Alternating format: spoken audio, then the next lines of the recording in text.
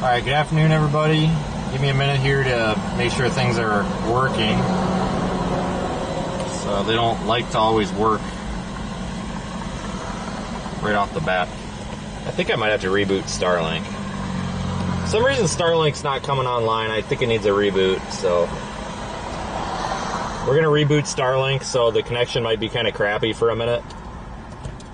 But it'll come back.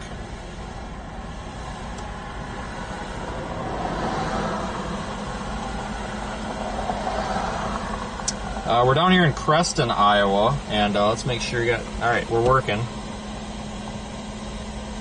I got an enhanced risk for severe storms today. This is the shower that we're looking at right straight ahead. I think I might start moving east and then north. Audio and video work. Wow, everything's working today. That's very rare.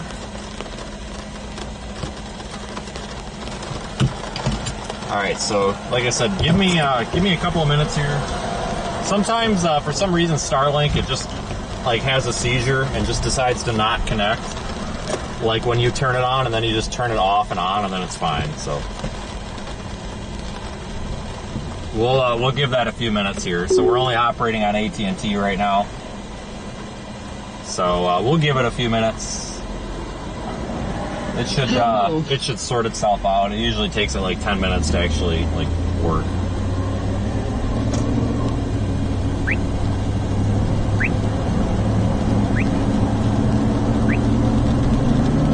Yeah, thanks for being part of the stream, everybody. I still have not set up that mic, so the audio is going to kind of be a little shitty today still, but whatever. Could be worse.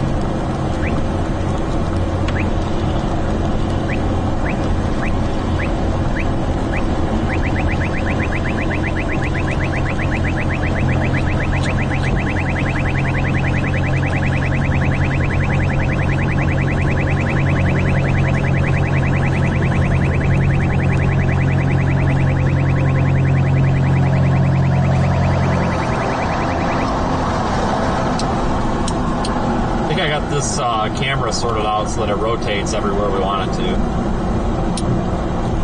Probably need to adjust it up a little bit yet.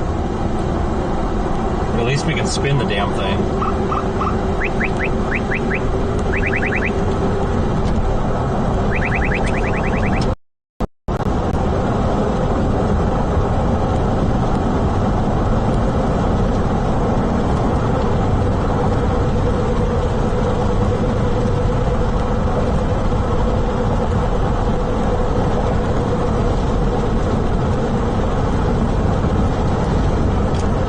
Sounds good now, but it won't be when it starts raining. So, acknowledging that it's working, but it's not good. But hey, we're here at least. And still trying to figure out why Starlink's not working. Maybe it's dead. Hope I didn't kill it. Really don't want to go spend another $600. Not ideal. We'll give it a few minutes. Sometimes it honestly does take like 10 minutes to actually try to connect. He said something, I missed it.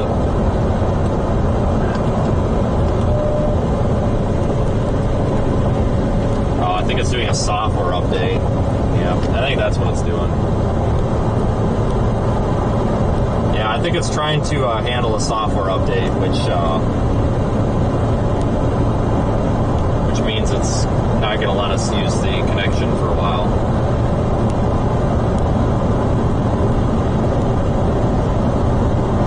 Nice little like shelf cloud kind of feature on this storm. Yeah, camera's a little crooked yet. I got to straighten that out. It's kind of annoying.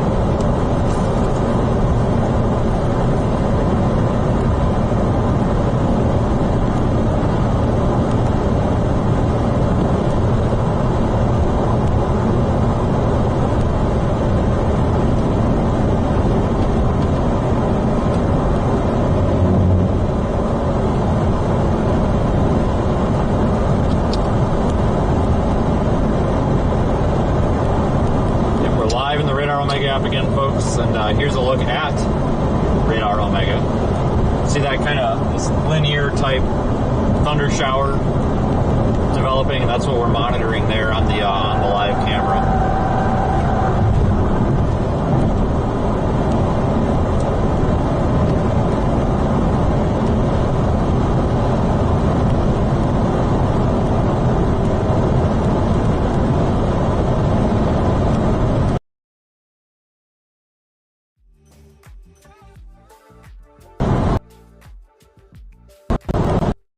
Like a minute or two before it actually starts to work.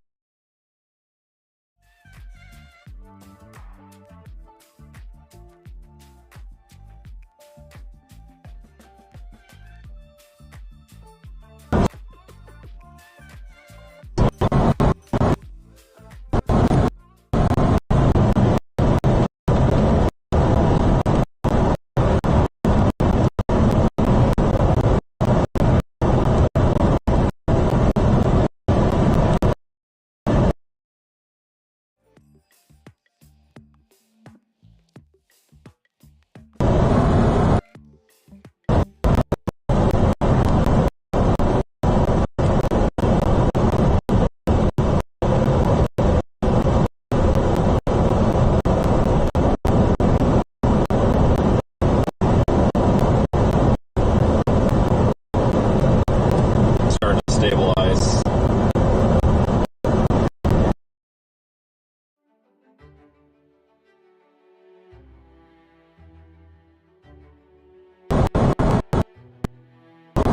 Guys, this heifer's trying to do a software update on. We're not going to have Starlink for a minute. Damn it.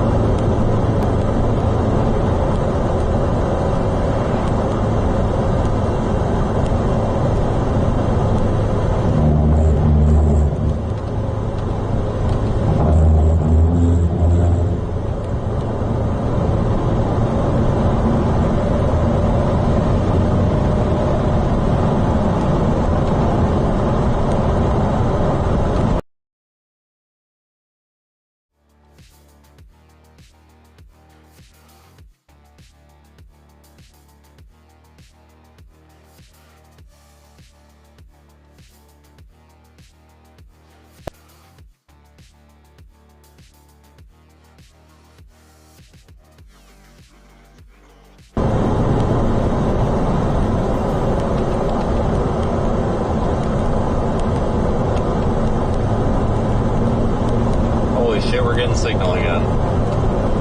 Alright, we're slowly getting signal again. Sorry about that, folks. Starlink is doing a software update, and there's crap for phone service out here for cell data, so we're really kind of experiencing those dead zones, but it's intermittently in and out as it does its software update. There's like no AT&T or Verizon coverage out here. I mean, there is, but it's garbage.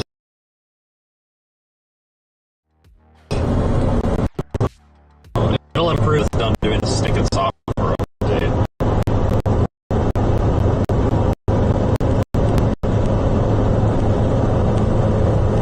Thanks for being patient. It's hard to be patient. I certainly am not patient.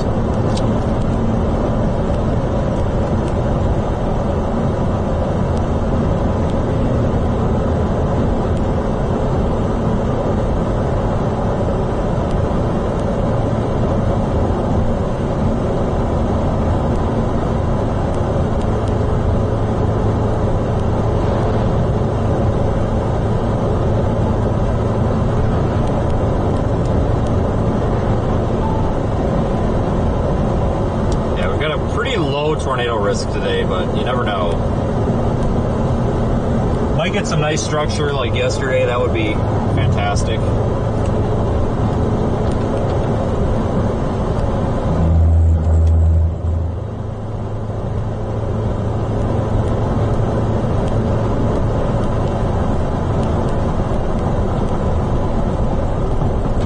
Probably gonna go north here. Yeah, we'll go north here. We're near, is this Afton? Sorry, driving. I can't always read the map, but we'll go north here.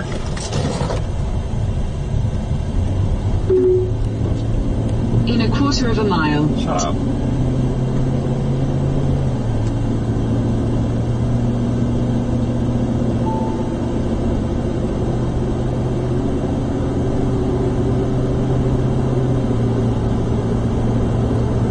Pretty view out here, though.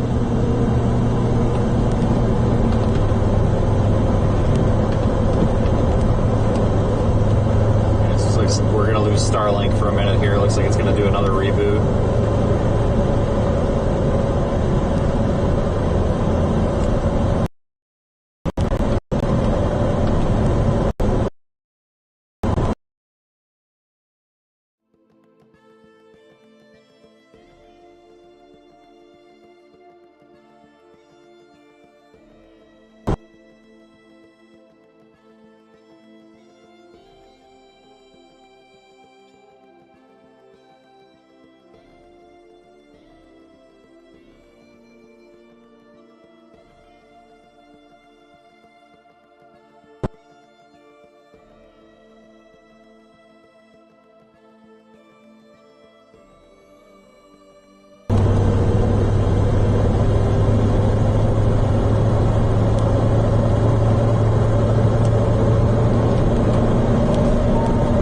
I think it's back.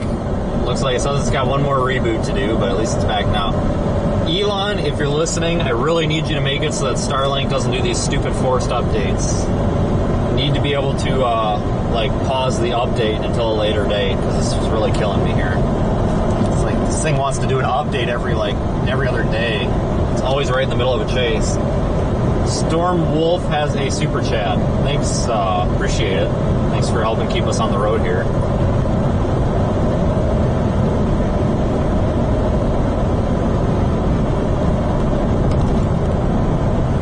Monitoring that Hurricane Beryl, whatever, for potential tropical storm impacts maybe in southern Texas later on. So maybe headed down there. I don't know.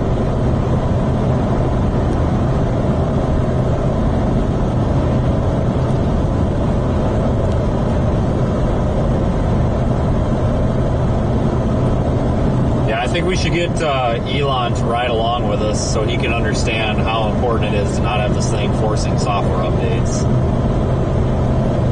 If he's watching, he's welcome to ride along. I'll even stream it exclusively on X. And I'll even call it X. I won't even call it Twitter that day.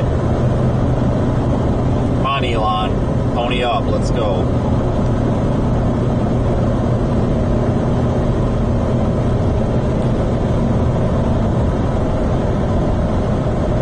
Somebody else had a super chat. I just see the super chat notification. I don't see the info. I'm slowly working on getting the super chats back on the iPad in the car here. I'm getting notifications, but I'm not seeing who sends them.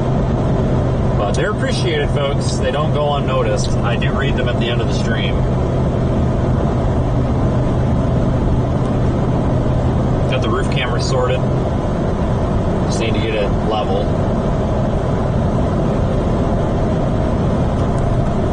Not really a tornado risk. The storm isn't even severe warned, but it's kind of like a really strong thunder shower right now, if that makes sense. So we'll go north up here to this next road and then go over toward, is it Lorimer? Whatever. We'll go over to that town that I can't pronounce. Kind of stay with this thing. It's pretty to look at. This camera's not level either. How's that? Is that more level? It drives me nuts when the things aren't level. Yeah, because of the slant of the roof camera needs. I have to put a rubber spacer underneath of it because when you turn it to the passenger side, it's like looking up, and the driver's side is looking down. So I gotta put a rubber spacer underneath the left side of it. That'll even it out for us. But at least we have it. Unlike yesterday, we couldn't point it to the left. That was annoying. Jonathan's first time on this channel. Well, thanks for watching. Appreciate it.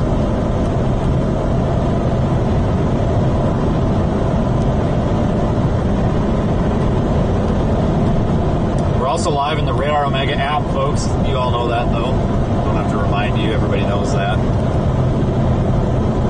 Jeremy has a super chat.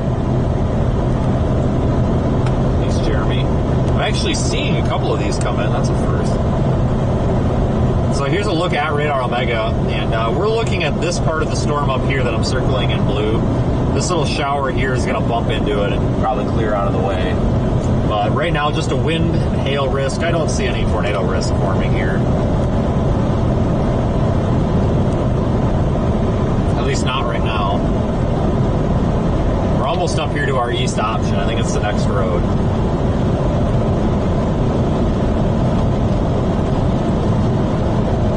Lisa had a super chat as well. Thanks, Lisa.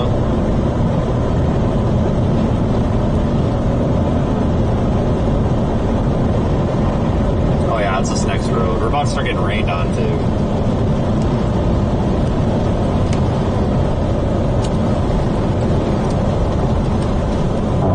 We'll go over to Highway 169. That'll put us in a good position here.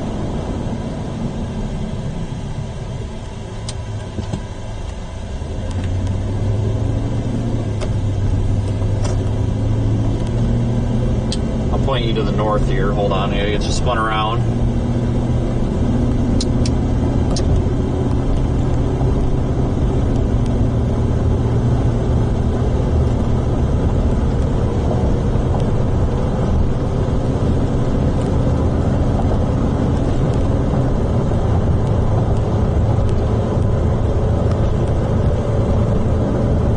Be kind of an easy chase here today.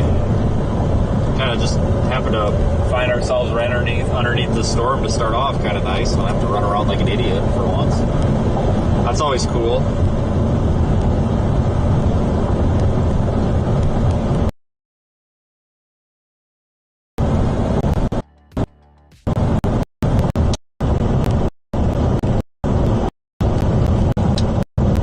Gotta get back out ahead of this thing here a little ways to get the structure.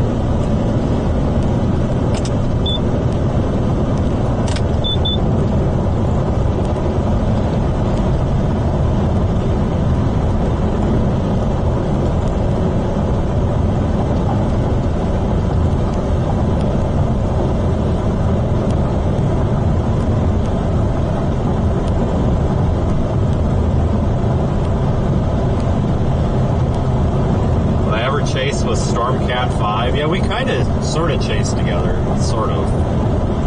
He was in a different car. Phil was driving him around. So sorry, Phil. Oh, yeah. We would put Brady in the car. I like Brady. Seriously is a really, really nice person. And he really appreciates all you guys. I'm glad this road is paved. All you guys and girls that go say hi to him on his stream. It really makes his day. He's good at what he does. I like Brady.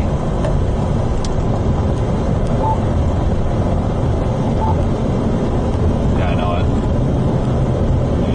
Tornado chances kind of look like ass, but I think if we get out of this, it might be really pretty looking.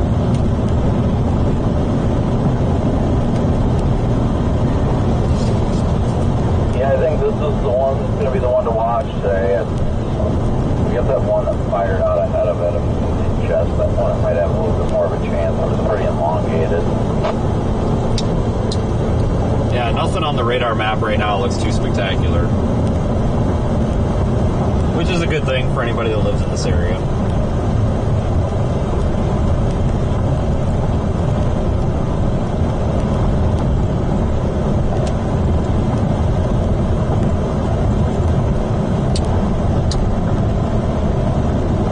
I must tell you folks, I've got a different, you can probably hear the clicking. No, I'm just having fun with it. different momentary switch. And for the camera, when I swapped to this vehicle, I installed a different switch. And it's much clickier. And I don't have to push it as hard. That other one, I had to push it so hard, like it almost hurt my finger. So, super happy about my new $2 momentary switch I got from Amazon. Lights up too. Pretty sweet.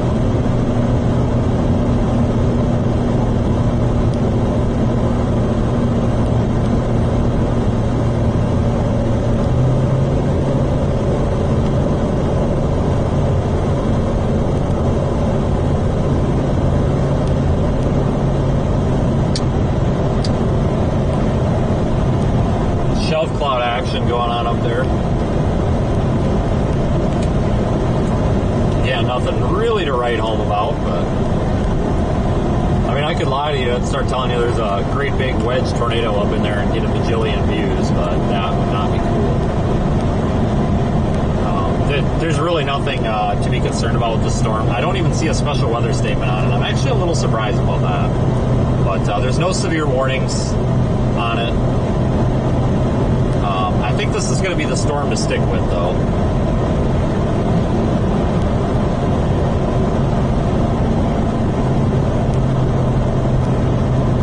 Things can change quickly out here, though, so it doesn't look like much one minute, and then the next minute it is, so.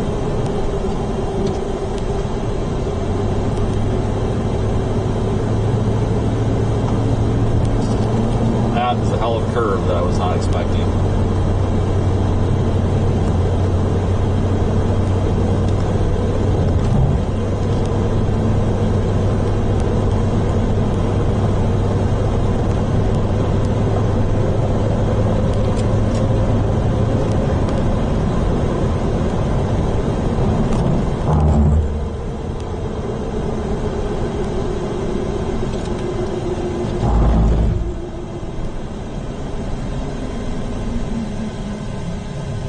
Vehicle on left does not stop. Well, there's no vehicle over there, so let's say we're good.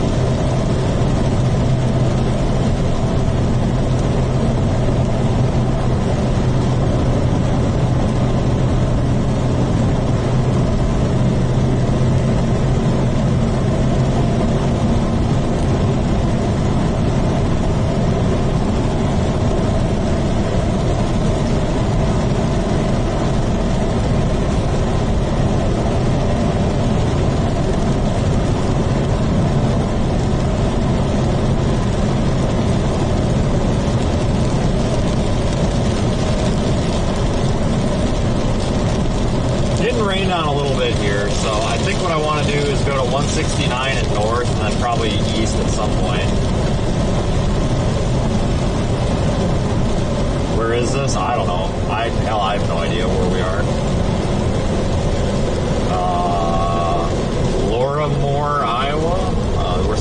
southwest of Des Moines by maybe an hour. Yeah, I don't know where I'm at half the time, so usually I can't even answer that.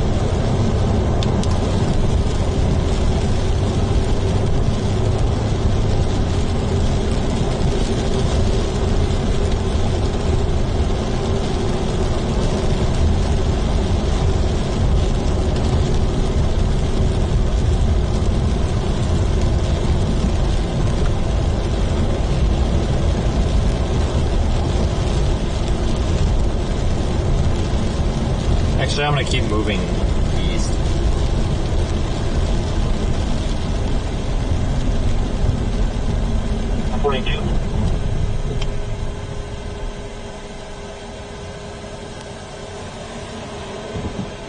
Or, I don't know what way I'm going. Is this north? Oh, this is 169. No, it's not. Okay, never mind. This is 169. Flying Gray 2010 Honda. We're good. To Domingo Garcia Lucas. Insurance is showing through Viking Insurance Company. Expires 9 of I kind of expected this to be a divided highway. I didn't realize that this was 169 already. Got that MD out. Barely includes this area, but I'm going to stick with this thing for a while just because there's nothing else on the board. But at least you can drop south on this one pretty quick, it looks like.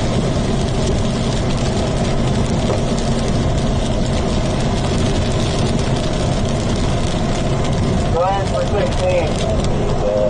Look at it now. I have an animal claim. It's going to be... I mean, even with MD the way it is, this thing is riding that warm front too, so... I know, I see if it crosses over and it stays with it.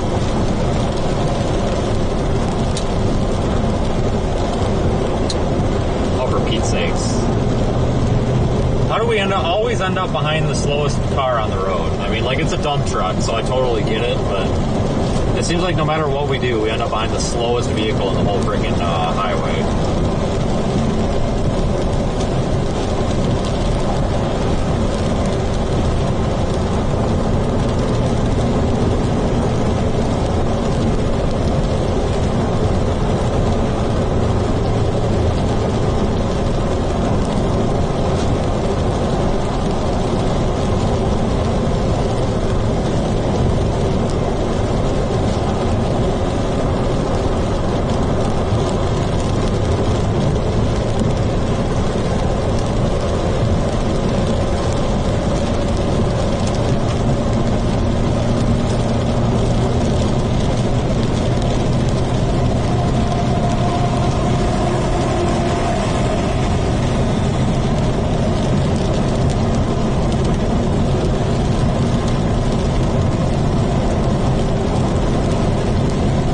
Sort of got a view. Hold on here.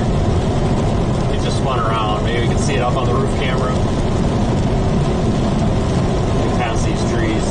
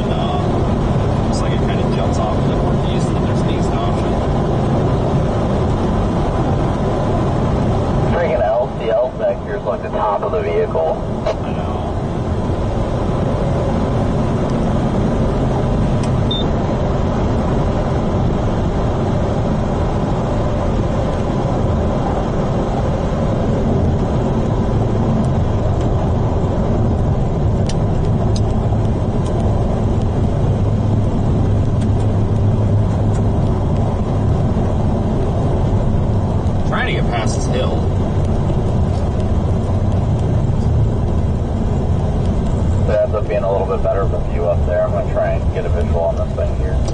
Well, it's definitely better once you pass that hill. Activating all of the lights because I'm not getting rear-ended again. And if any storm chasers want to cry about it, they can cry about it. This whole thing behind us, right behind us, is rapidly rotating. I think a lot of that's just outflow. Alright, you folks keep an eye on that. Let me get out for picture time.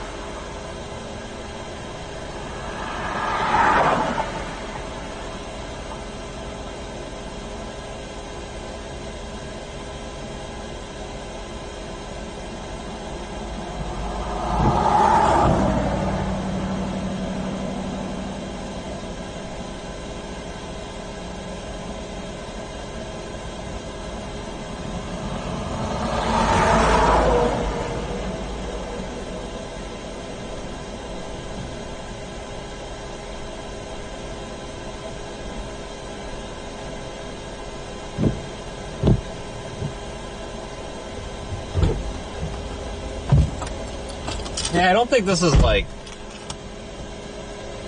any sort of organized anything quite yet.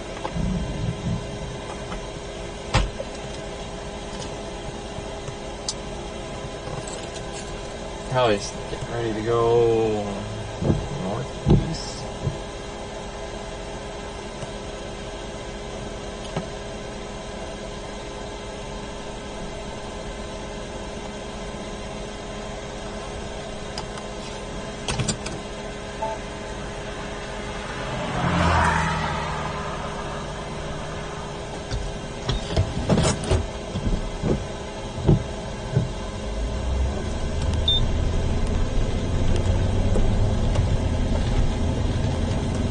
What radar looks like.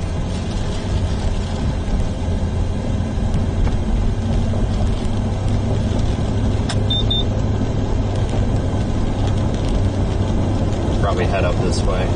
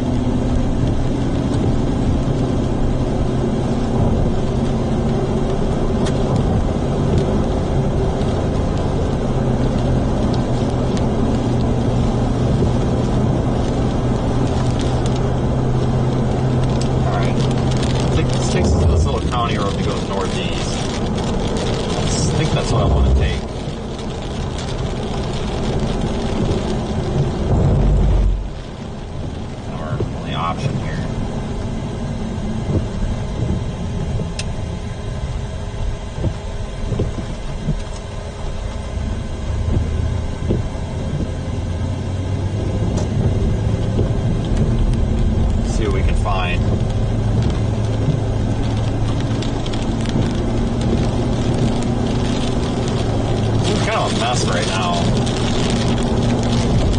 but it could organize quickly.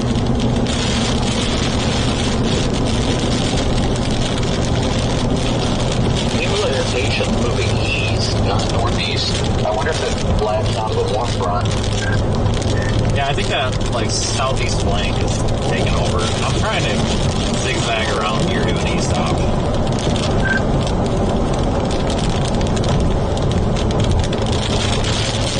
Looks like if we go up maybe 2-3 miles, we've got an east option.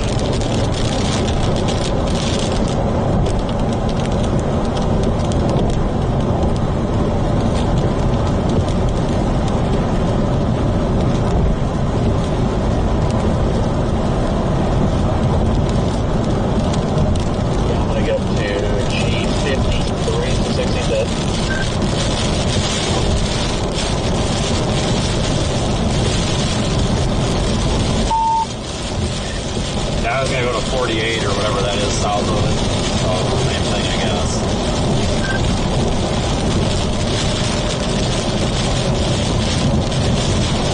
Oh yeah, 68, that's what it's Peru. Yeah, I don't know. I'm confused by these roads out here. Oh yeah, I know.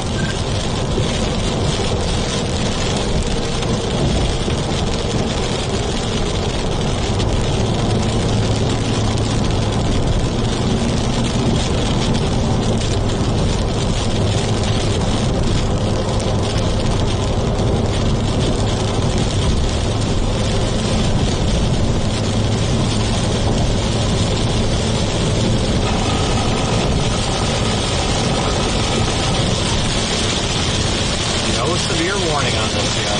It's kind of just a big convective rain blob.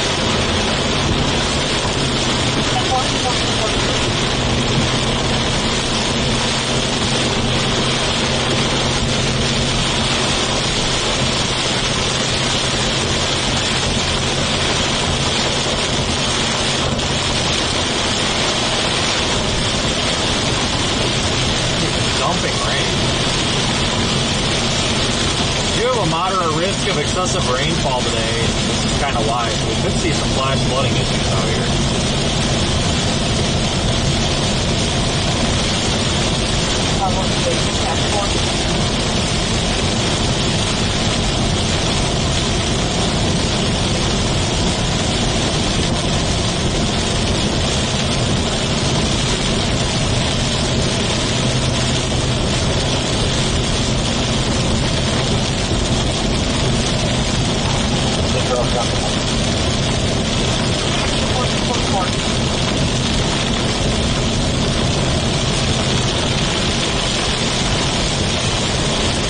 Going towards Peru, Iowa. Or East Peru, whatever it is.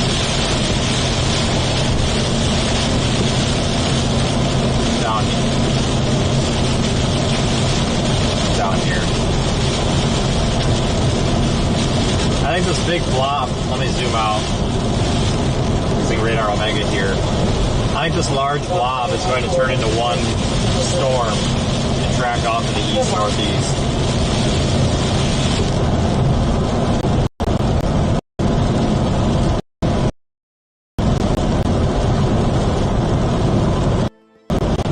A little bit of a lowering, but it's not tornadic or anything. Sorry about all the dirt on lens. I guess that off of it.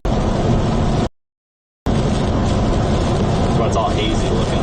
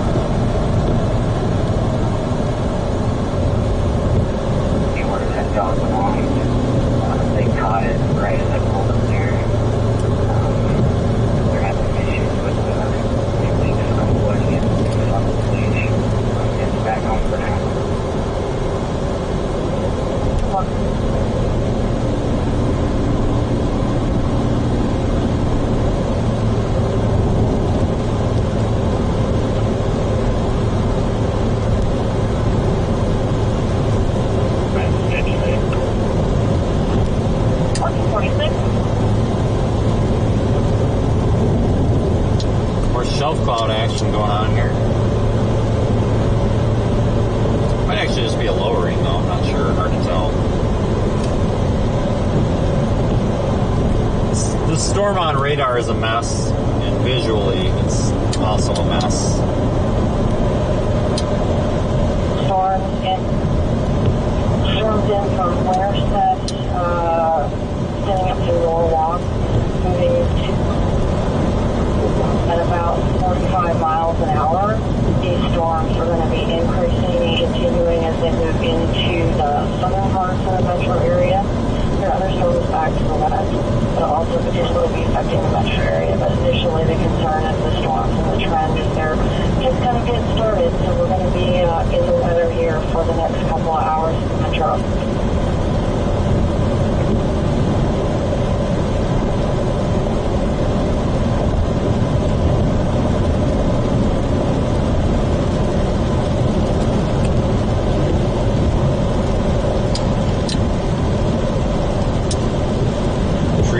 Kind of hurting here.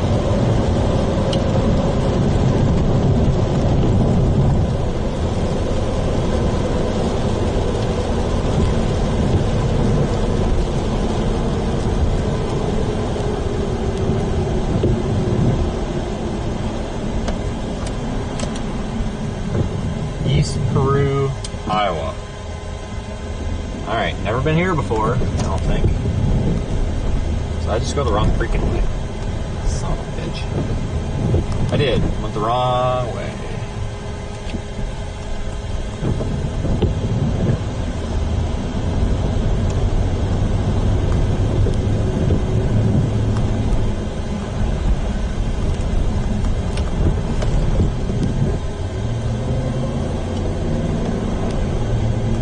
Man, I guarantee that stop sign will catch people off guard.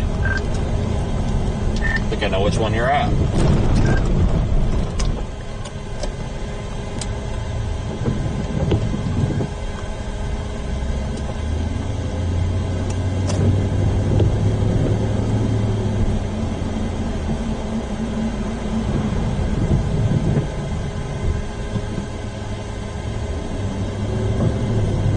Don't worry though, we found the trees. I repeat, we have found the trees.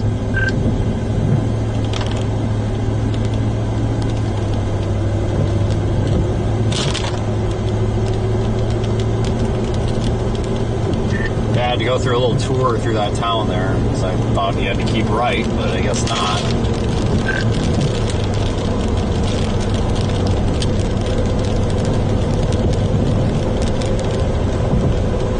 Oh, oops.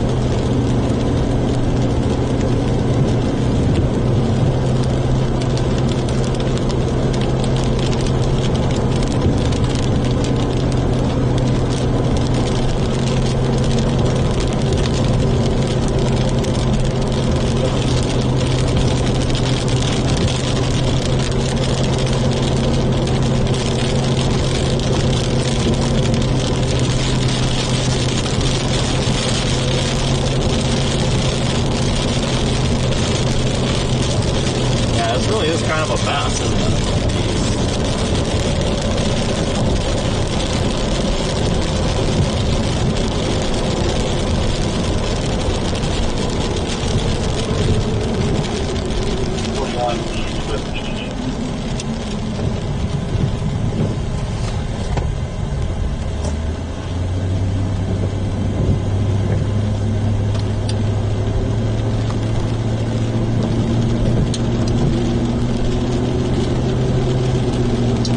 Off to the north.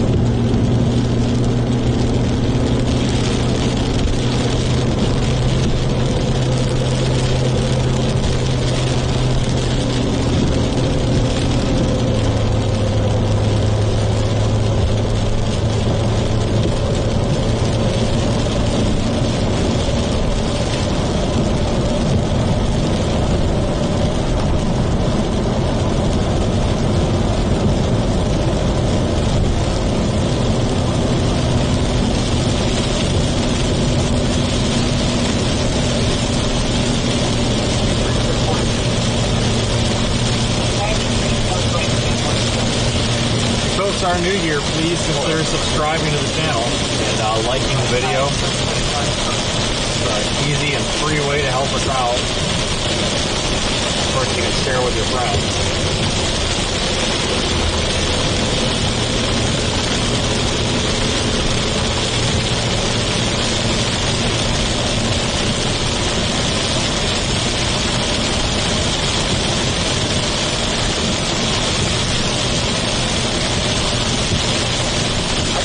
This thing doesn't even have a special weather statement on it.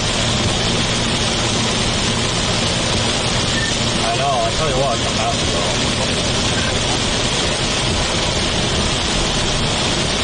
Yeah, it definitely is looking at it on the radar. I think it's trying to ingest all this stuff together and form one storm. If that happens, then it's going to get hard to tackle. But I just want to get out ahead of it.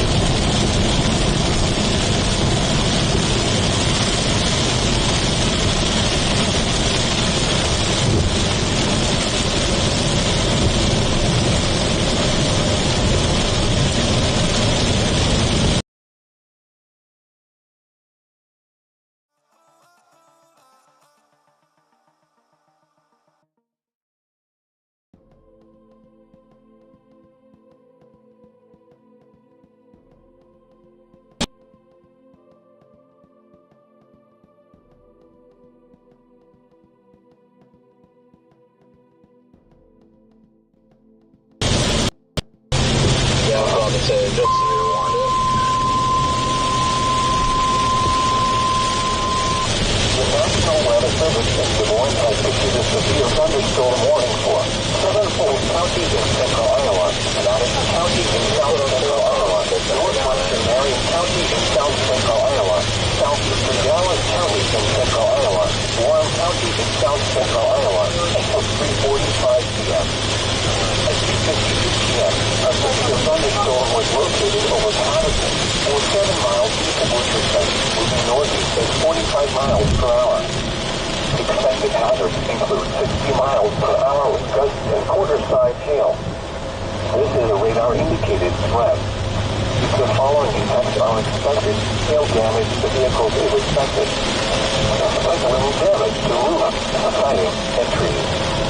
Locations impacted include Des Moines, West Des Moines, Anthony, Urbandale, Johnson, Clyde, Indianola, Alabama, Norwalk, Pleasantville, Winterset, Windsor Heights, Carlisle, Knoxville, Pleasantville, Cedar, Adventureland Amusement Park, Prairie Meadows, Iowa State Fairgrounds, and Des Moines. So it didn't take too long for you to catch up when I've been stuck behind somebody doing time under.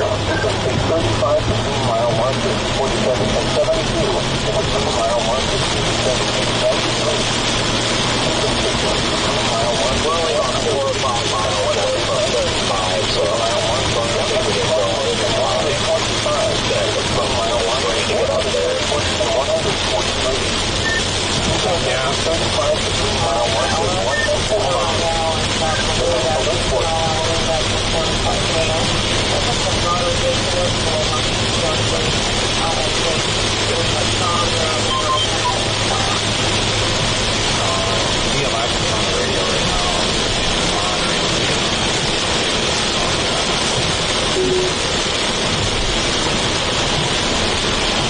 thinking about going south and go through Virginia, but it's still moving northeast. If it was moving more east, I'd be more tempted to do that. But as long as 35's not backed up, I think it's all right.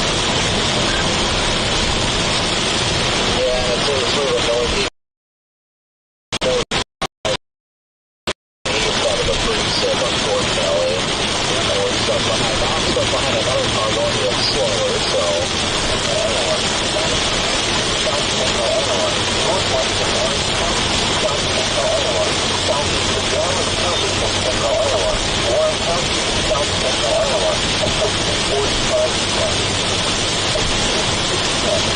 The thunderstorm was located over Madison, or 7 miles east of Winchester, northeast at 45 miles per hour.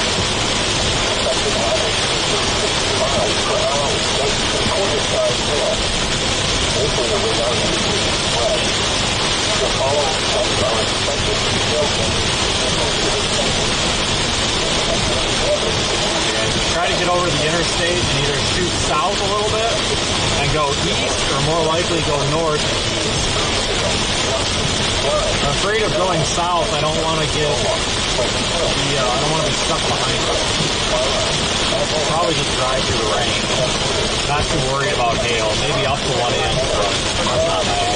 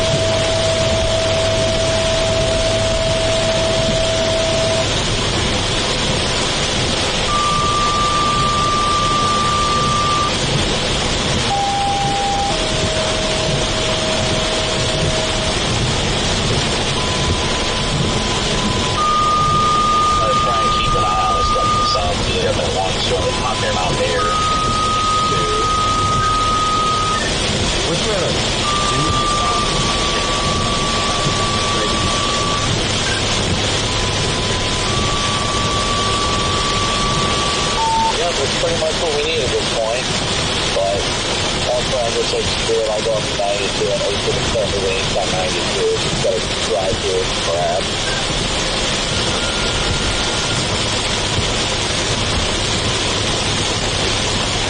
Alright, let me ask you honestly, do you think all my ambers on like this semi-burning is too bright?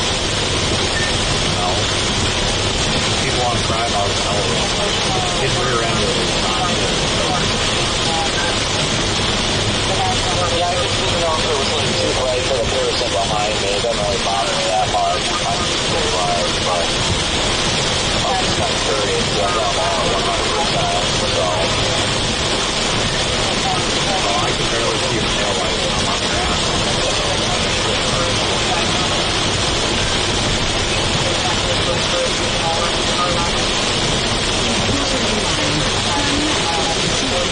Yeah, unfortunately, because of the lack of interest, the only cruise function I had capability of was to put all my crews in one port, so everything has to be on.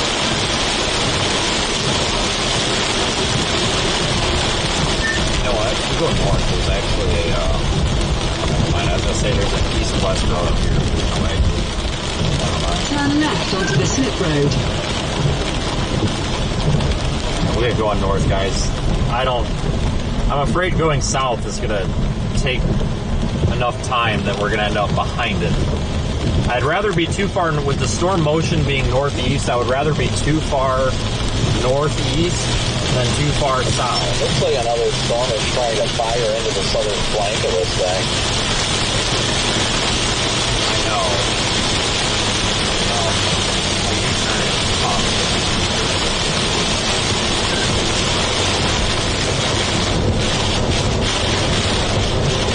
On the shoulder, it's FYI. Alright, I'm trying not to get rear-ended by this semi with no lights on.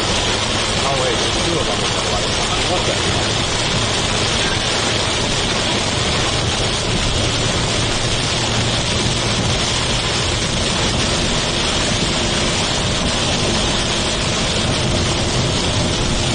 Now he turned his lights on. Thank you. The one behind me doesn't have any on either. Very dangerous. Very dangerous.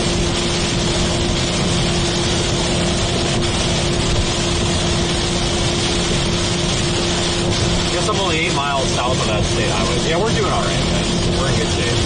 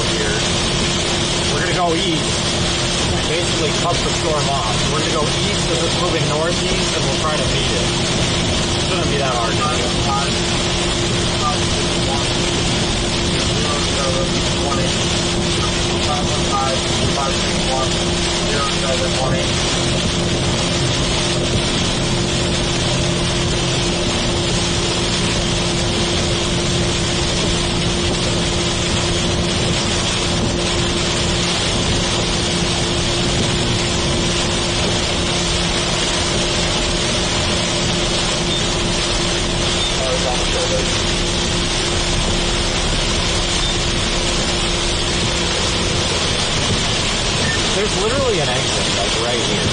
What line?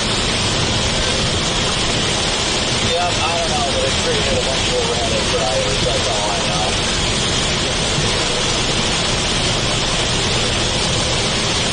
Quarter of a mile. Take the exit on the right. These are off of the fog line.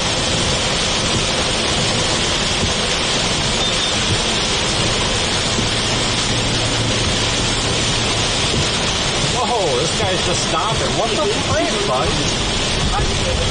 What are you doing? Holy smoke. God, people, it's rain. They ain't gonna bite us.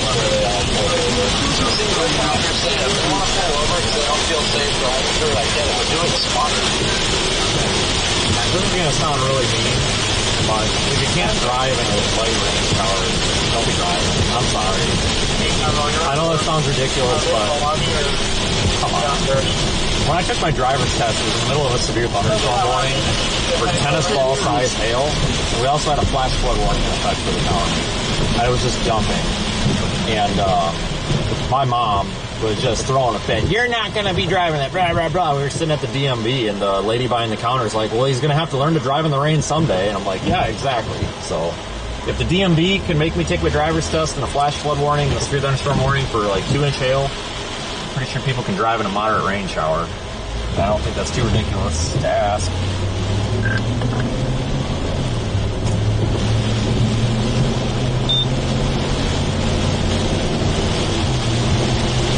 It amazes me the chaos that gentle rain causes.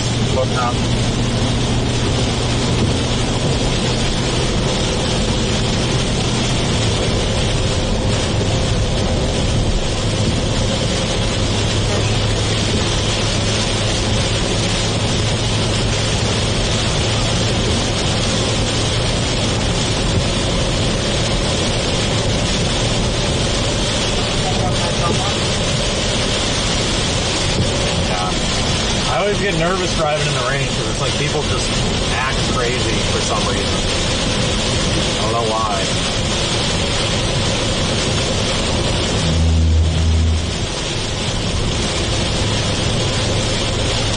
At least the people that pulled over on the exit pulled over, you know, it's just, my goodness, you can't drive, like, it's really not raining that hard, folks. The visibility's better than it looks on camera. The camera is just kind of, it's a little bit hazy on the windshield right now, so it looks crappier than it is. Visibility's fine. If people would turn their lights on, you know, you can see the other cars. People driving around without their lights on, that's what causes the problem. Big problem. They start running into everybody, not good.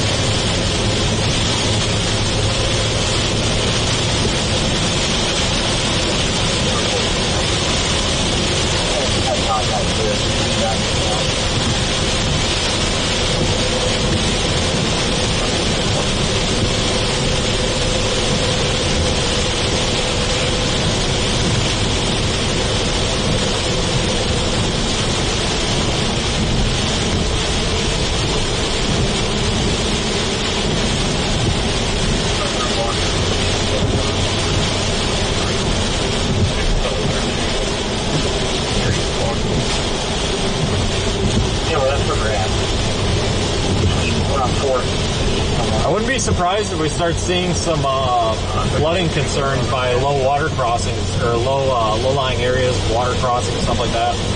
Culverts getting backed up. There's a lot of rain falling from these storms. No flash flood warning yet, but we'll see if that changes. They've just issued a tornado watch too. We'll get you details in a minute.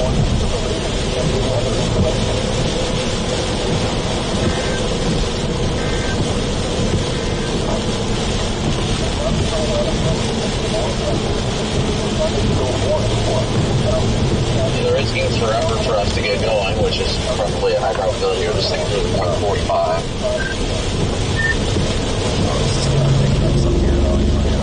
They did issue that tornado watch. Tornado watch, that I didn't expect. Yeah, I'm interested to see what the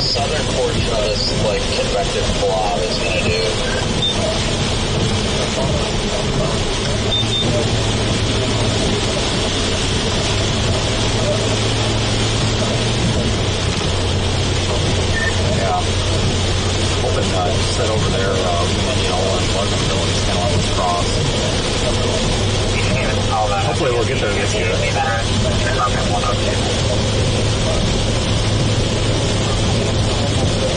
I'm thinking, we're right here. Here's the area of interest. We're going to try to catch it somewhere at the X that's moved to the northeast.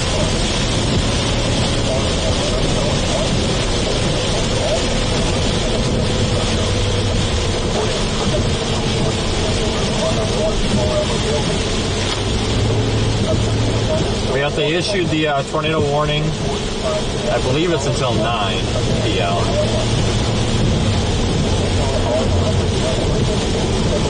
We'll get full details on that shortly.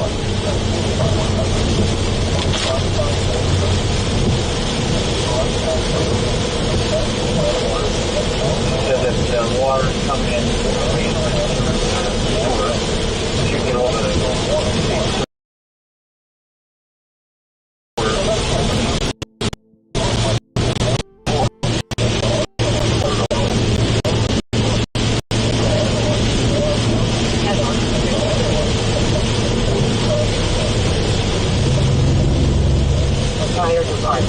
The National Weather Service has issued a tornado watch in effect until 21 hours for all Dallas County. Alright, so the tornado watch says a couple of tornadoes possible, scattered hail up to 2 inches and 70 mile per hour winds. Right, please. Union mile 74777. That tornado watch is for parts of southern, central, and eastern Iowa, northwest Illinois, and northern Missouri until 9 p.m.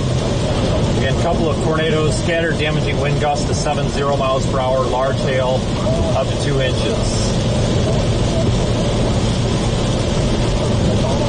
Showing you here on Radar Omega, actually the full watch hasn't loaded yet, but those yellow counties are in the watch.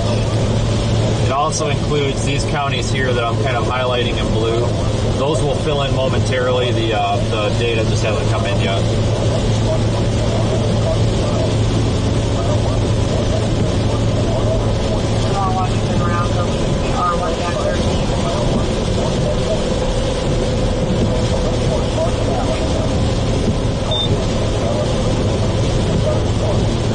Yeah, this is definitely a messy storm mode here, so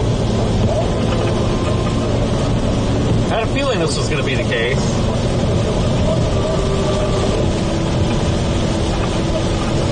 That's all right.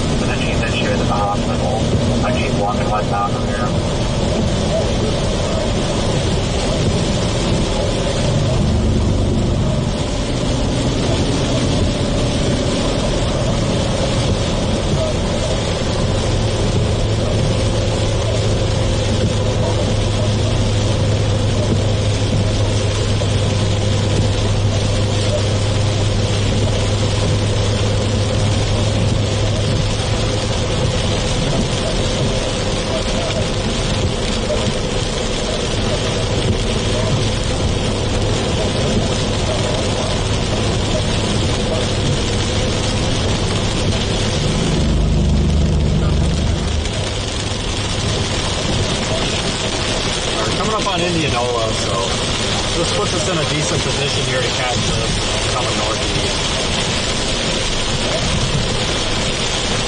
Looks like we made the right call, I think.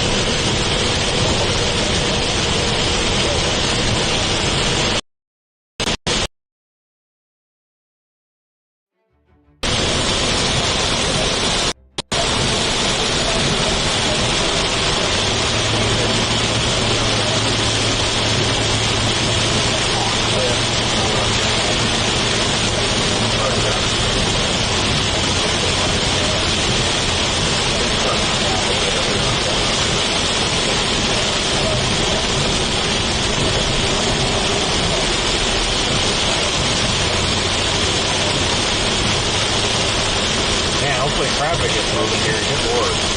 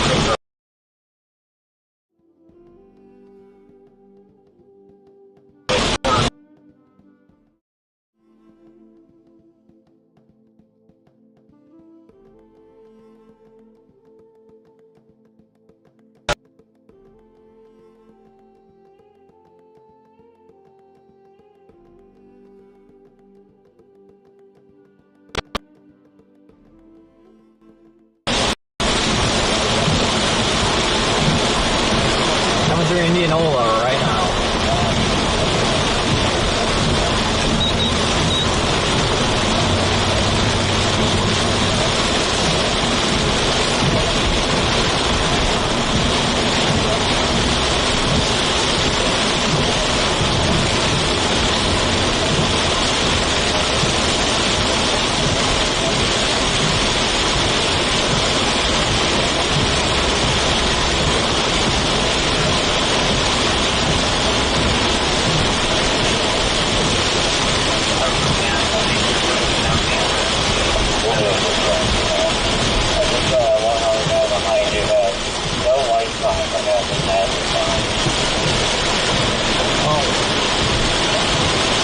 Nearly squashed.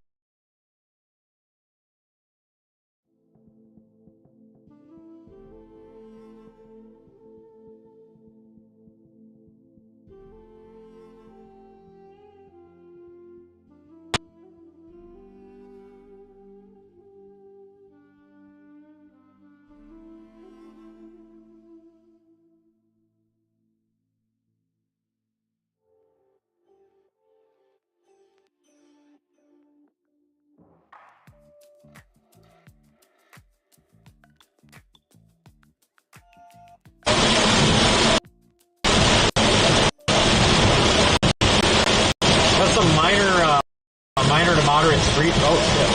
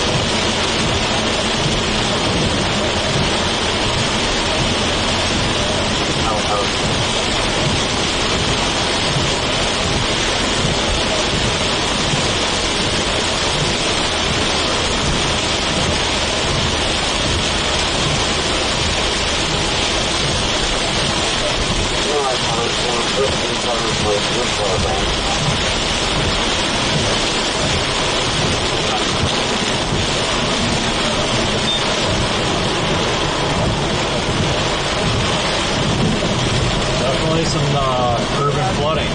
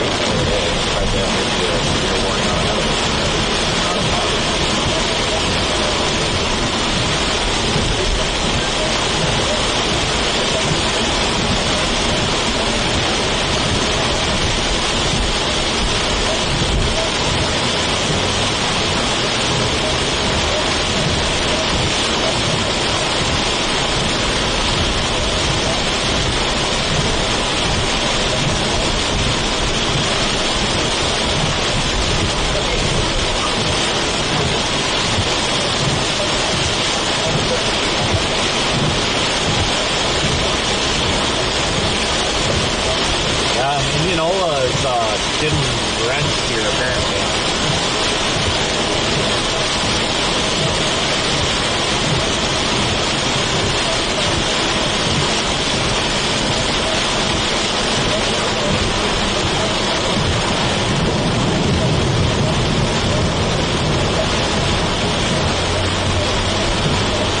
I just tweeted the water service too. It looks like that Casey doesn't have power. Either that, no, I don't find out. Yeah, but I tweeted the water service. So I thought it was fine hours before, but I don't think they'll get some of the weather service anymore. No. People reporting sick and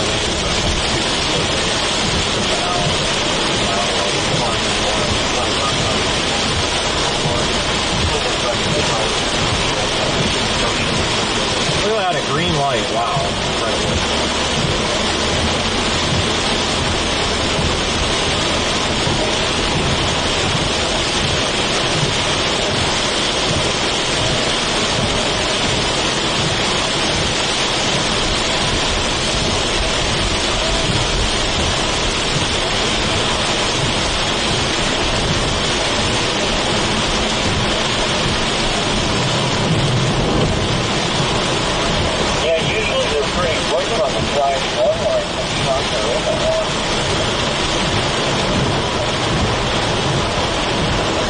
Could just be that this town, maybe this town was from flooding. This is kind of I have no idea. Things like urban through here. I'm kind of surprised. I mean, it's raining hard, but I didn't realize that much rain fell.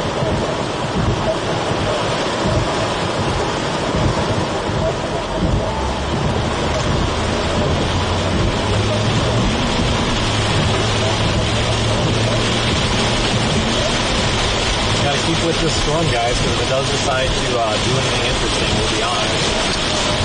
That's the goal.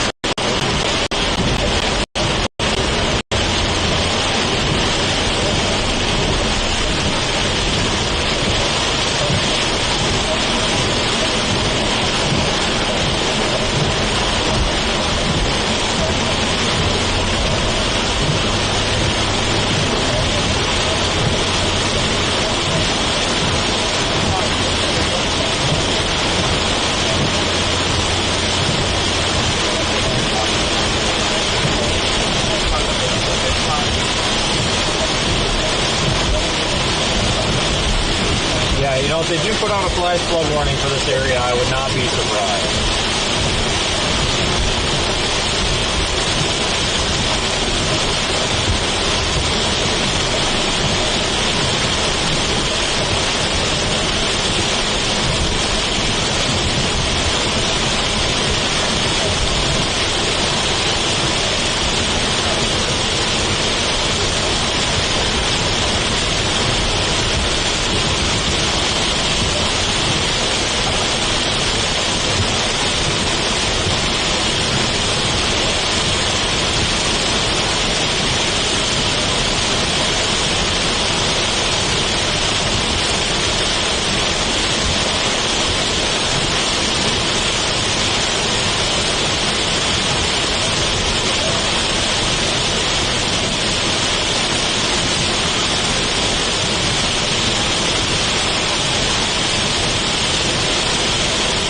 Might be about to get through this. Get out ahead of it and see what it looks like.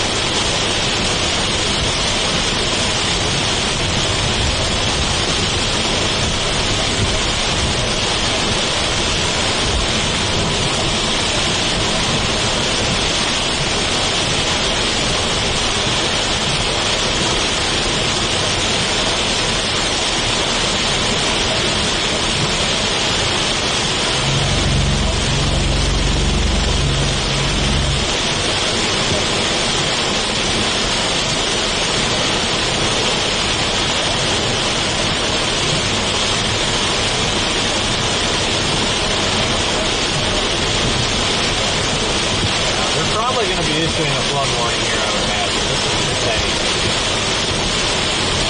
Ditches are filling up with water pretty quick.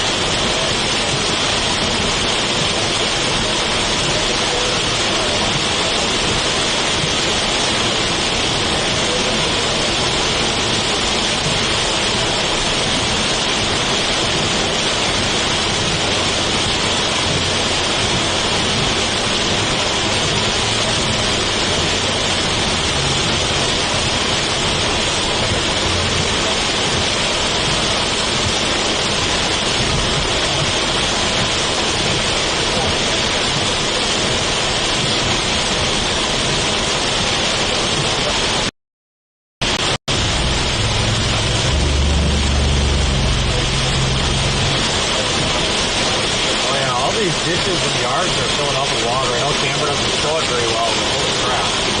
Water runoff.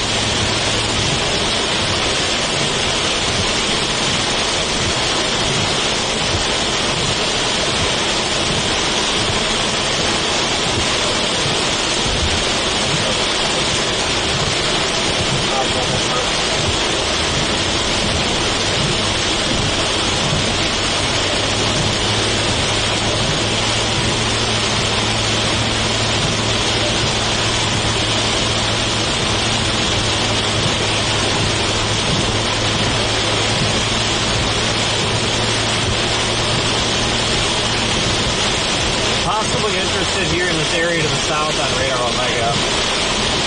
This all up here is a wind and rain event. Down here we may have like we may have kind of a supercell structure trying to take place.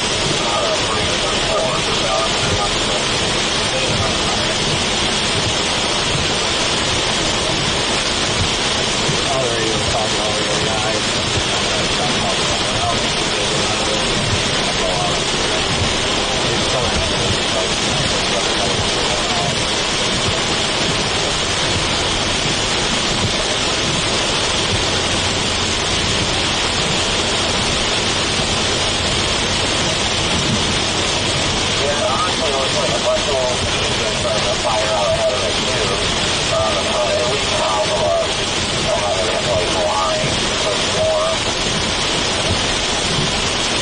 Probably gonna have to reissue this warning. It expires soon. The storm is almost out of the polygon.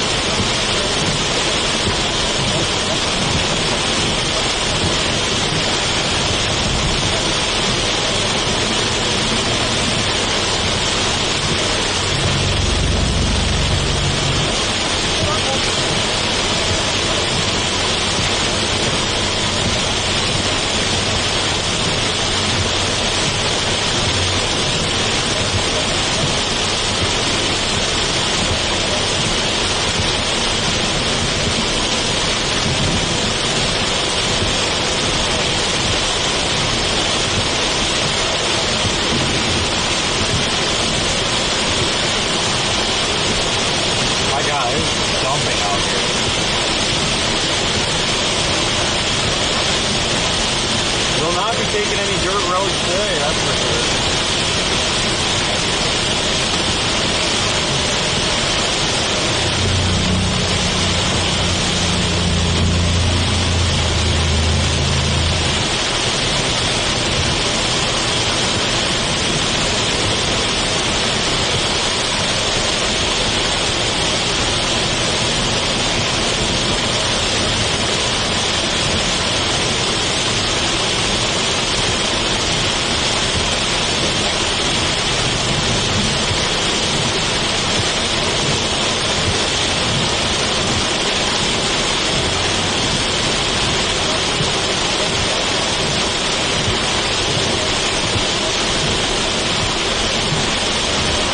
More concerned with the flooding potential than I am the actual severe weather change.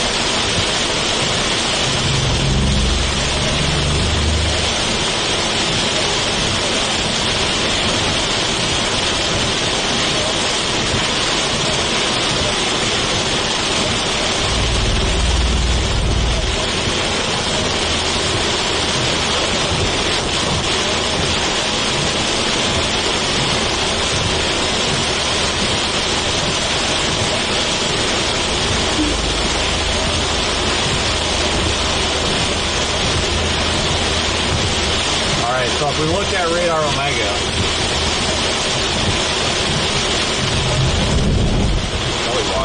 storm motion is to the northeast. Once we get to Pleasantville, we'll be able to look to the south and maybe see some structure in this region. Hopefully.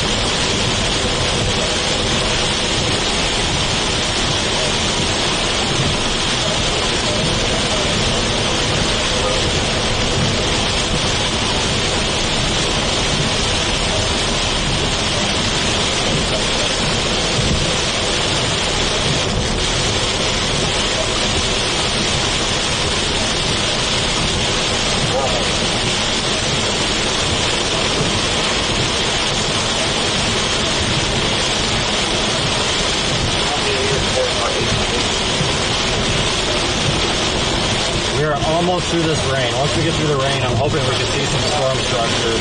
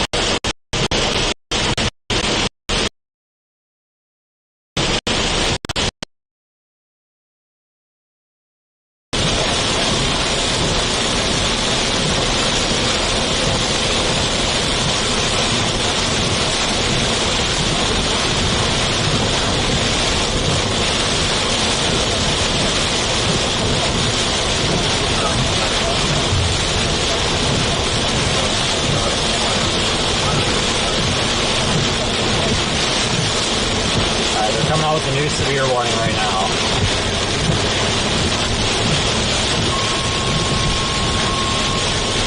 Here's the new severe warning.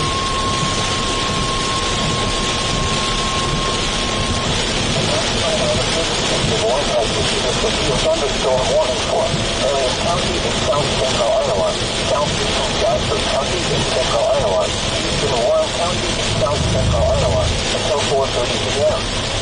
At 3:41 p.m., a severe thunderstorm was located over Milo, or 9 miles southeast of Indianola. Affected hazards include 60 miles per hour of 45 hail. The following tests are expected to still damage hail. I didn't hear this on the warning was coming out. No, I was just saying they probably only warned it. It looks like it might be trying to turn. Severe warning is in effect. Possible tornadoes, 60-mile-an-hour winds, 1-inch hail includes Knoxville, Milo, Melcher, Dallas, Pleasantville, Pella, Monroe.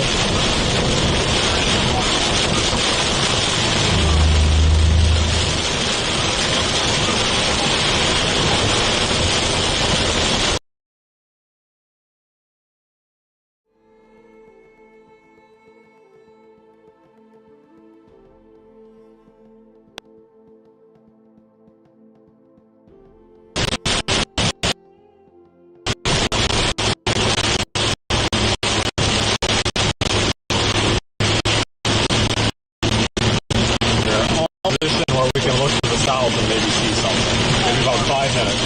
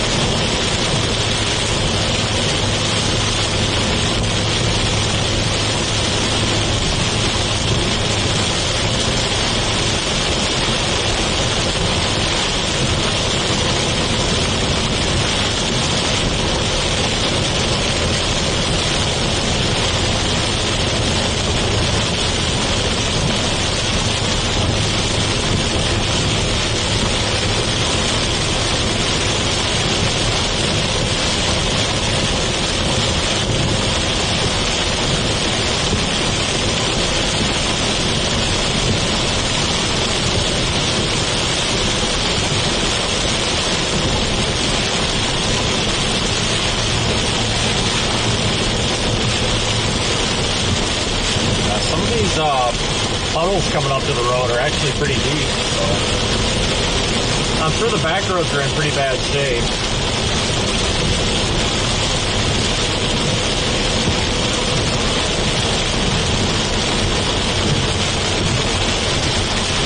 Do not want to be on back roads today.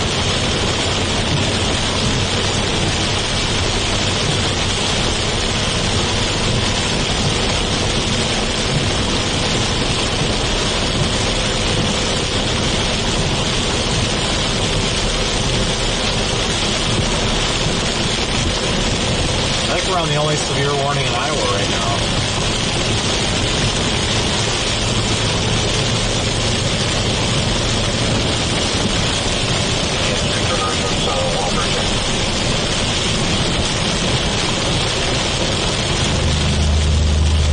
Probably go south on, what is it, S45 maybe?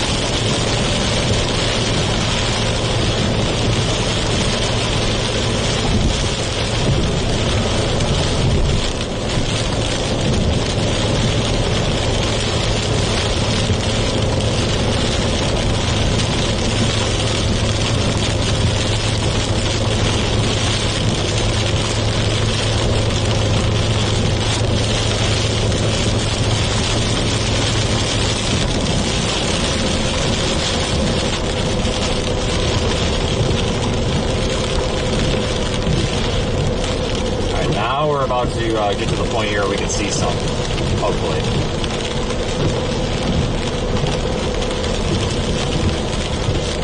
Might actually just want to stay on 5 and then go south on 9.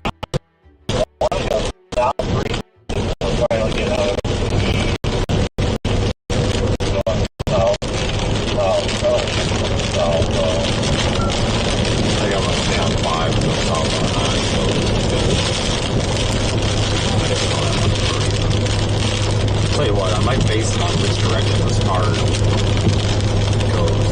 Go the other way.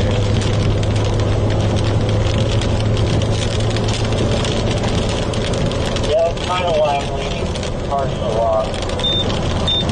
All right, we're going east of this right. The fact that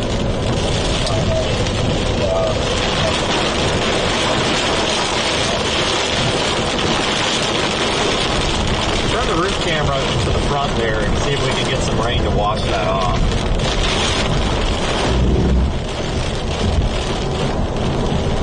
I'm going to keep moving east, guys. We're just about out of the rain. We'll use the road that goes south out of Knoxville as a south choice. If we need it. It's like a better one anyway. 14 or whatever. looks like he's going straight, but I think I'm going to keep going straight anyway. Looking on the maps, it looks like even if we go south, our east options are going to be limited. So probably a better idea to keep going east. Yeah.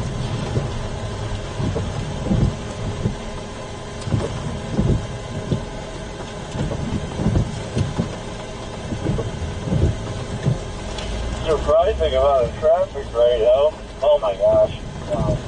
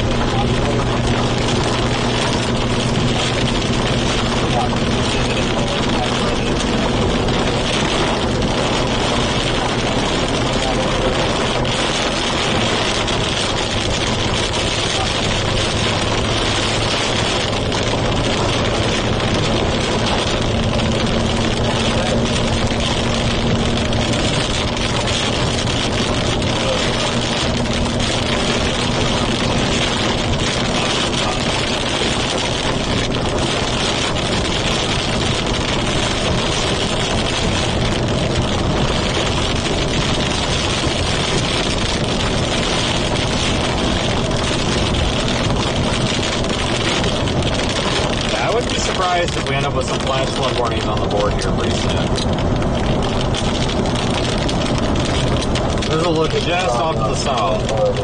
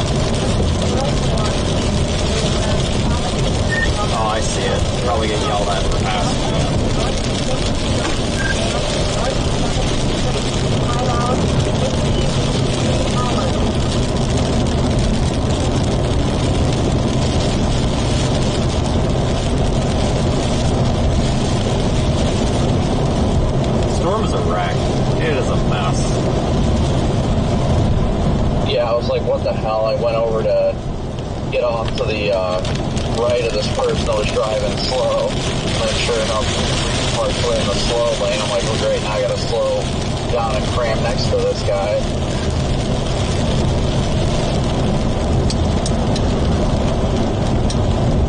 That water lens is dirty up there.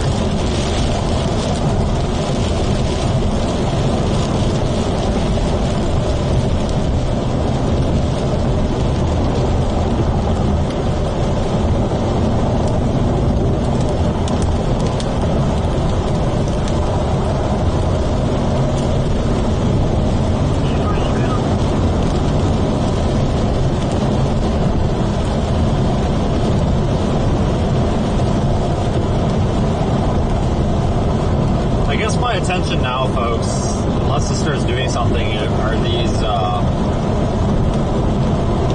storms that I'm circling here, these kind of more isolated storms.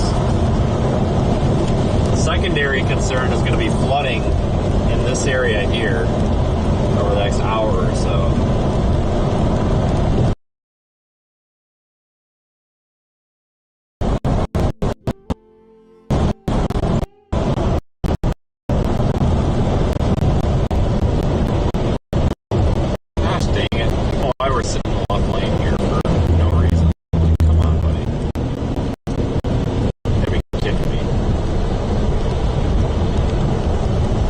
Gridlocked because goofball on the left here wants to go slower than the traffic on the right. The traffic on the right just mind his own business.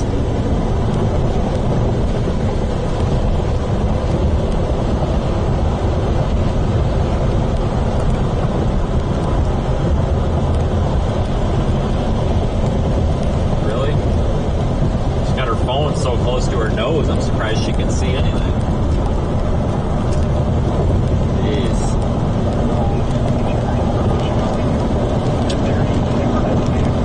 Behind us here, not a whole lot of structure, but it's kind of pretty.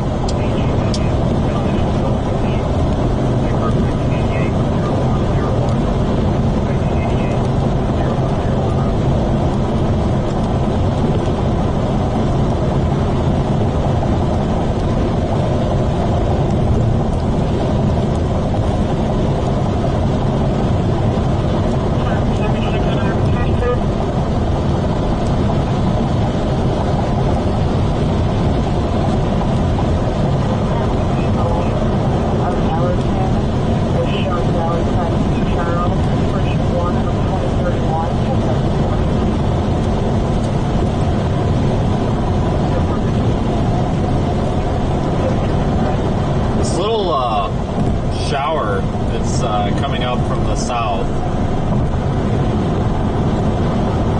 Might be able to get in position and see that.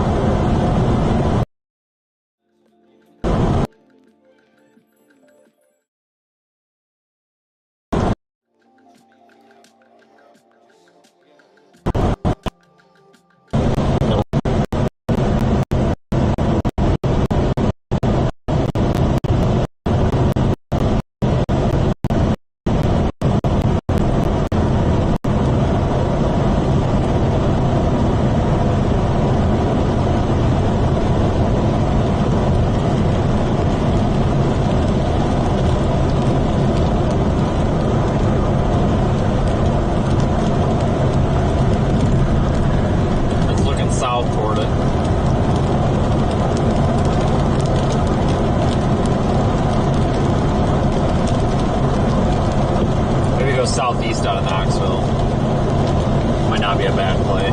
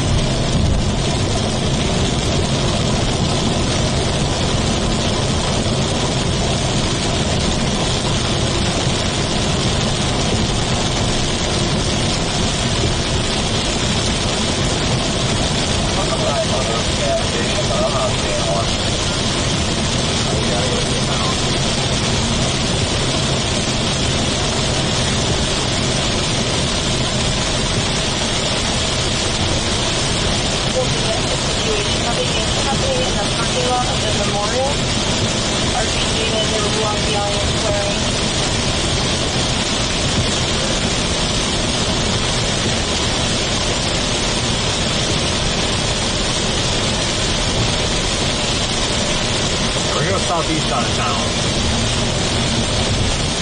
Show you why on Radar Omega. That gives us the option to get a view of our little shower here and the developing isolated thunder shower down there south of Sheridan.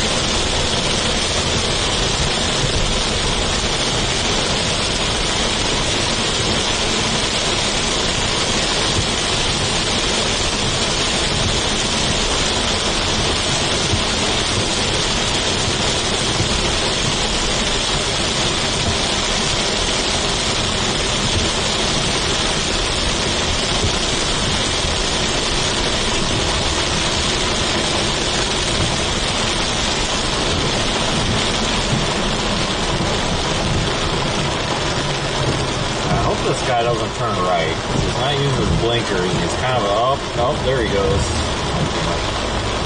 Yeah, we'll have to pass some of these cars here, I think. That's alright. In like 2 miles or so, I think we'll be able to see the updraft base of the thunder shower. I hope.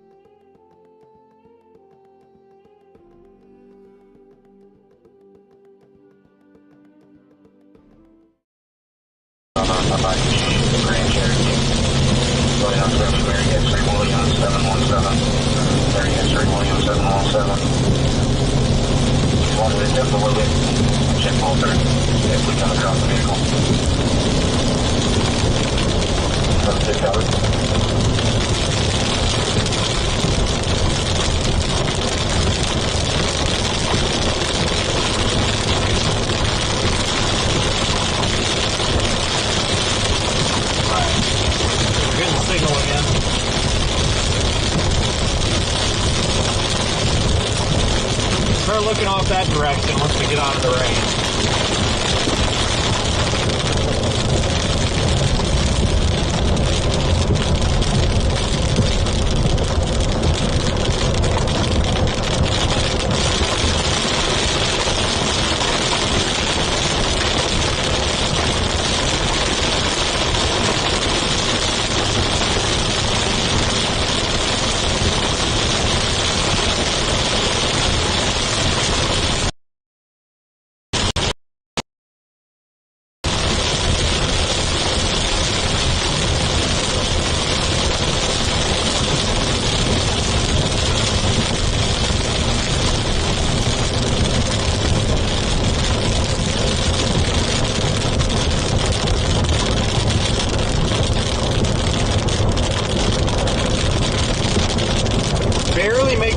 there's you can see the bottom rim of, looks like, is that a wall cloud or shut? I think that's an inflow feature. That's probably a wall cloud, but we'll stop and try to get better visual confirmation.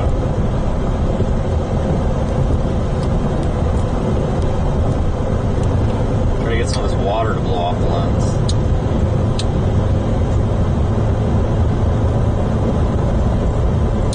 You guys are looking at this storm right here on Radar Omega. This one's south of Knoxville.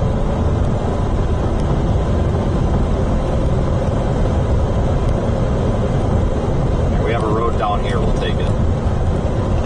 Even if it's muddy, we just want to basically park. Old David. 6598. Left brake, CHRO 811612.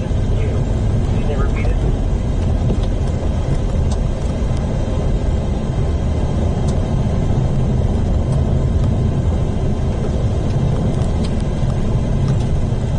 Roads are actually in good shape out here, I'm surprised. There's a big difference between a gravel road and a dirt road. I'll tell you what. Yeah, it's a shelf feature, I think.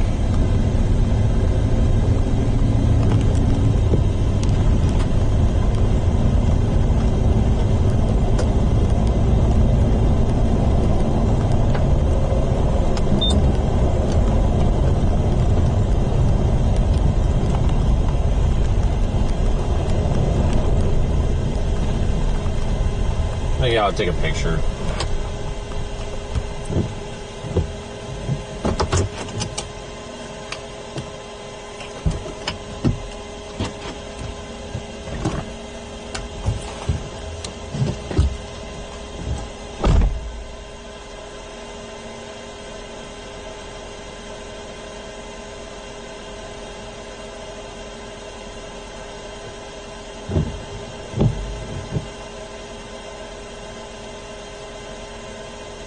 Adam, I'm in Lundy, Lincoln, Indianola, David Young.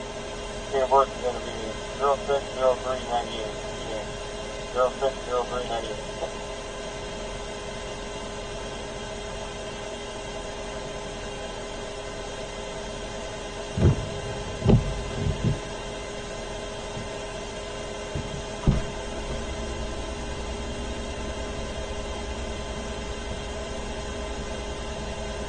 Alright guys, I'm going to post this photo. 44 guys. Union County advises medical call possible stroke at 1277 Jaguar Ave. But I'm just leaving there. They said it was a false alarm. I'll be telling you. 10-4-6-0-7.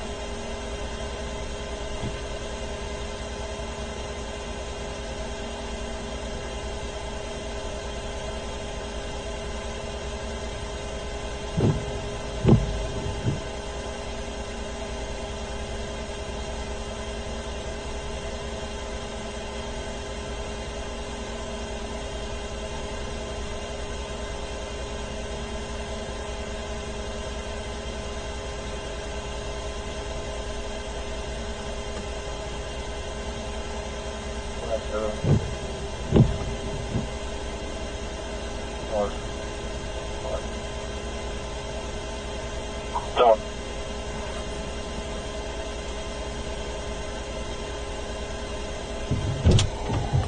Alright, bear with me guys, I'm going to try to get this posted. Got a nice view here.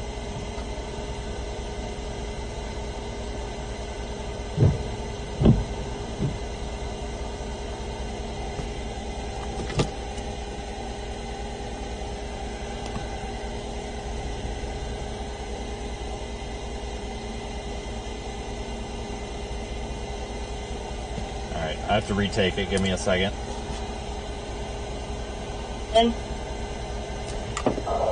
Negative. I was able to get her to come back on my son. Everything's sensitive.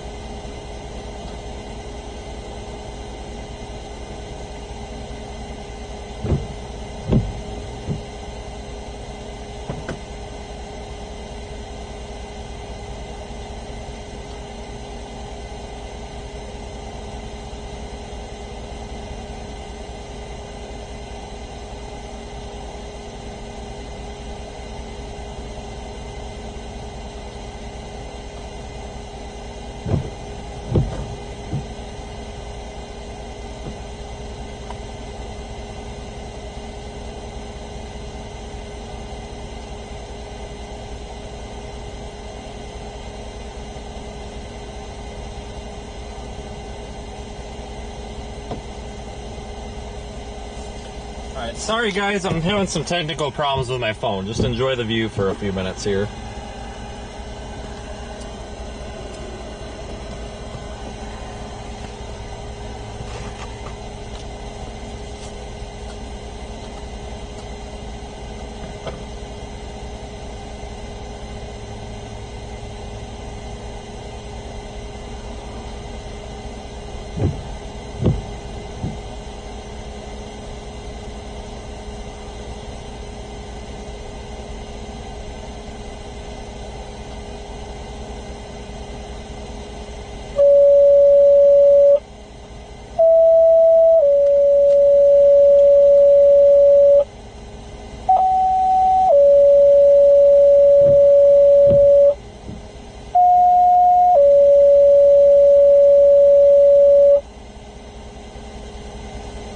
Attention, Monroe County Fire EMS storm spotters. The National Weather Service has issued a severe thunderstorm warning for Monroe County until 5 p.m. Again, attention, Monroe County Fire EMS storm spotters. The National Weather Service has issued a severe thunderstorm warning for western Monroe County until 5 p.m. tonight. Time out of page 1610.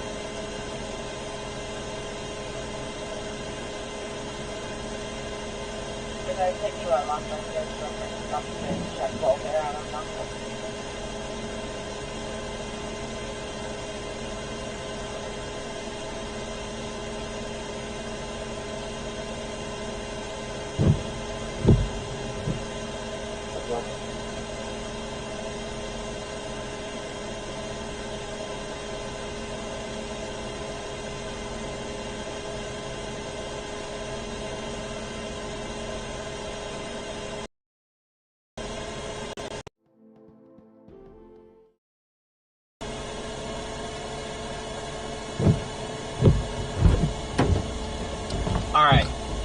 Sorry, I've been having problems with my phone. Hope you're enjoying the view. It's starting to really piss me off. Seems like we always have problems when this stuff's important.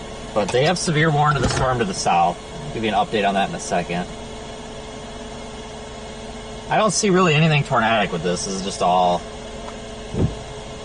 shelf looking.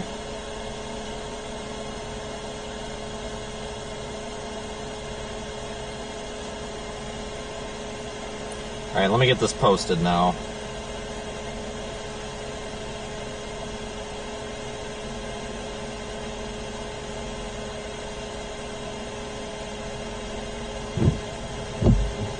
God, I am so sick of Twitter not working.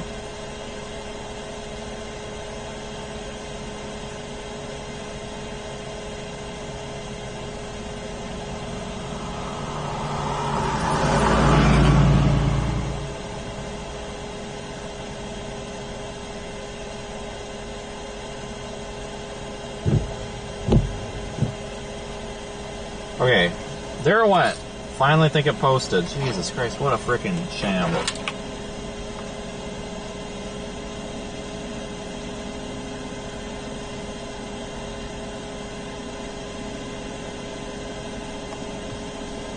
So we've got these two storms to the south, guys. We got this storm here to the south. This one down here by north of Corydon, and then we've got the storm that we're looking at. We're looking at this one here over Knoxville. This thing is severe warned for a possible tornado and 1.25-inch hail, 60-mile-an-hour winds. The south one, the same, but only 1-inch hail. We're going to look real quick at velocities. I don't see too much going on here. I also don't see too much going on the Knoxville one.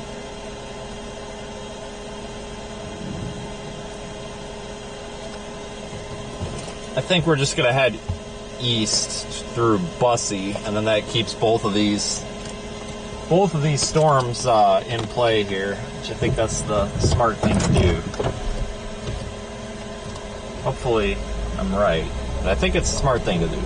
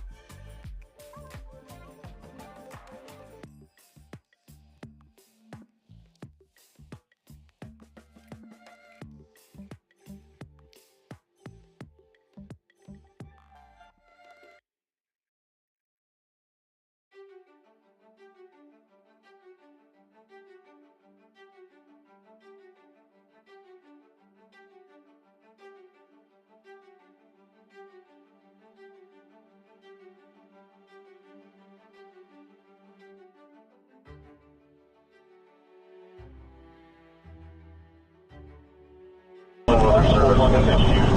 Tornado thunderstorm warning issued in Reconnecting County. So 5:15. All central routes and on the north floor of the building. Tornado watch release. There's some back roads we can take that look good.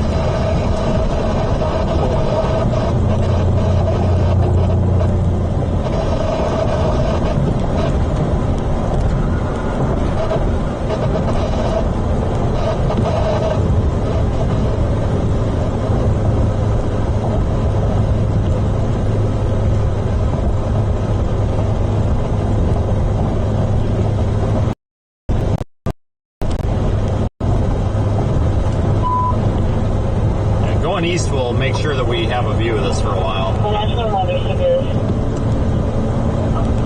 is advising that severe thunderstorm warning has been issued for all of Alaska County until 5:15 p.m. Once again, the severe thunderstorm warning has been issued for all of Alaska County until 5:15 p.m. End of statement 1617.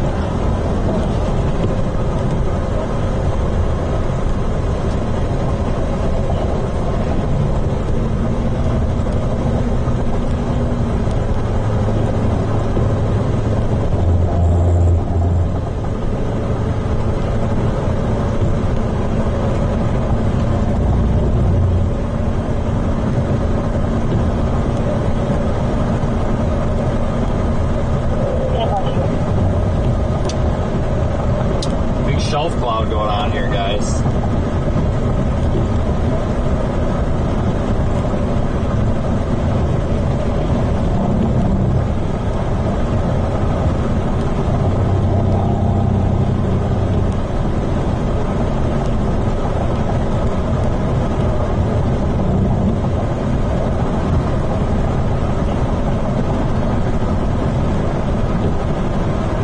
We're south of Pella, kind of. Once again, the National Weather Service has issued a severe thunderstorm warning for all of Alaska County until 5:15 p.m. and a statement 1619.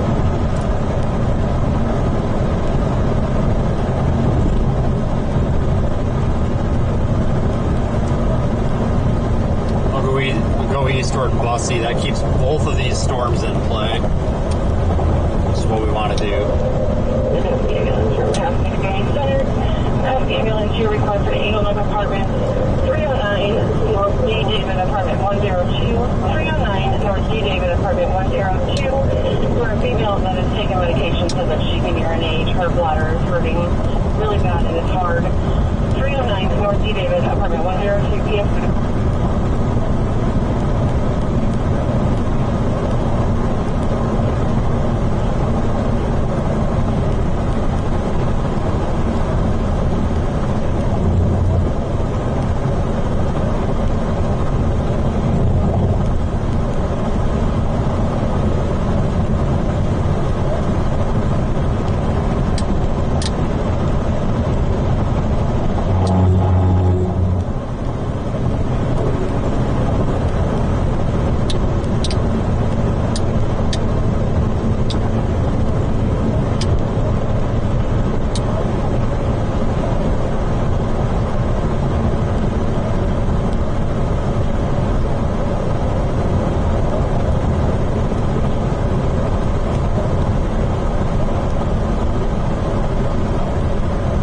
cool as yesterday, but at least we're getting to see something out of this. I think that actually, shit, that's my east option. Damn it.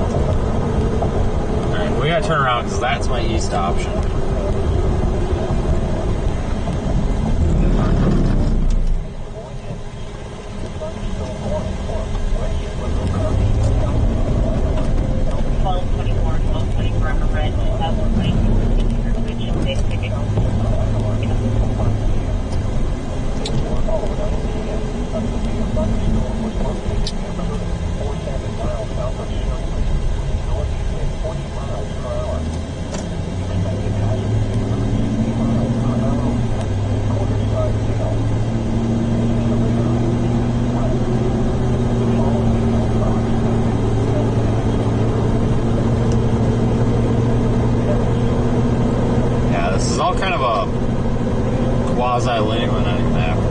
Linear mess. The storms are really starting to cluster together on radar.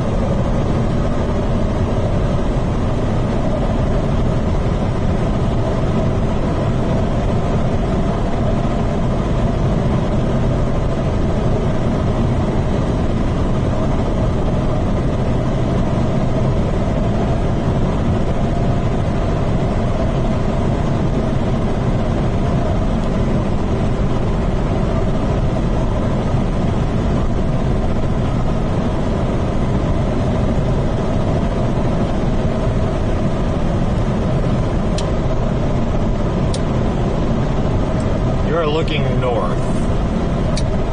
Now you're going to look behind us, which is to the west. Shelf cloud goes all the way across the sky here.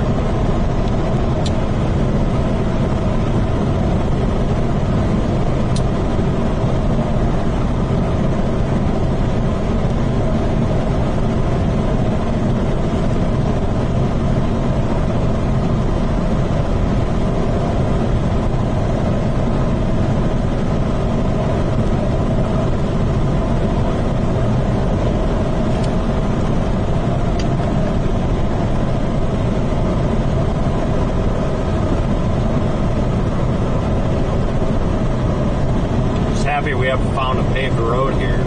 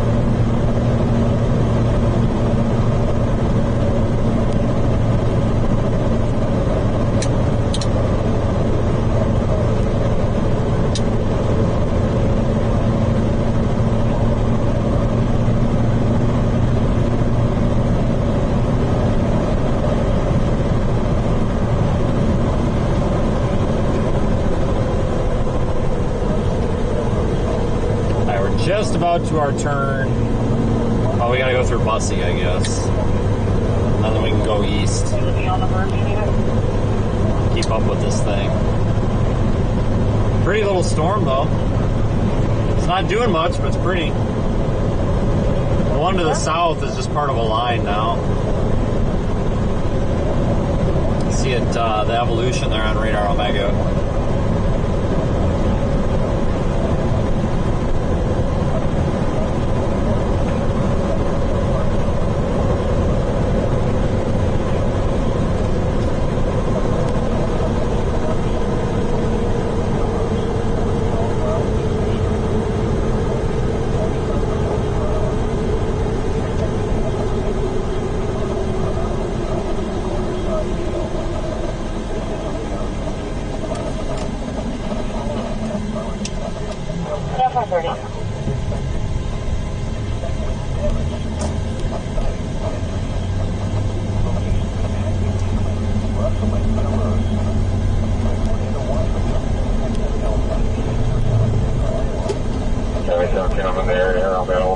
Clear to work. Nope.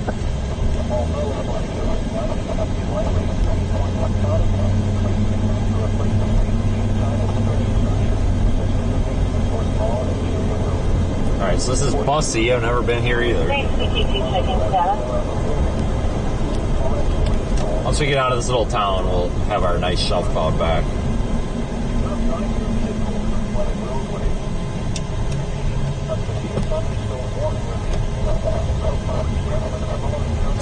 Negative, I cleared right before you were giving out all the weather stuff. Shelf cloud. Thank you.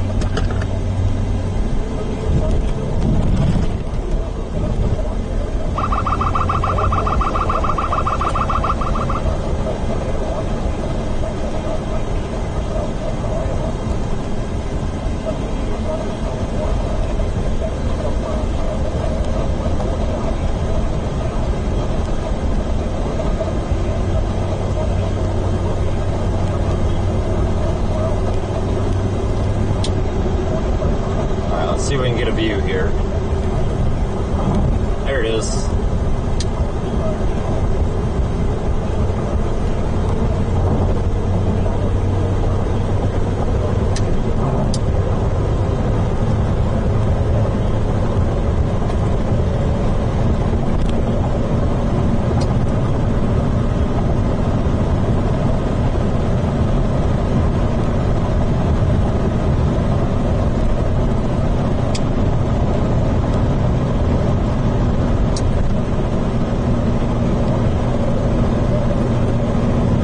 Found a good road here. They just issued a flash flood warning for this green flashing box. No surprise.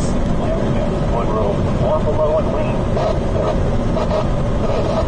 Number 540 include unfavorable for the development of severe weather, including tornadoes, large hail, and damaging winds. Includes the watch area. While severe weather may not be, should remain alert for rapidly changing weather conditions for later state and possible warnings. Stay tuned to NOAA Weather Radio, commercial radio. We'll get up there to Oskaloosa here and reevaluate. For the latest severe weather information.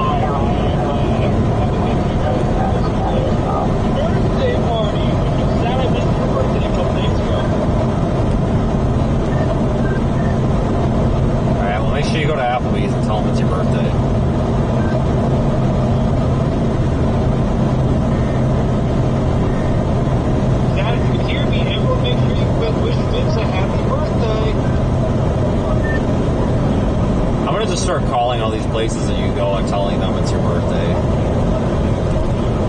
Because that lady, when she came up and asked us if it was our birthdays, oh my god. I thought she was nuts. Then I connected the dots like an hour later. I was like, oh, I know what happened here.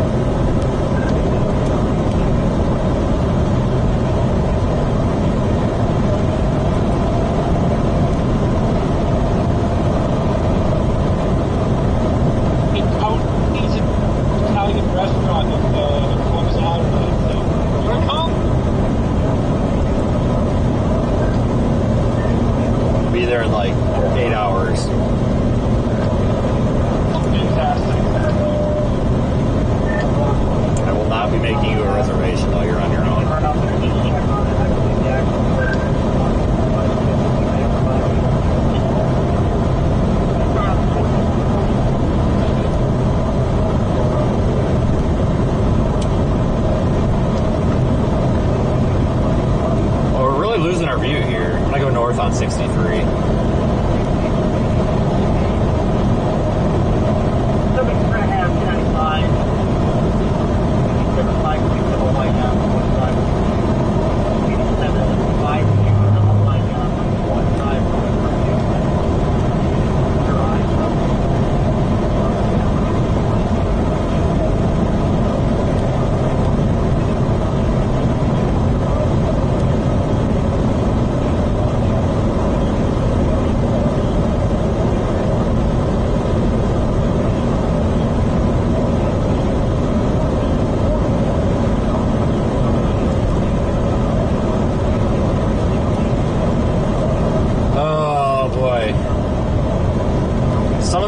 Here, let's look at something different. This shell cloud sucks.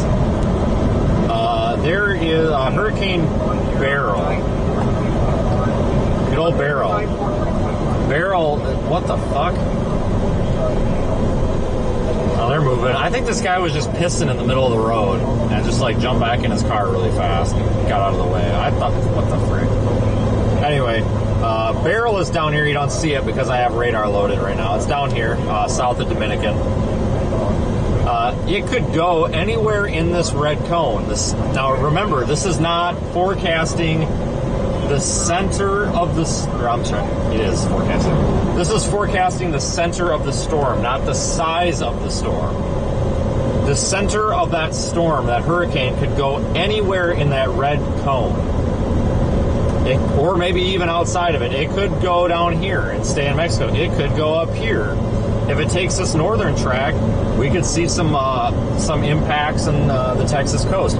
If it takes the current track, which is straight down the middle, we could see tropical storm to hurricane impacts there in South Texas. So if you're anywhere from Brownsville, Texas to Houston, you should really be paying attention closely to Beryl. You got a couple of days. It'll cross the Yucatan Peninsula by the 5th, which is, let's see, Tuesday, Wednesday, Thursday. Oh shit, what day is right? Hold on, I need a calendar. Stand by. Friday. So Friday at 1 o'clock, it'll be crossing the Yucatan. We'll have a really good idea where it's going to go then. But even if this stays in Mexico, it could still possibly bring impacts into parts of Texas, like flooding rainfall and such. So we need to be monitoring that closely. Might even need to go out and take a look. Meanwhile, we've got our shelf cloud.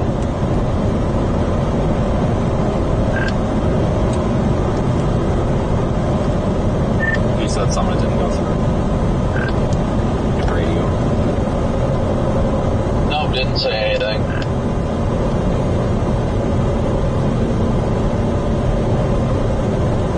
So we'll see what it does. But we're still several days out.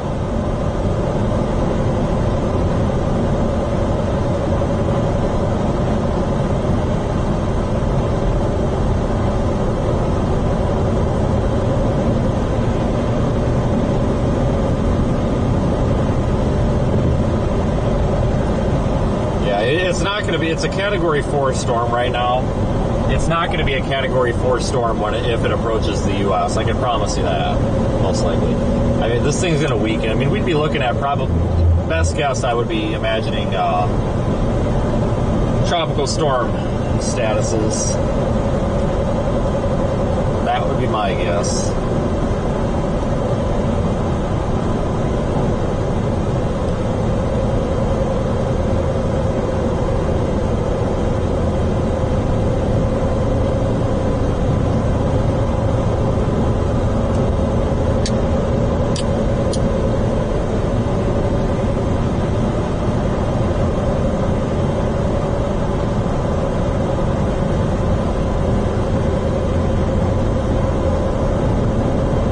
At least we have a pretty shelf cloud today.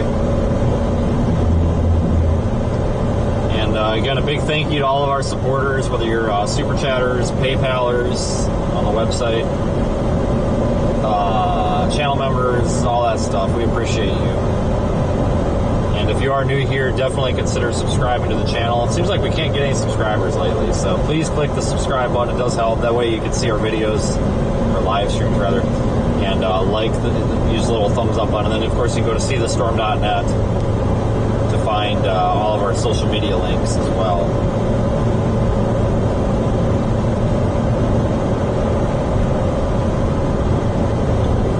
Fighting this tree cover here. Also got Sally Slowpoke ahead of us here, I guess. Grapes.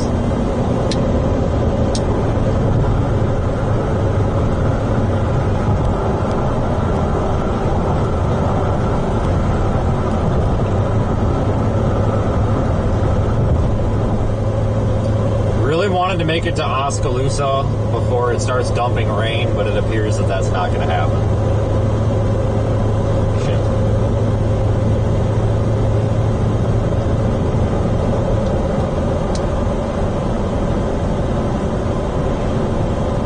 Oskaloosa, you may have some flooding concerns here after a little while.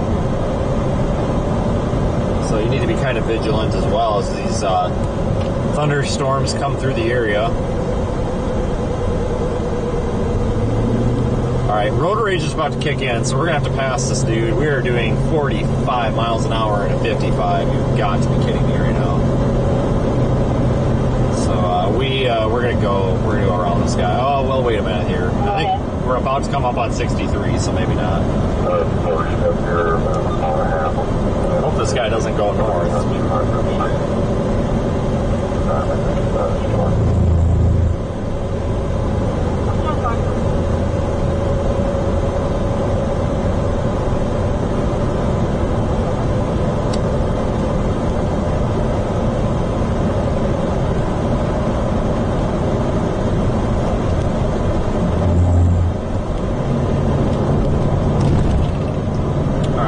Shortest passing zone, but we can do it.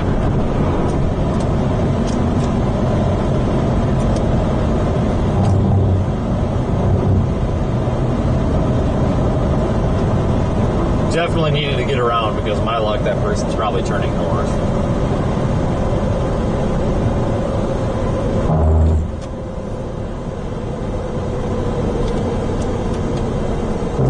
So I got a blinker out. Great. Add that to the list.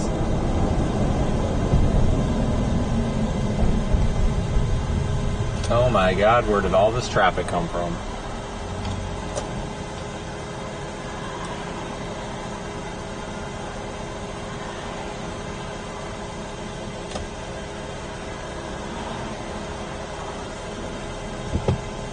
Damn it, I could have should have floored it.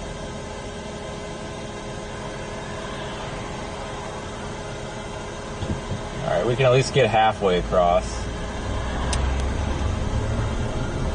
Sometimes when you start going halfway across like this, these divided highways, everybody in the left lane on the other side starts freaking out, thinking you're coming across, and then they kind of get out of the way. Come on, dude, just move out of the left lane. There you go.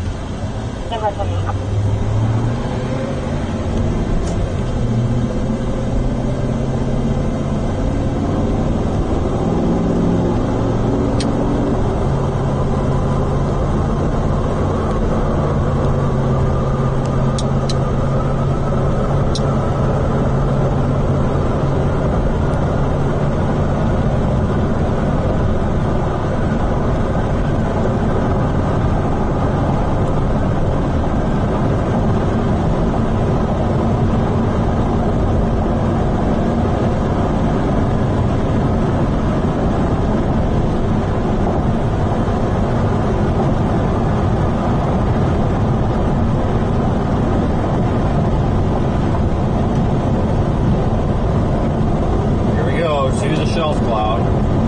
Heading up toward Oskaloosa right now, everybody.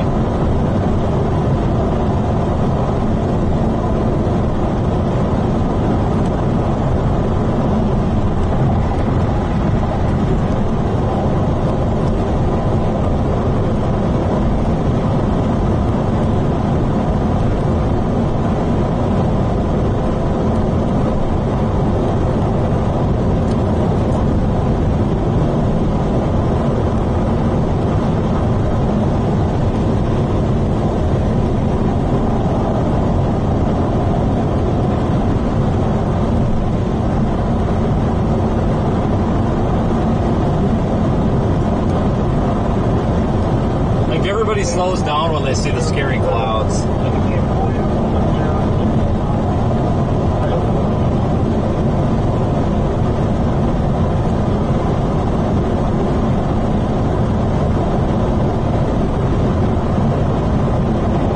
think we're going to go to the west side of town and go through town. See if there's any panic as this thing comes in.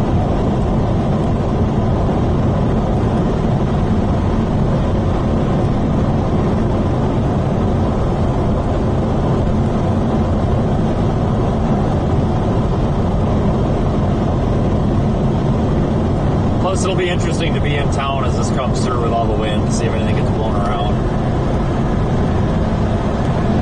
I don't think it's got a lot of wind in it, but we'll see.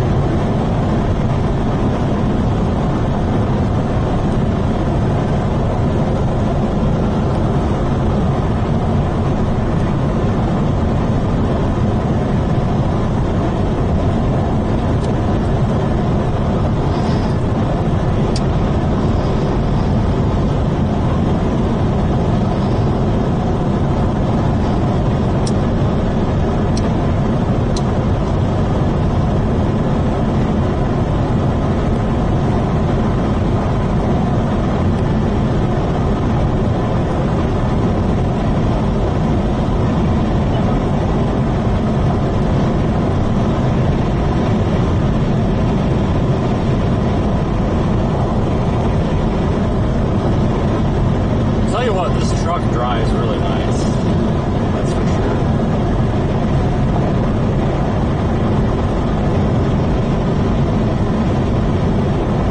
Handles a little bit better in the wind anyway.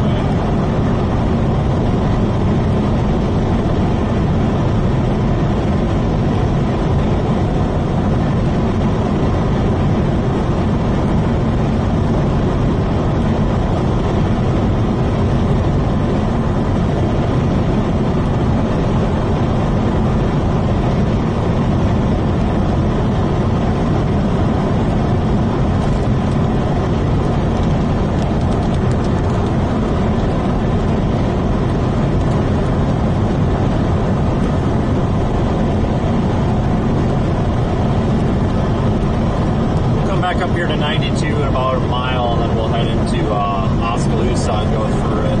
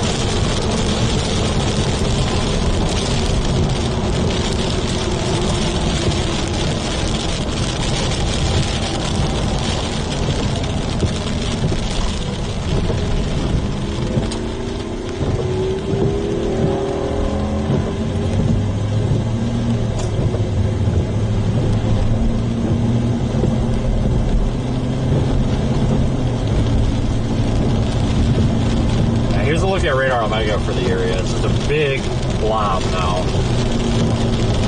Big rainmaker mostly. Yeah, no flash flood warning for this area in Oskaloosa, but that could change. You saw the street flooding back in Indianola. It's possible that could happen here. So be mindful if you're in the area here.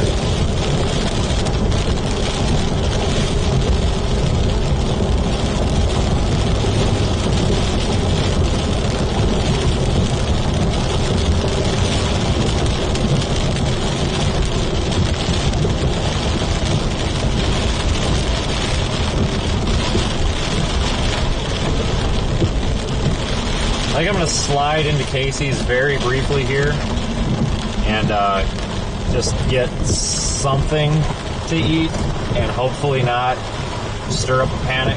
So every time I do this, everybody comes running out. Oh my God, where's the storm? Hold on here, I got a doofus here that doesn't understand how a one-way works.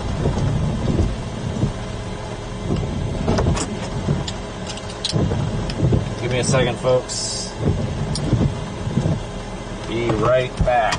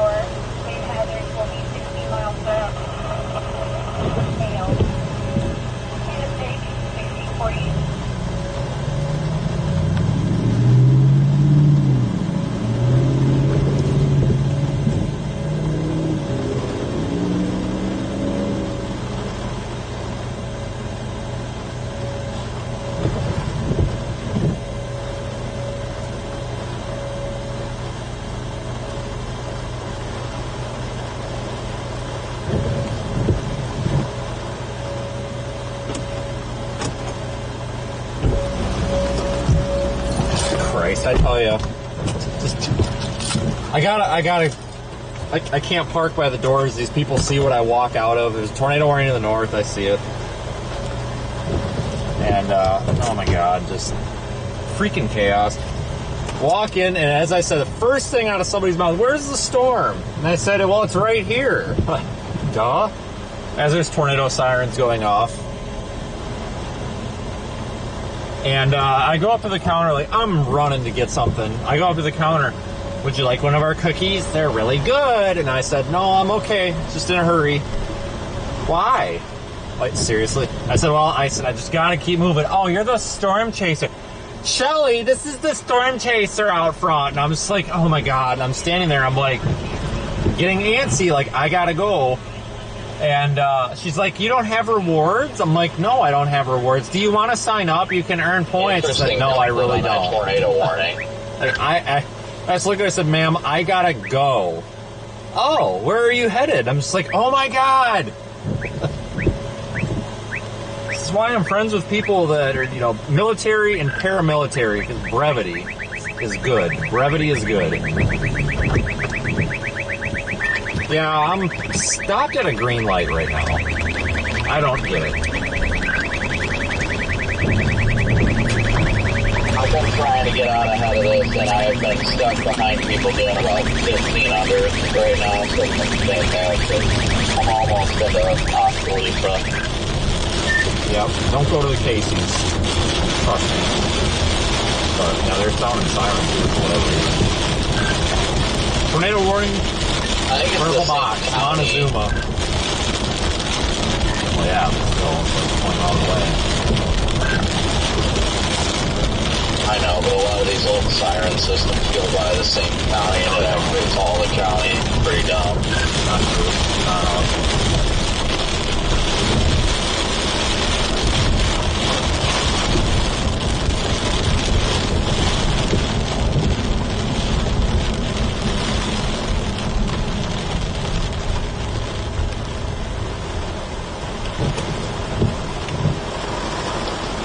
Time to hit every freaking traffic light in town. Yeah, pretty much. I'm just gonna go out 92. Yeah, I'm gonna blast on 92. I'm gonna go as fast as I can, but I can only do so much with all these lights. bottle of water I got is all messed up. The like cap doesn't work. Been watching it. Still, it looks like an interesting couplet, but still no CC drop at least, so that's good. Maybe Max can call it a wedge again. Tornado warning extended. Considerable tree damage. Damage is likely to mobile homes, roofs, and outbuildings. This severe thunderstorm will be near Bossier, Cheswick, Thornburg, Gibson, Coal Creek, and Keokuk County Fairgrounds around 4:55 p.m. Millersburg and Webster around 5:05 p.m. Yeah, I see they just extended that tornado warning way east too. Iowa Park around 5:10 p.m. Harnell and Pinellas around 5:15 p.m. Williamsburg around 5:20 p.m.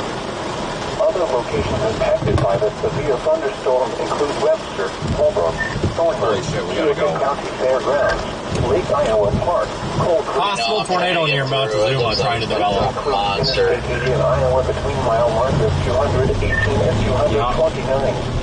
I'm behind. Alert for a possible tornado. Probably the only city cop. Tornadoes can develop quickly from severe thunderstorms. If you spot a tornado, go at once into the basement or small I central got room and 150 miles, so I'm doing alright For right your now. protection, move to an interior room on the lowest floor of a sturdy building.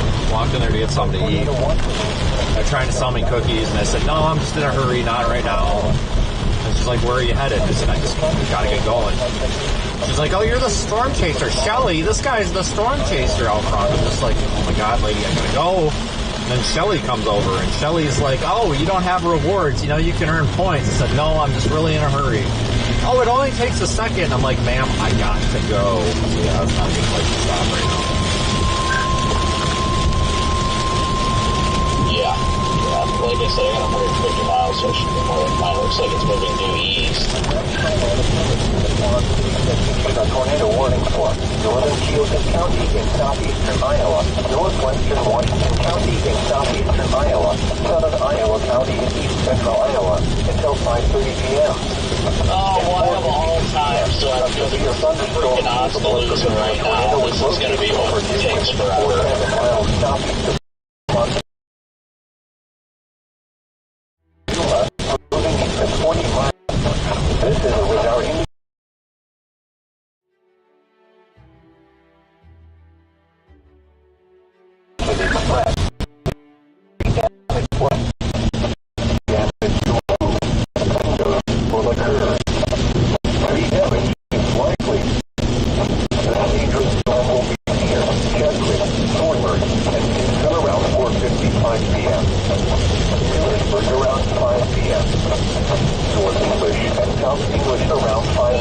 One insane couplet. Around 5:10 p.m. Other locations in the path of the tornadic thunderstorm include Pinellas and Holbrook. Surprisingly enough, still no debris signature though. Or an interior room on the lowest floor of a sturdy building. Pay attention to the one south, Avoid too. windows.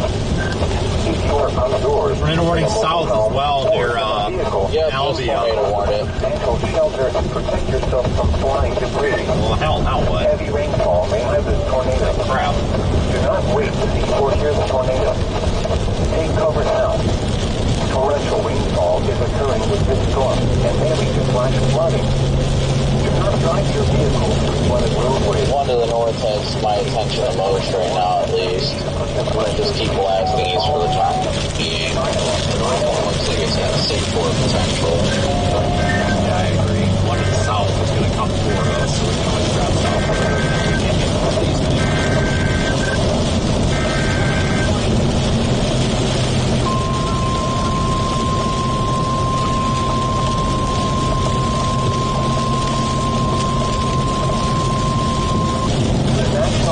Service in Des Moines has issued a tornado warning for northeastern Monroe County in south central Iowa, northwestern Waterloo County in southeastern Iowa, southeastern Nebraska County in south central Iowa until 5:30 p.m.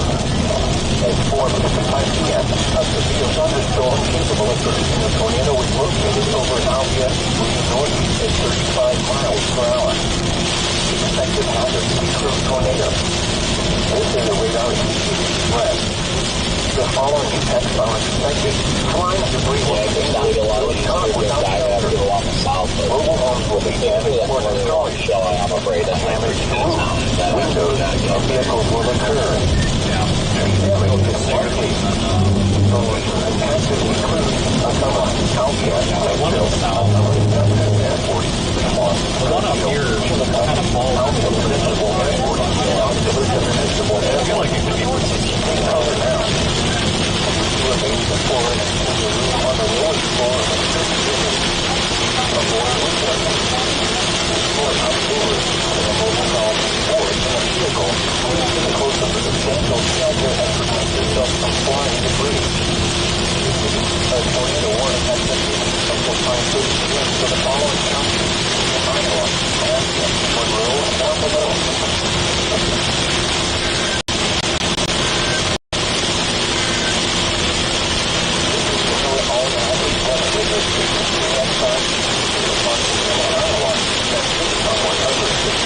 all these purple boxes are tornado warnings.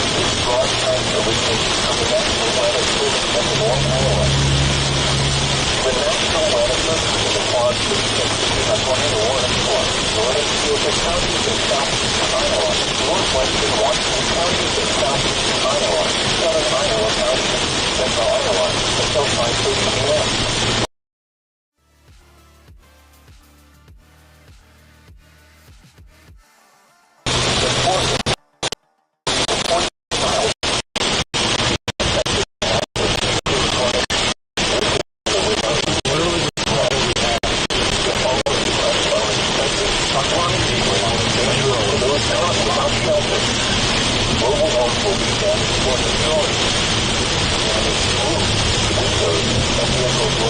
We gotta go.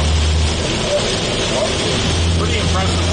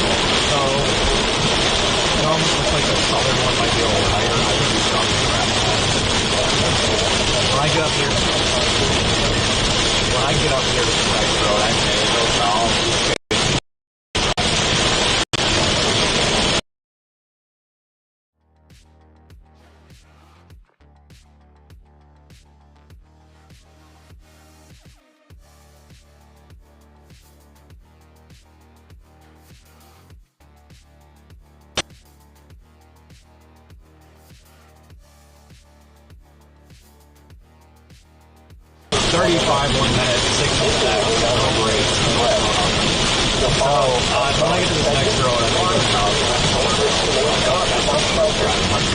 Mobile homes will be damaged or destroyed. Damaged roofs, windows, and the Oh, I definitely agree with you there. damage is likely. I mean, if you're going to go 30 miles an hour, you got your average speed on the road. I know it's wrong, but full on. It almost looks like that southern one tire. I think these are all about crap on them. To a basement floor and interior roof on the lowest floor are pretty early. Avoid windows. Set up for Or outdoors in a mobile home or in a vehicle. Move to the closest substantial shelter and I want to keep going east, Yeah, the guys. only reason the northern one's intriguing me more is because that thing's got to be right on the warm front. I'm hoping to make it through. If I remember right, you don't come up with Cedar here in this side. All I'm waiting for is pass 3 or 4 people. Lead cars, on brake, on brake, on brake.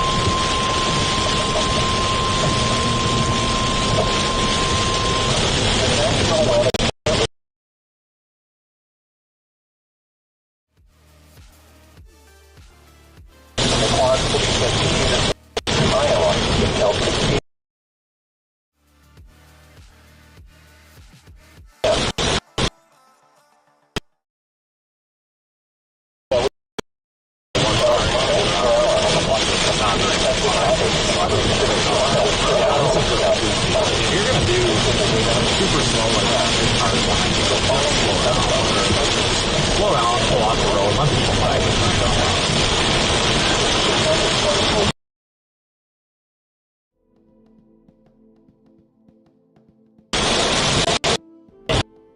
We gotta get. Now we're doing 29.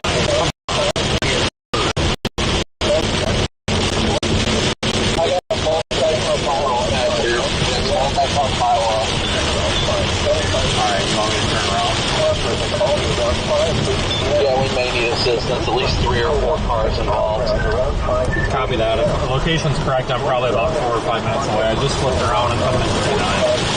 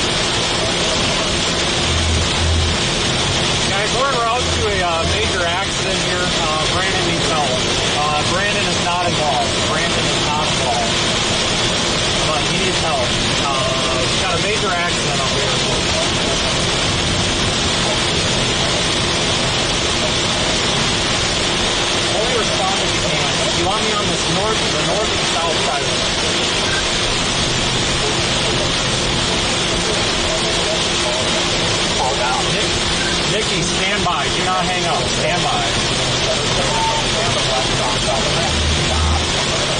Copy. Do I need to go down the shoulder?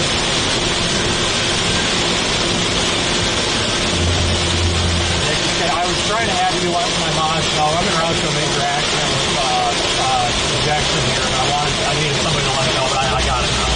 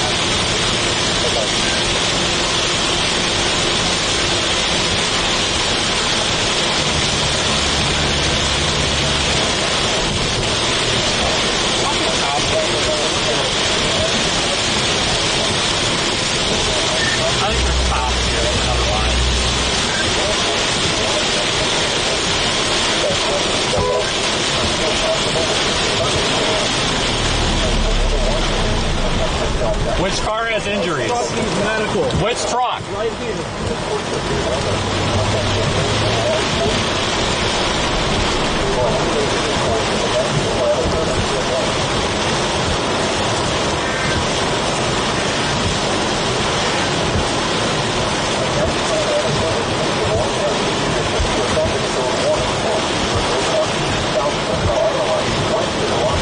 Damn fucking coat! Fuck my ass. God damn it! Thank you, you fucking piece of shit.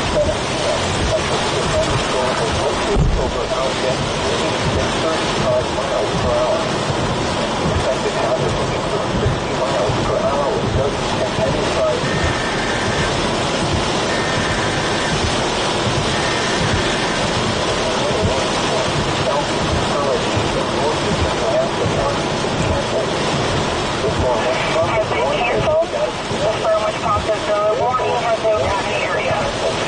Repeating, the tornado warning is canceled. Timeout 17.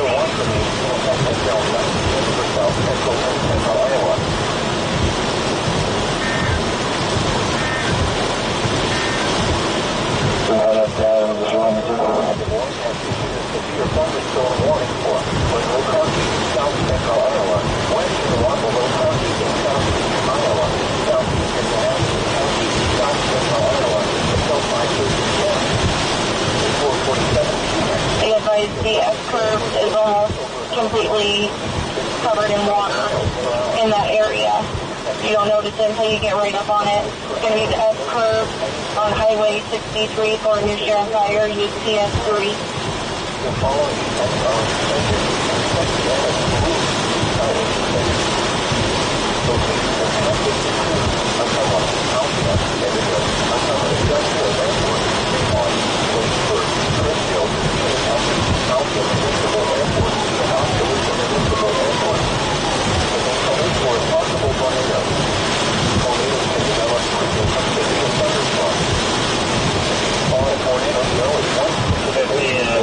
Highway 23, 149, junction by Pioneer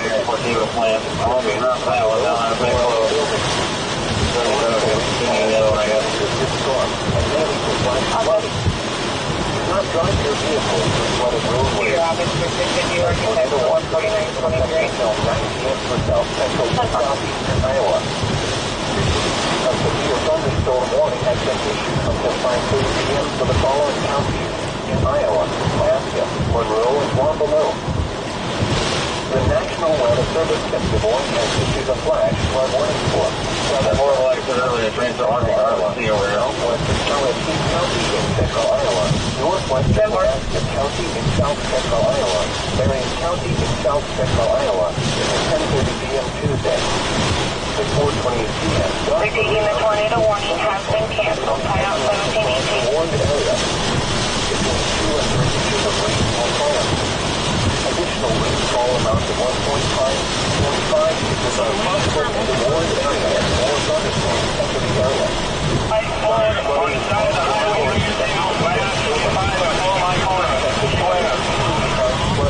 by thunderstorms. Source, radar. The following events are expected: flooding of small groups of streams, urban areas, highways, streets, and other passes, as well as other poor drainage and low-lying areas. Some locations that will experience flash flooding include Pella, Knoxville, Monroe, Pleasantville, Prairie City, Elton Valley, Red Rock, Knoxville Raceway, Sully, Bloomfield, Army, Lake, Cedar, Harrisboro, Swan, Pella Municipal Airport, Elk Rock State Park, Knoxville Municipal Airport, and Reno Regional Airport. Tornado warning for Wampanoag County.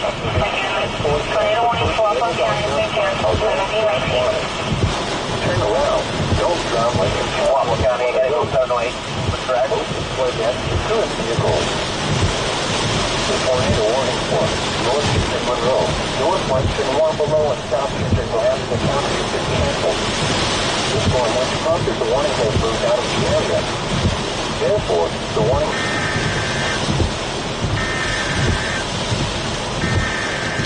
A tornado warning remains in effect until 5:30 p.m. for northeastern Keokuk, northwestern Washington, and southern Iowa counties. At 5:18 p.m., a severe thunderstorm capable of producing a tornado is located over North English, or 15 miles north of Cedar, moving east at 35 miles per hour. Expected hazards include tornado. This is a radar-indicated threat. The following effects are expected. Flying debris will be dangerous to those caught without shelter. Mobile homes will be damaged or destroyed. Damage to roofs, windows, and vehicles will occur. Tree damage is likely. This dangerous storm will be near Arnold, Knoxville, and Holbrook around 5:25 p.m. Wellman around 5:30 p.m. Take cover now. Move to a basement or an interior room on the lowest floor of a sturdy building. Avoid windows.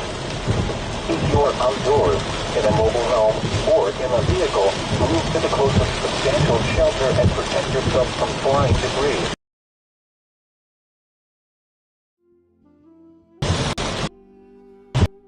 Now, torrential rainfall is occurring with this storm and may lead to flash flooding.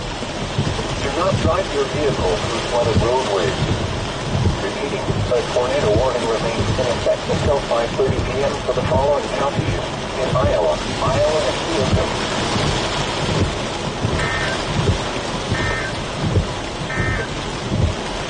This is the New All-Hazards Weather radio station KXI 62 in Montezuma, Iowa, transmitting on 162.45 megahertz.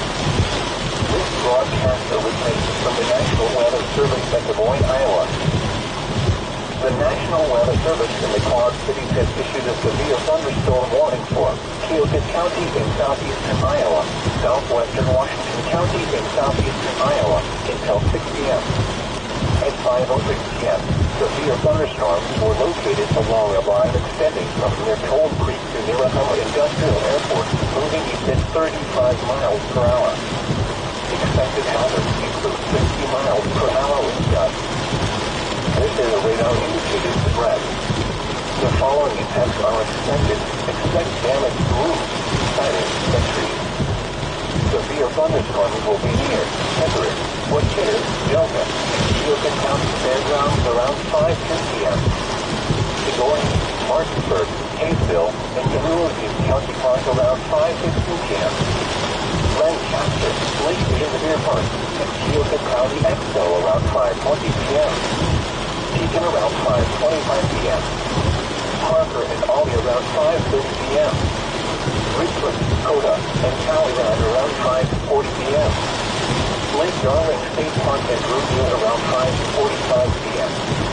Other locations impacted by the There's heavy flooding on the avenue east in the 600 block. I just got through it. Darling State Park, Lancaster, So far, we just got a call on that as well. Keokuk County Expo, and Pekin. Advance alert for a possible tornado. Tornadoes can develop quickly from severe thunderstorms. If you spot a tornado, go at once into the basement or small central room in a sturdy structure. For your protection, move to an interior room on the lowest floor of a sturdy building.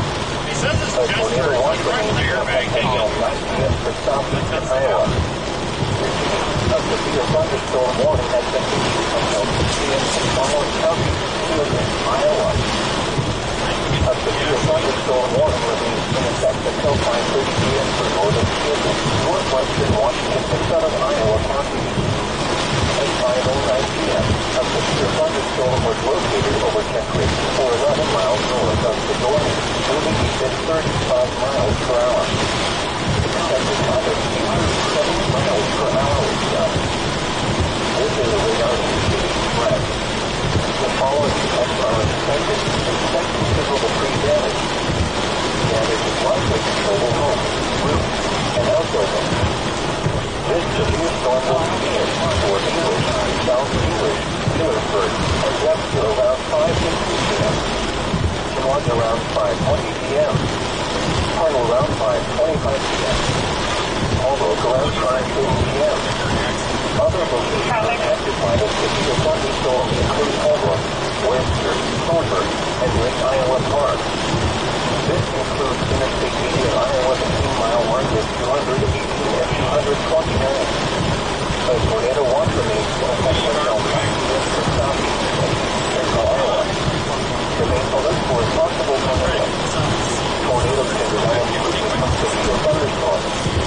If you spot a tornado, go at once to the basement or small central room in a sturdy structure. For your protection, move to an interior room on the lowest floor. Yeah, we got traffic back up there. Until 5:30 p.m. for the following counties. Let us know what else we need. A tornado warning remains in effect until 5:30 p.m. for northeastern Keokuk, northwestern Washington, and southern Iowa counties. At 5:18 p.m., a severe thunderstorm capable of producing a tornado was located over North English, or 15 miles north of Fedora, moving east at 35 miles per hour. Expected hazards include tornadoes. This is a radar indicated threat.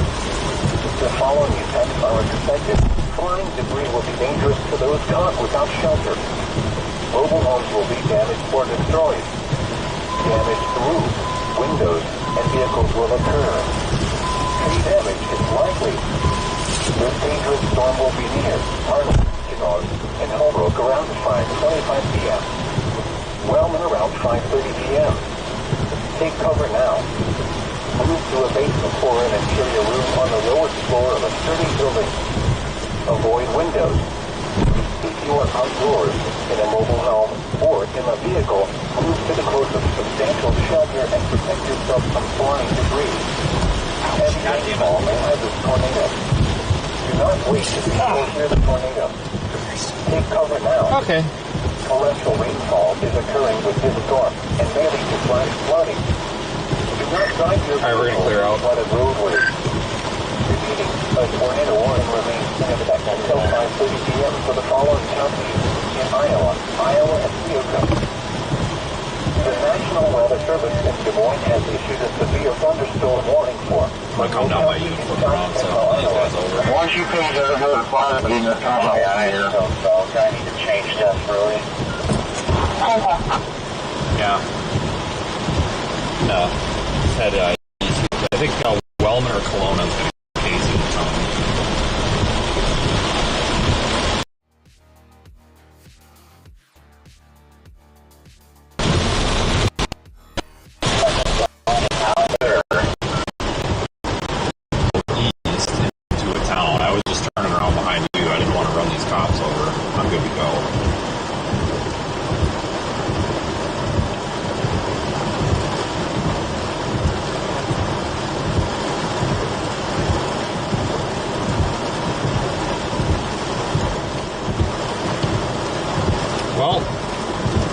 into a car accident, you should not run. Just saying. Alright, I'm not sure what kind You said you're ready? I'll just start going through. Yeah, you can go. Somebody's coming up on the left.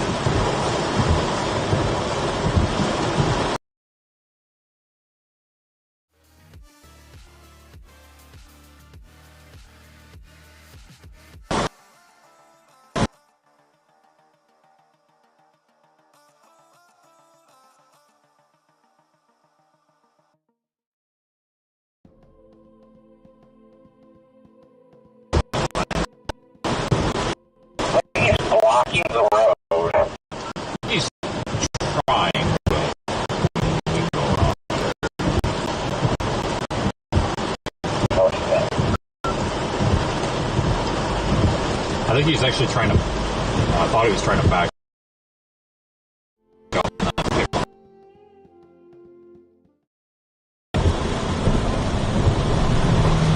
Take up behind him about a firefighter. I saw he locked up his brakes pretty quick. He's not fixing the back end.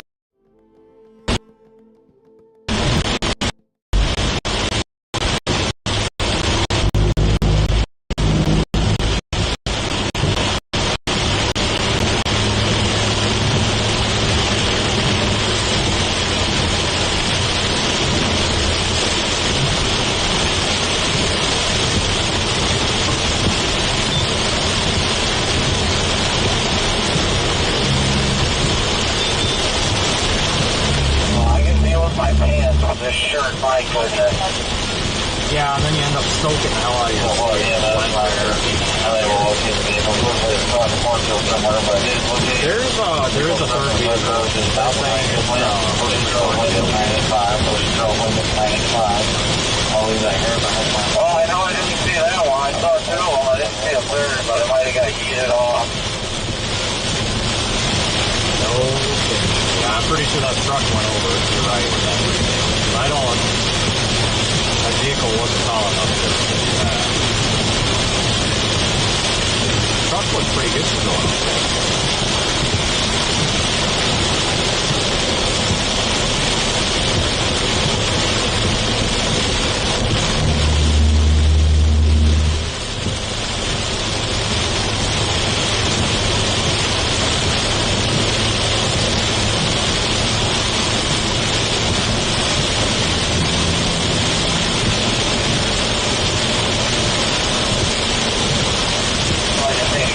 Hopefully there's a gas station. I can't even sit back right now. Yeah, and I don't have my spare shoes. They didn't make it in here, but I got some rain boots, so I'm just gonna take these boots off, put my bare feet in. I normally have towels, so I don't have that. Honestly, there's a Walmart and I can buy towels. I was gonna see if I could steal a towel from an ambulance.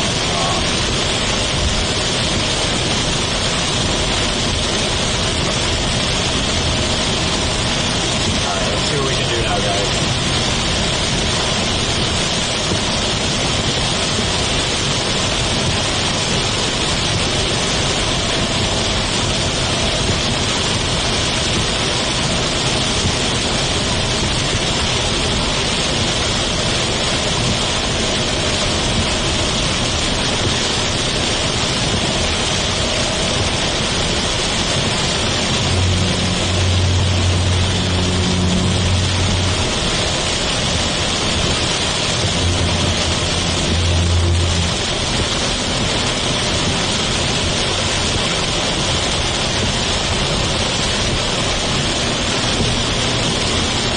Storm's moving east. Got the big bow echo.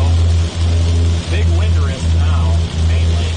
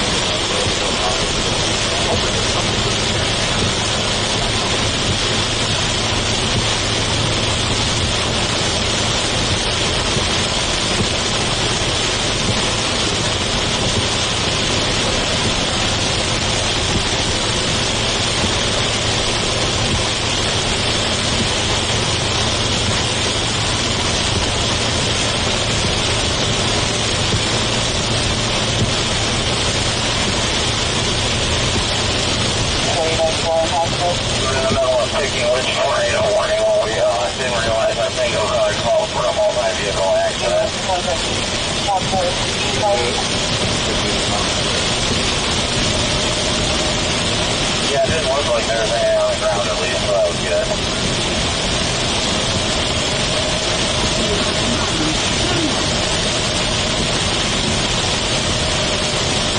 I'm gonna pull off right here. Take my shirt off. I'm gonna keep watching sunlight pretty well.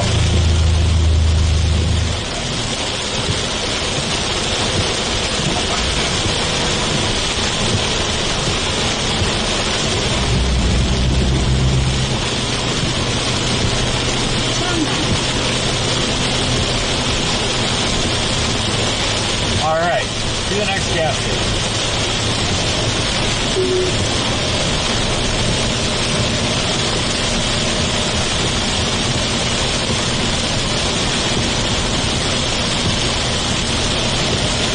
Probably is about it for us today, but we'll stay live until we find a damn gas station.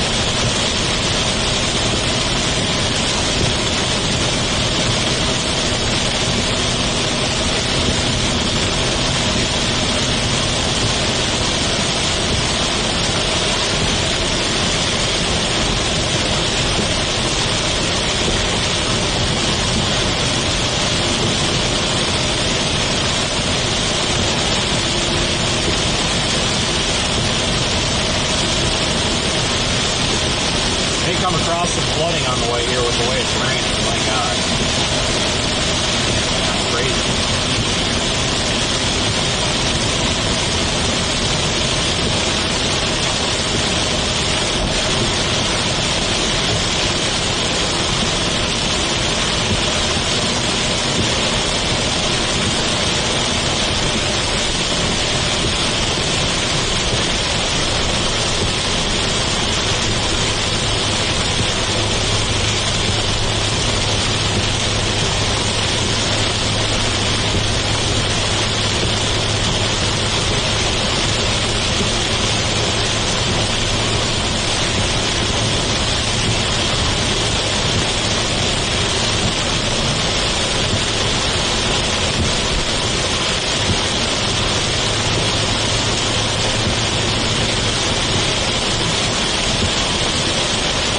I think the game plan here might actually be to not chase Colorado tomorrow, but to actually go home and make sure all the proper equipment is in the vehicle here, and potentially go down to Texas for a potential tropical storm or whatever in a few days.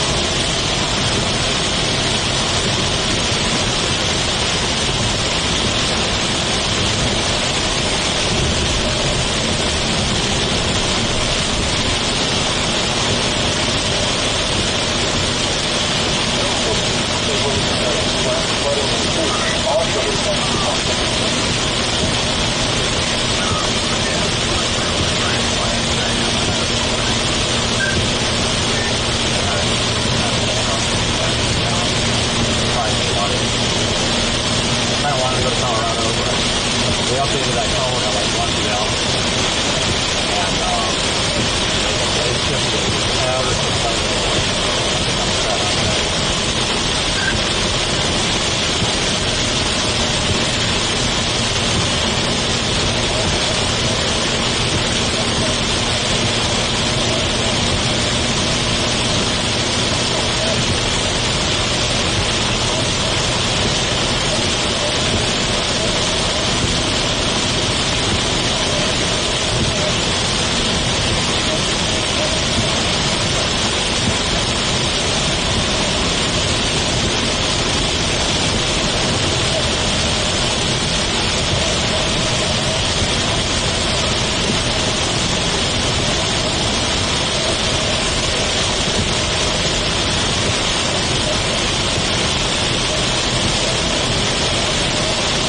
Tornado warnings anymore.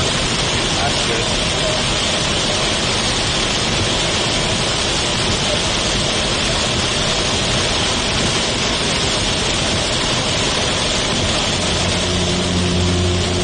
We may actually catch back up to this over here a little bit.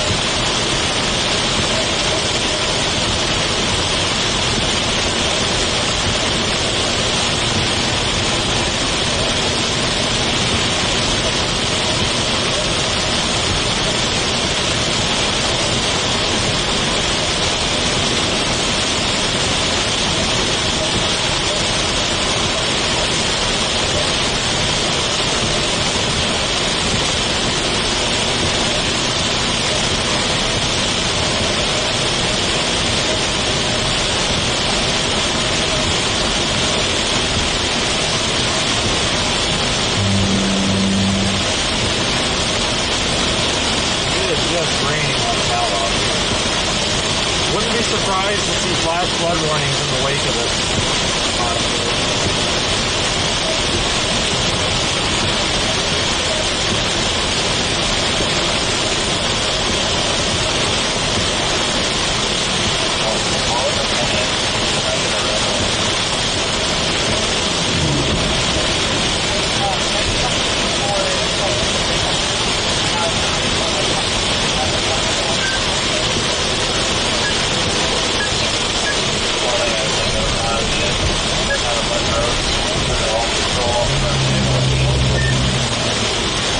I don't know if you heard that, but the plate on that Explorer is the one that ran comes back to a 2024 number.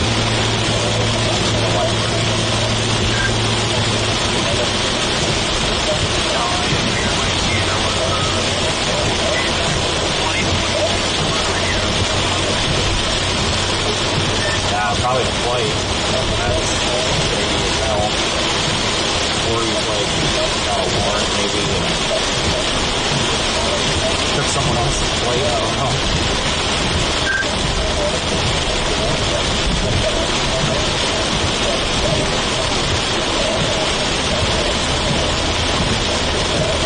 There's some doofus with no headlights on up there, but you can't even see them. I barely can see them.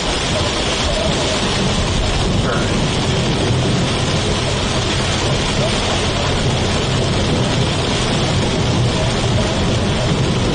Pizza Rant. It's a very random place for a pizza rant.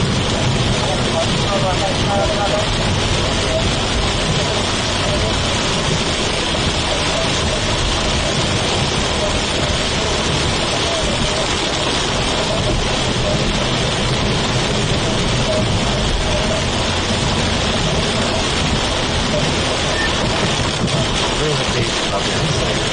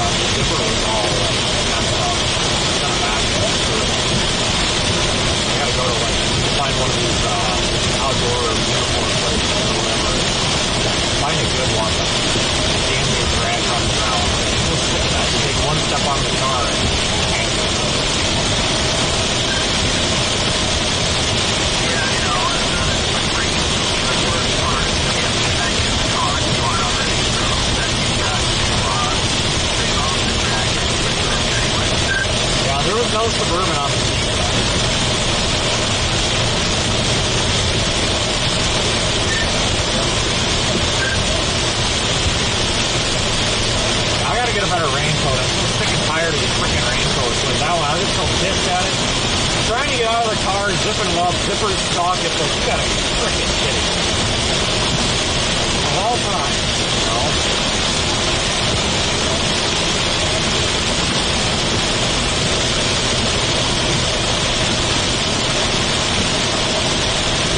Guys, I made a comment that the license plate was run and came back to a Suburban, and it was not on a Suburban. So, there was no Suburban there. I'm not going to give station information or anything like that, because kind of showed up in a professional capacity, right? I talked to people person who was having some pain, so it's kind of inappropriate of me to give all the details of that. You know, privacy is a thing. Of course. Carla, just calm down. Like, I'm talking to Brandon on the radio right now. So if Brandon said that there was a stolen Suburban there, he probably just spoke. I'm literally talking to him right now. It's not like, let's not fight about it, guys. I'm the one that provided that information. Like, you're talking to this guy right now. Like, I guess I shouldn't even say it. No, we probably would have turned it around 4 times and would have been right back here anyway. Yeah, let's not get pissy at each other in the chat, guys. Come on, it's not a big deal. Doesn't matter. All I know is somebody was doing something they shouldn't have been doing.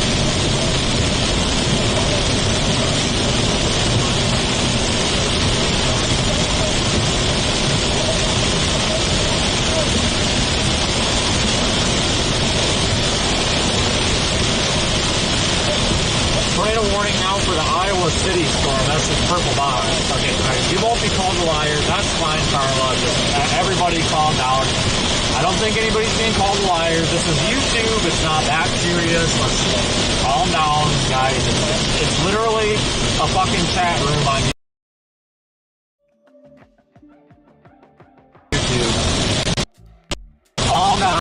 Okay, we're adults. We have real world problems. Like,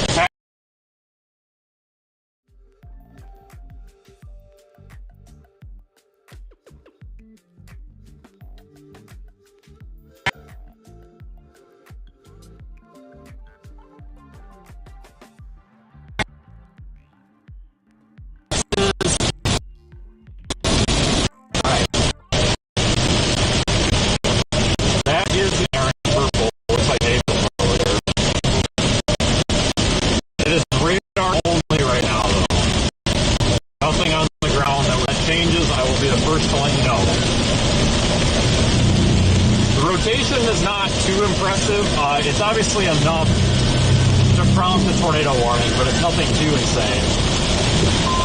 Alright, yeah, you don't speculate or assume. That's fine. I don't either. Calm down. It's fine. Everybody's gonna be alright.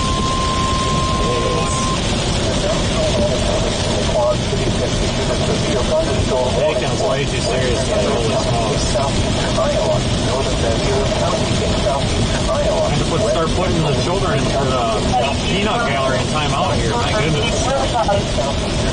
And have to take the chat away for a minute. Good Lord.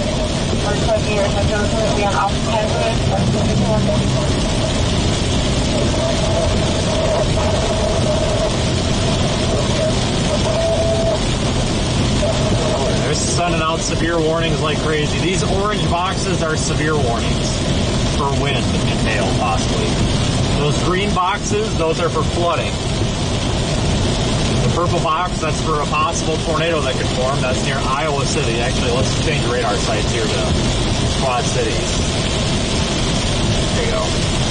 Possible tornado. That tornado would likely form, if it does, somewhere right in here, southwest of Iowa City. But nothing's on the ground yet, so it should be all right. Hopefully it stays that way. Like I said, I will let you guys know if that changes, and I'll also let you know if I think that something's about to be on the ground. I'm keeping a very close eye on that.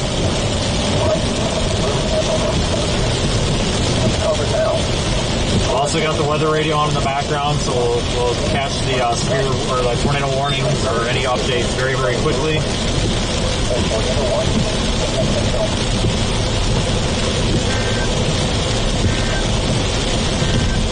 end up catching up to the backside of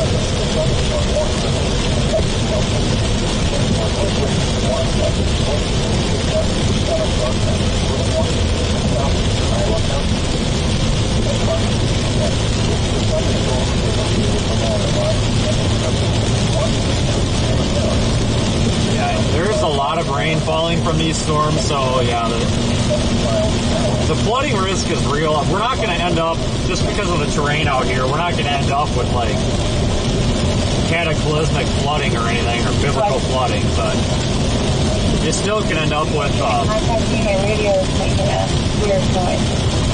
you'd still end up with some flooded out low crossing culverts getting plugged up, flooding out back roads.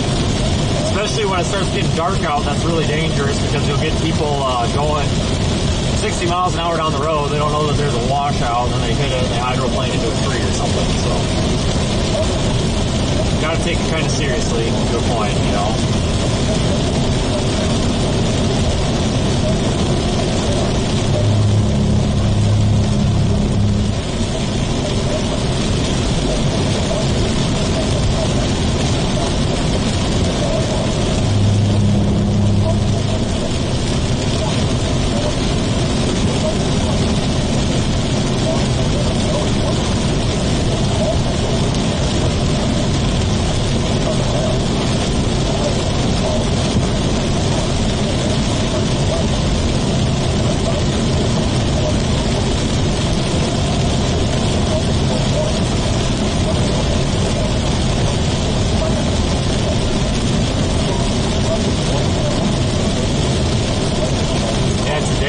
Honestly, this has kind of gone how expected. I figured we'd have a kind of a messy storm mode. That's what we ended up with.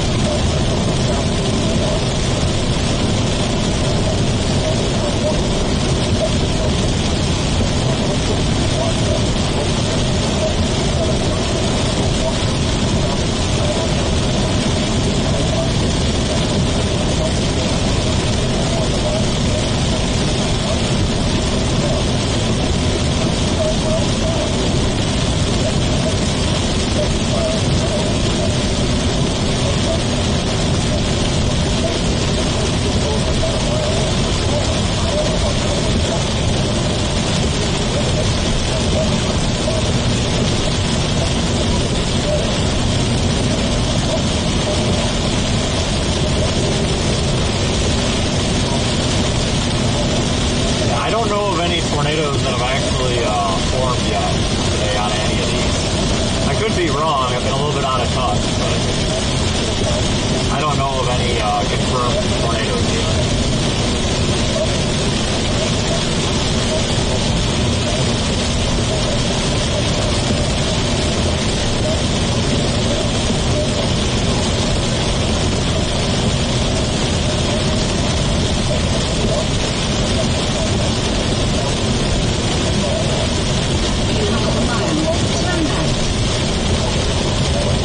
North of 80 here and a half miles. Does that make sense? It wants to do it. Probably faster. Oh, big CG. Yeah, I'd imagine it's faster. Might actually have a chance of catching the backside of the same thing too on 80. Well, depending on how people drive. Do I have a left turn signal? Yeah, you do. Must be intermittent then. Maybe it's the front. Yeah, I was thinking about going straight east, but whatever. It's been allowing me to turn here. It's telling me that's 17 minutes longer. I'll just go this way. Yeah, I think it's just because it takes us up to 80, and if we go on 80, we can flash pretty fast on 82. Yeah, I think they're just going to severe warning now, but I'm sure we'll have flash flood warning light up pretty soon. That's not what I was saying. I literally just need to get these freaking boots off. Like, I'm sitting in pools of water. That's not what I do. Yeah, they just warned it for 80-mile-an-hour winds. Man, they should have going 80-mile-an-hour winds there in the flashing Polygon. 2 miles an hour. This is a destructive storm for southern Johnson County. County and northeast Washington County. Expected hazards include 80 miles an hour wind gusts. Severe weather has been confirmed. That's probably about 15 miles or so off. 1 p.m. Personal weather station reported 81 miles an hour wind gusts. Away from Iowa. I guess I don't think Dangerous to the That was a measured 81 mile an hour gust.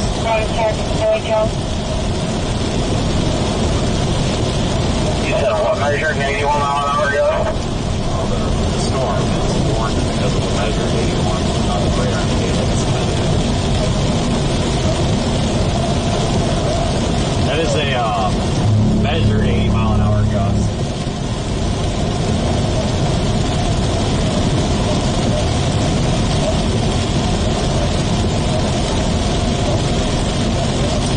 Take that seriously, folks. That can really ruin your day. Trees down on houses, power lines down on the road, stuff like that. You gotta be real careful of that stuff. Especially like trailers, mobile homes, manufactured homes that may not be built as sturdy. Farm buildings, like pole sheds and everything, you gotta be careful of those in that situation too.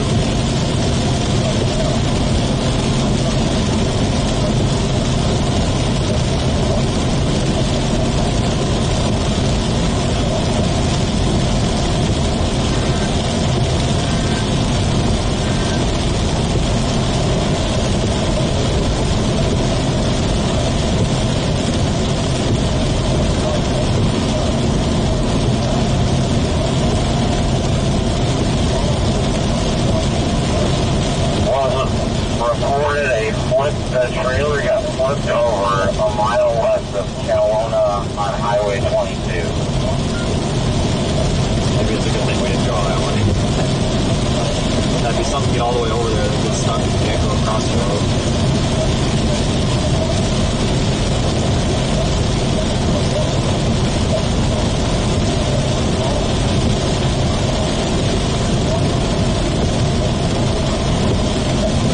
Yeah, the last thing we need to do is show up and be like, you can't park there.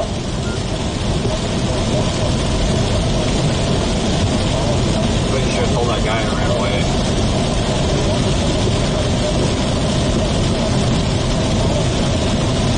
I mean, I'm sorry, but I don't care what you got on you in the system. You can't tell me that you think you're going to run away in a rainstorm in a populated area, try to hide from whatever you got on yourself. You know what I mean? Like, that can't possibly be a good idea, even if you've done this before.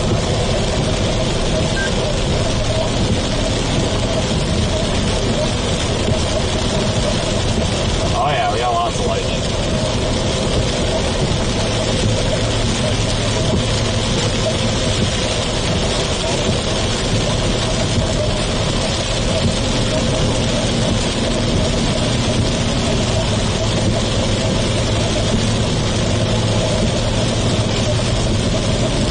I wonder if the warning's left down yet, or if he's still at home. I haven't heard. I texted him there, so I haven't heard it yet. So he said he was leaving today, so.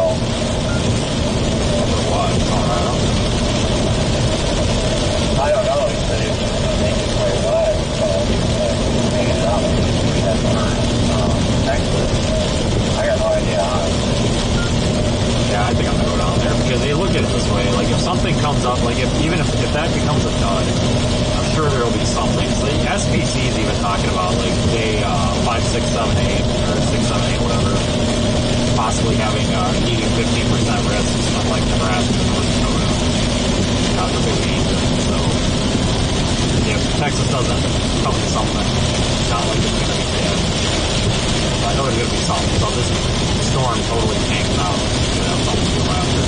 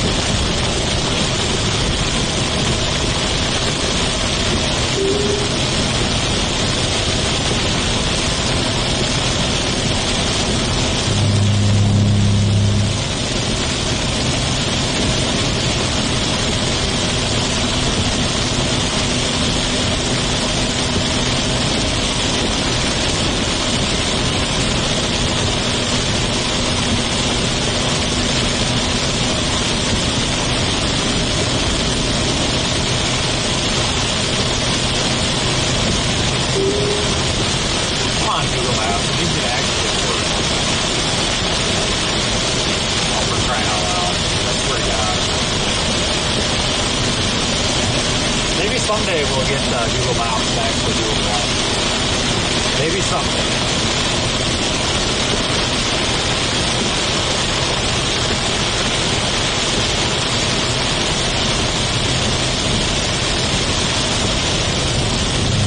Last flood warning, I think, got issued. I think. Yeah. Yeah. Flash flood warning, green polygon.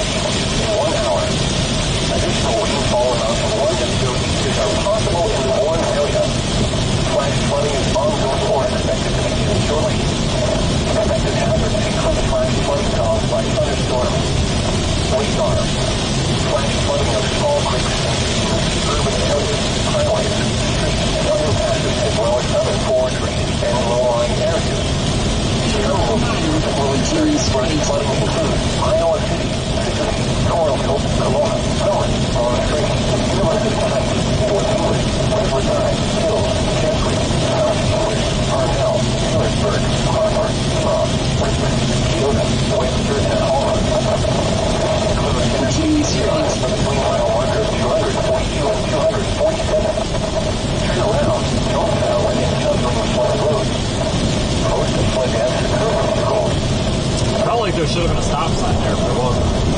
Bringing GPS really off there. Well, I felt like there should have been a stop sign. I was looking for it.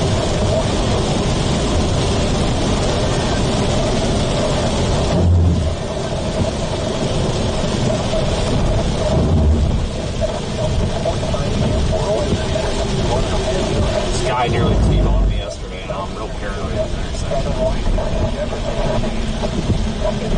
4 p.m. Severe thunderstorms were located along a line extending from Richmond to Liberty Hills near Selma, winds at 30 miles an hour. Expected to have 60 miles an hour.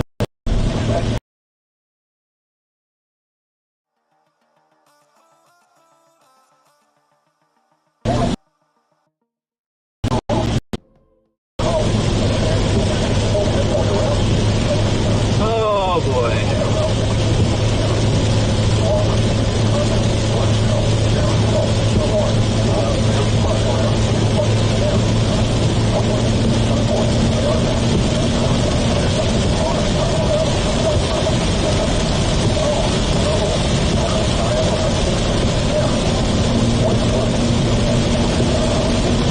There's a confirmed tornado on the Iowa City storm. I didn't hear that get relayed over the weather radio. What's going on with that? Yeah, like 5 minutes ago, a confirmed tornado was located over hills or near Iowa City moving east at 45.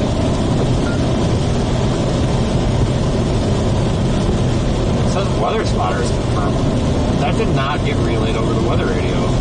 Interesting. I haven't heard anything on the scanner either. That's very odd. Listen, I wonder about that. Alright, guys, I never came across the weather radio, but that is a confirmed tornado warning now for Iowa City. They're saying weather spotters confirmed a tornado. Personally, I haven't seen it in the case, especially in like rotation of a tornado, but it could have been a quick spin up too. Nathan's up there, but I don't know if he's in a position where he can see that. Yeah, I feel like if there was something actually like on the ground, we'd know about it, because I've been hearing the cops in that county do paper services and stuff. Like, there's no urgency going on up there whatsoever.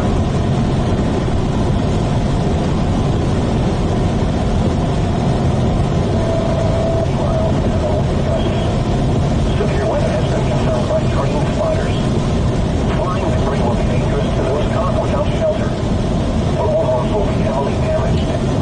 Expect considerable damage to roofs, windows, and vehicles. Extensive tree damage and power outages are likely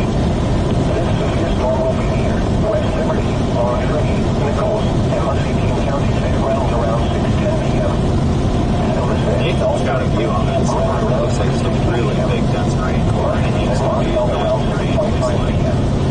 Other locations impacted by this severe thunderstorm include Salisbury Bridge Campground, Hills Access, Muscatine County Fairgrounds, River Junction in Moscow. This includes Interstate 80 Iowa between mile markers 268 and 269. A tornado watch remains in effect until 9 p.m. for southeastern and east central Iowa. Remain alert for a possible tornado. Tornadoes can develop quickly from severe thunderstorms. If you spot a tornado, go in one state to the basement or small central room in a sturdy structure. This is an extremely dangerous situation with tornado-like wind speed expected. Low arms and high-profile vehicles are especially susceptible to winds of this magnitude and may be overturned. For your protection, room your interior room on the north floor of a building. This storm has the potential to cause serious injury and significant property damage. A severe thunderstorm warning remains in effect until 6:15 p.m. I think that, yeah, tornado warning still says observed. I don't see anything that would indicate to me right now of a tornado on the ground in progress. But they're keeping it observed, and they're citing the source as spotters confirmed. I don't know if it was a quick spin-up tornado or what. I also haven't heard anything on public safety regarding that, so...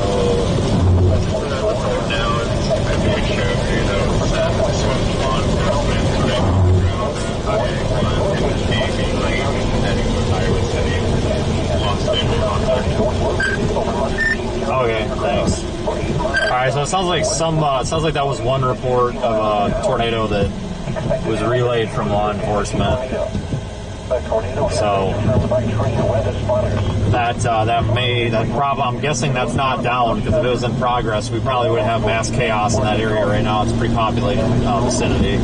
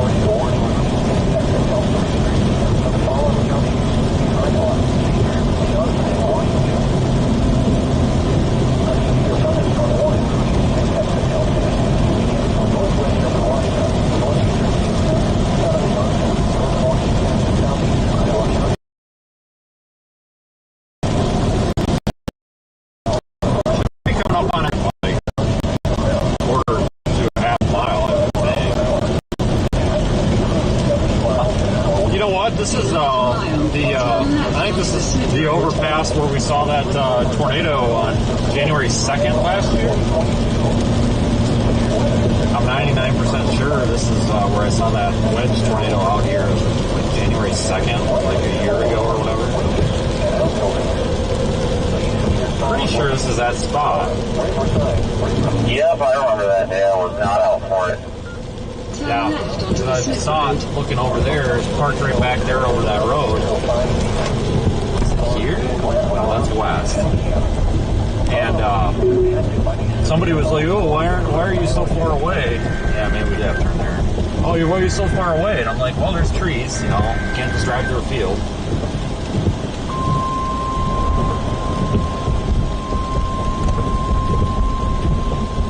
I said screw it, made a dick move and just did a 3-point turn in the road. Well, I thought that said I-80 west. They must have said east. I must have just read it wrong.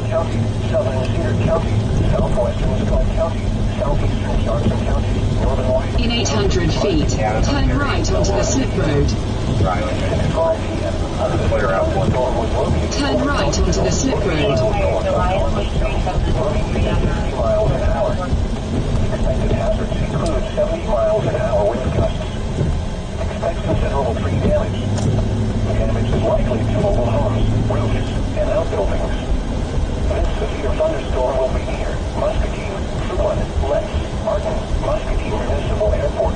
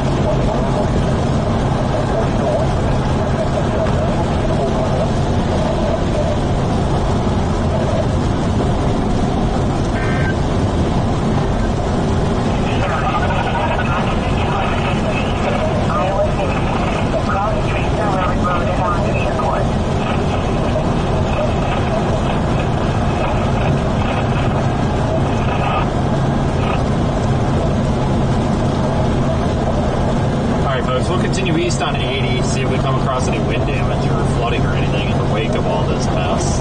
We might.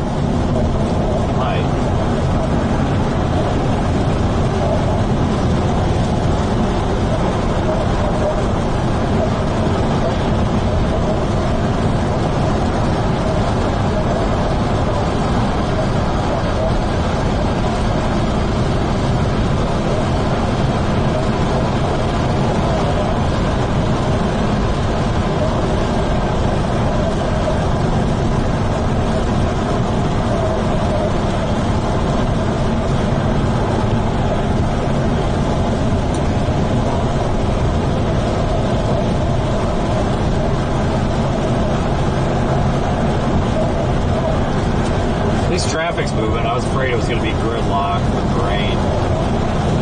Everybody panics when it rains.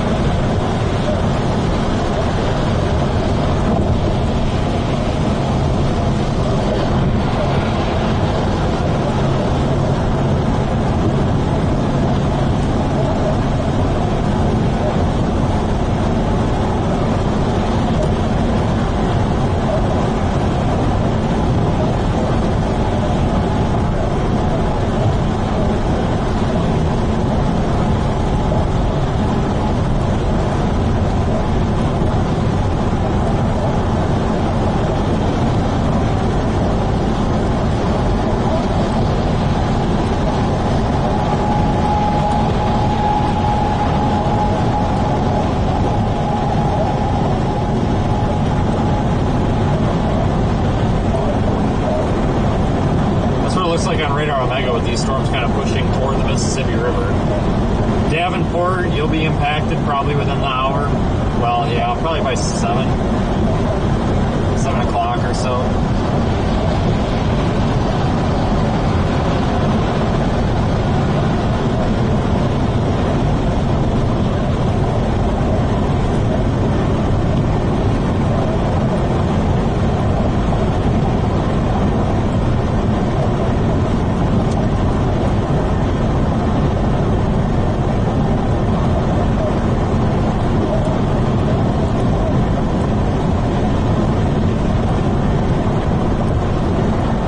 On the northern edge of this flash flood warning also.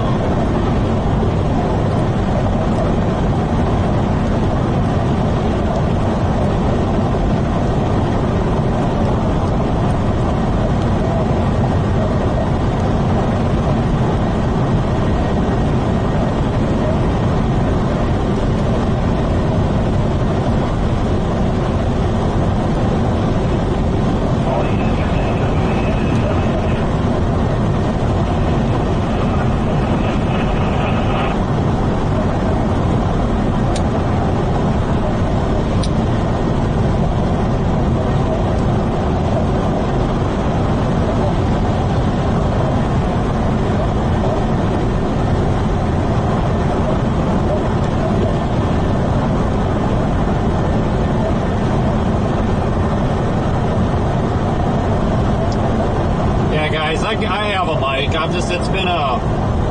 It's been exhausting this past 11 days, and I haven't gotten to it. You know, my energy has been focused on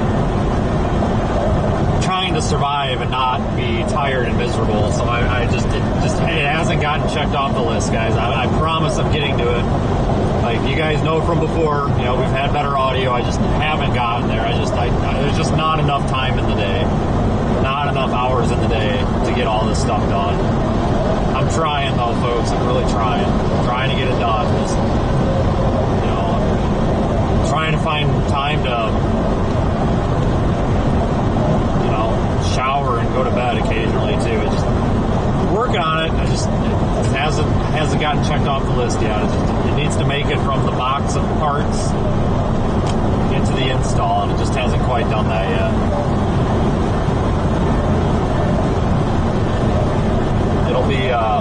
It'll be done hopefully here.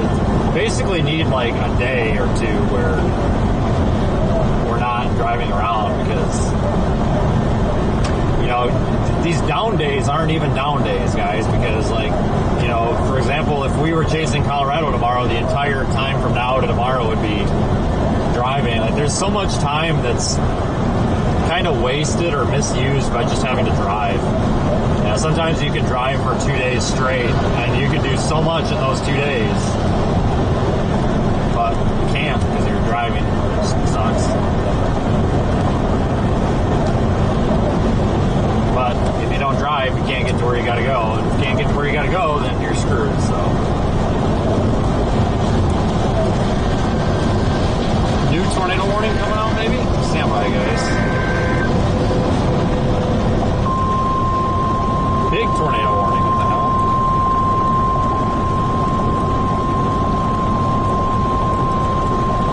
The National Weather Service in the Quad Cities issued a tornado warning for Cedar County, Scott County, southeastern Johnson County, Muscatine County, central Clinton County, until 7:15 p.m. At 6:21 p.m., severe thunderstorms capable of producing both tornadoes and extensive street line wind damage were located along a line extending from Cedar County Fairgrounds to near Moscow to near Salisbury Bridge Campground, moving east at 55 miles an hour. Expected hazards include tornado. Flying debris will be dangerous to those caught without shelter. Mobile homes will be damaged or destroyed. Damage to roofs, windows, and vehicles will occur. Tree damage is likely. These dangerous storms will be near Muscatine, Tipton, Durant, Wilton, Bennett, Sweden Center, Moscow, and Tipton Matthews Airport around 6:25 p.m. Stockton, New Liberty, New Era, Wildcat, Dead State Park, Pleasant Prairie, Sunbury, Bennett Park, and Shady Creek Campground around 6:30 p.m. Walcott, Bluegrass, Buffalo, Wheeling, Montpelier, Dixon, Plainview, Midway Beach, Big Rock, and Camp Liberty around 6:35 p.m. Davenport, Calamus, Donahue, Maysville, Westlake Park, and Sherman Park around 6:40 p.m. Other locations in the path of these tornadic storms include Rock Island, Eldridge, Long Grove, Green Mound, Critic Island, Davenport Municipal Airport, Mississippi Valley Fairgrounds, Bettendorf, DeWitt, Riverdale, Scott County Park, Parkview, LeClaire, The Confluent, Panorama Park, Pleasant Valley, Malone, Clinton County Fairgrounds, Clinton, Princeton, Cordova, Littlemore, Rock Creek Park, Fullerton, Rock Creek Marina, and Campground. This includes the following highways: Interstate 74 in Iowa between mile markers 1 and 4. Interstate 80 in Iowa between mile markers 254 and 300. Hot response.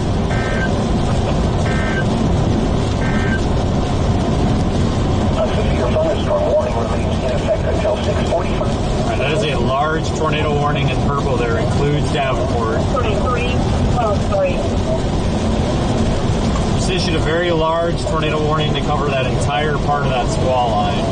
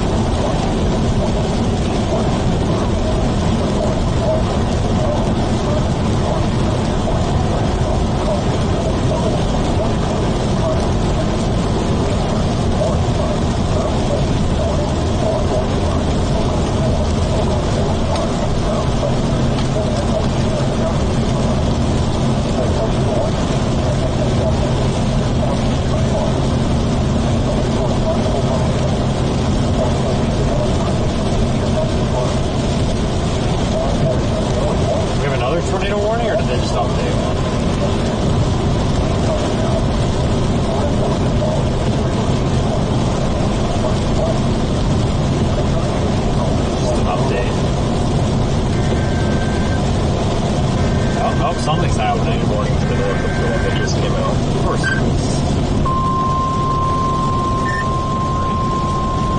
New tornado warning there. Flashing purple box.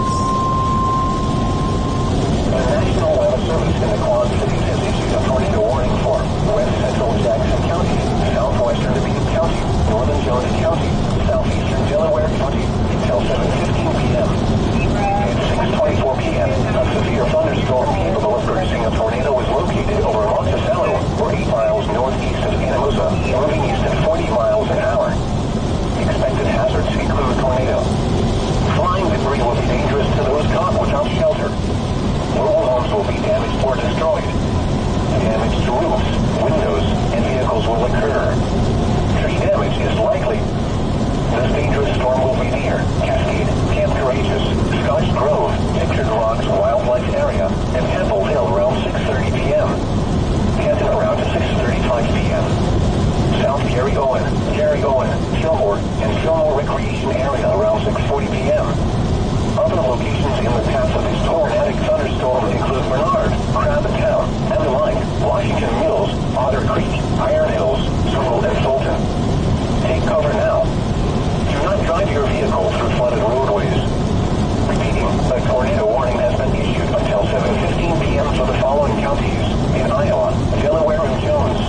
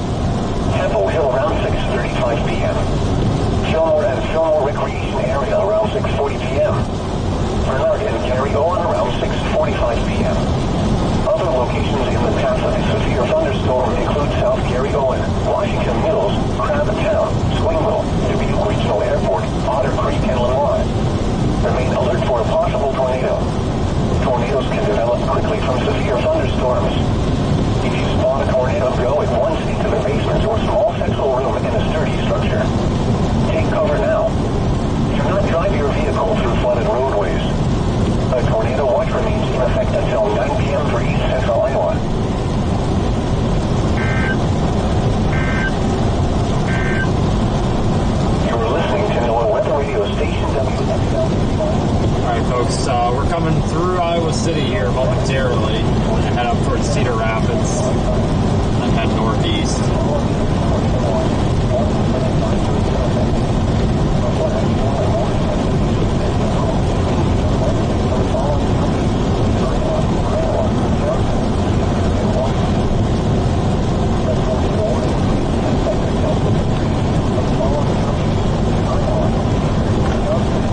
Well, I didn't expect all these tornado warnings to start lighting up today. A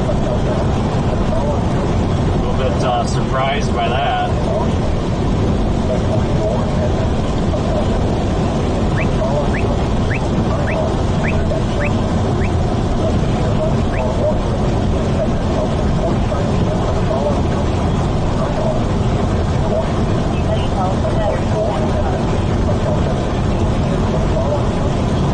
We got a big story.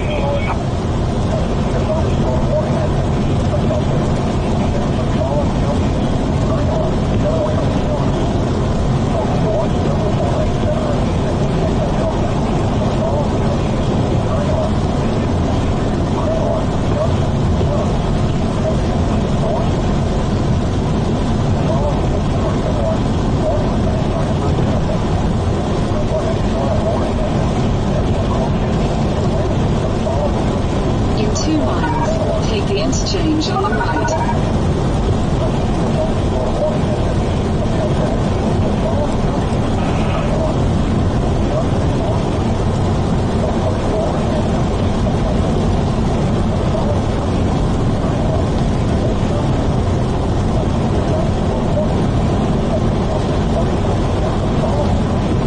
We gotta get off the interstate here in like a mile and a half ish.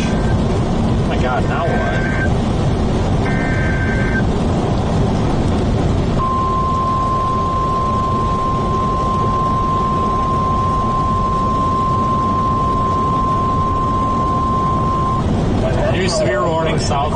City. Severe thunderstorm warning for southwestern Rock Island County, western Mercer County, northern Henry County, Louisa County, southeastern Washington County, southwestern Muscatine County until 7:15 p.m. At 6:30 p.m., severe thunderstorms were located along a line extending from near Cranston Knolls, moving east at 35 miles an hour. Expected hazards include 60 miles an hour wind gusts. Severe thunderstorms will be near Muscatine, Northern Junction, Oakfield, Pleasantville when that tornado running south of being popped up. I just saw it. Take the interchange on the right, then take the slip road. It's issued a flash flood warning around, so I'm going to have to break off and go towards Cedar after. Sun and Denver around 6:30 p.m.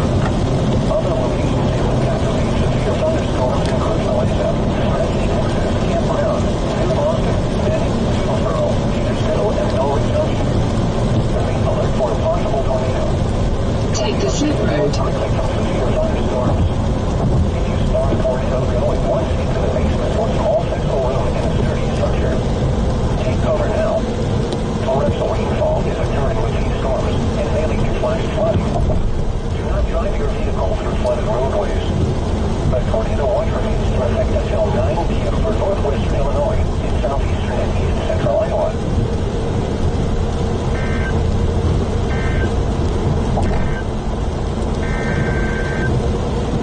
Alright, this green box here is a new flash flood warning that's been issued for Iowa City, North Liberty, and West Branch. Also Tipton.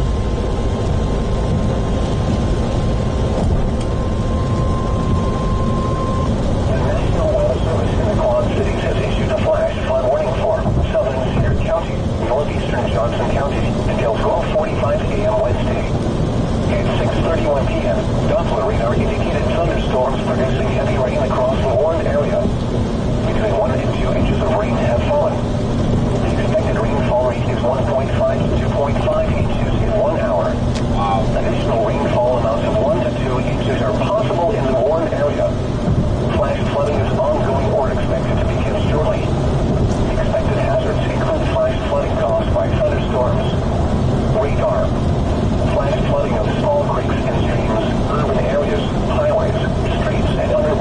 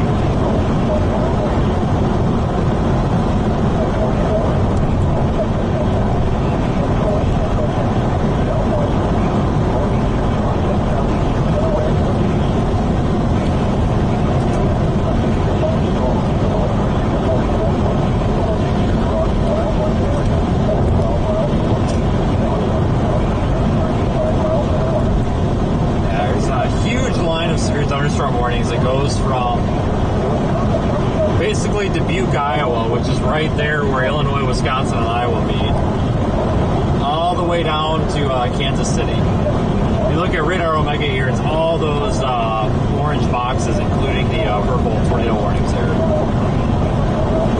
Almost a continuous chain of severe thunderstorm warnings.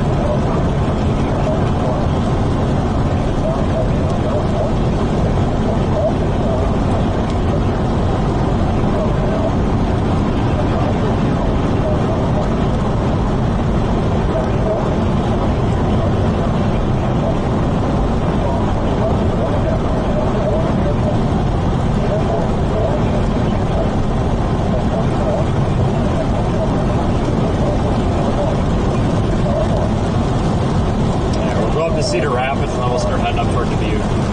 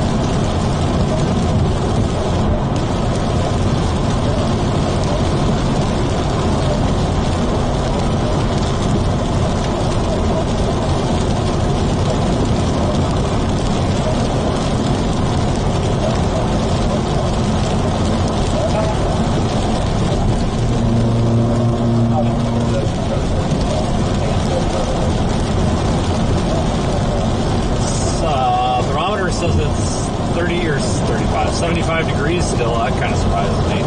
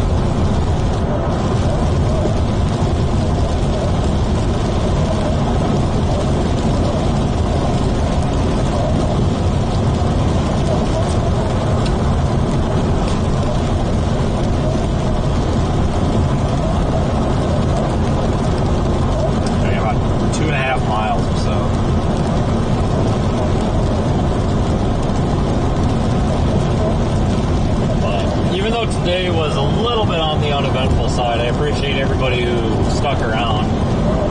I'm going to stream for a little bit longer here. I want to get through Cedar Rapids and make sure we're not going to come across any like wind damage or anything.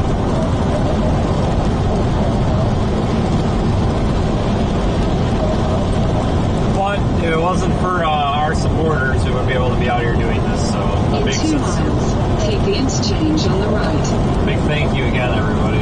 Appreciate it.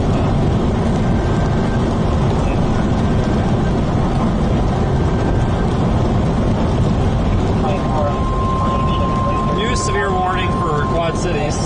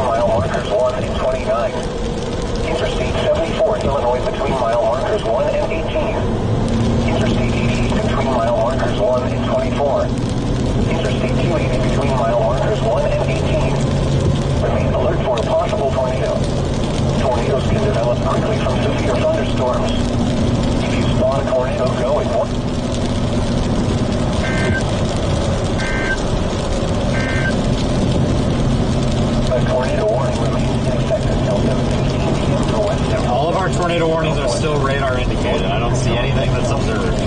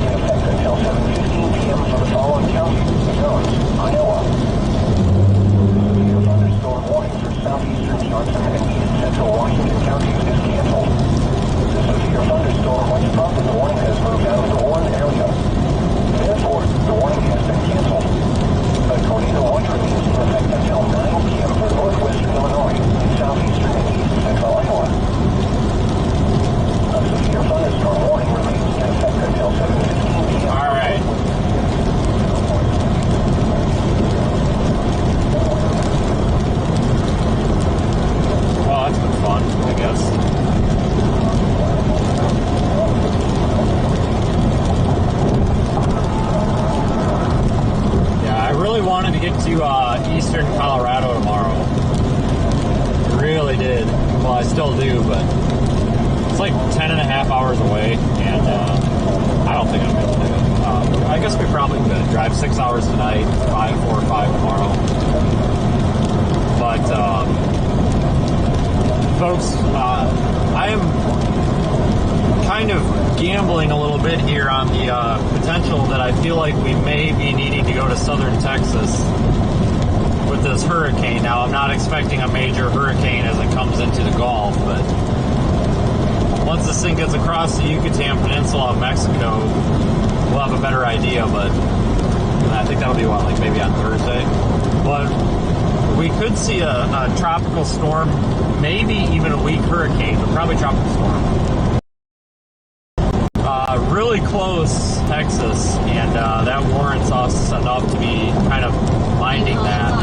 Turn right onto the slip road. Which means I need to get home and get my equipment, because I can't be driving around without equipment like I am. I only have the bare bones right now, so if I go to Colorado, I will not have time to go home if I have to go to Texas. And if we're going to be dealing with a large-scale event like that, we need to be properly equipped. So Turn right onto the slip road. I can't really afford to miss any days here, folks, but unfortunately we got to sit tomorrow out, which sucks. But so if you live anywhere from like Houston all the way down to the Mexican border along the Gulf Coast, it's possible you could see impacts from this storm, even if it's not a direct landfall. Let's say this thing let's say the center of circulation goes south of Brownsville, and it's still a Mexico landfall. Now, these are bigger storms than just the pinpoint eye, especially as they're weakening. Sometimes they expand, and you have these large tropical storm wind fields with lots of heavy rain, flooding, and potentially severe weather like tornadoes, and still moderate winds, sustained, and not just like quick moving winds either, like a severe warning. You know, you can get those strong winds for a day, and that puts a lot of stress on infrastructure and on environment, like trees and all that. So even if it's not a United States landfall, I'm assuming it's probably going to prompt us to go down there. Unless something changes, I think we need to go down there. So I'm kind of preparing for that. The forecast cone of uncertainty does include potentially some of Texas. So.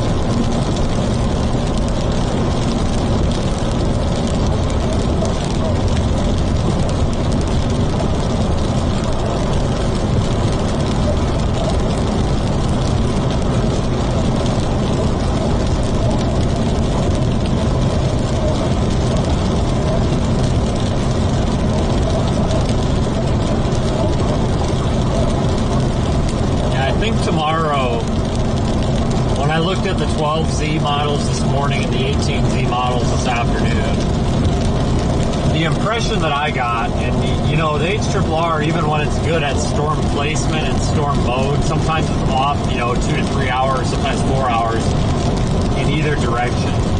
Sometimes it's 2, 3, 4 hours early, sometimes 2, 3 hours late.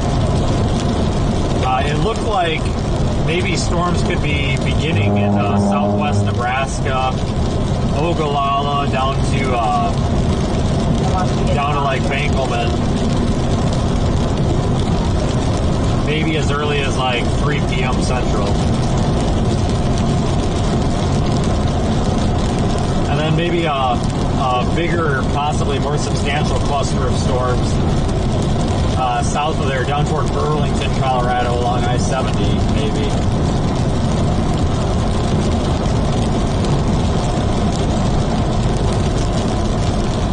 Later on, so tomorrow would be a good day to be out there, but unfortunately that would mean that even if we drove all night, Wouldn't be able to get back to get my supplies until midday Thursday, or later in the day on Thursday, and then potentially may have to turn around and leave by lunchtime on Friday. It would really be pushing it.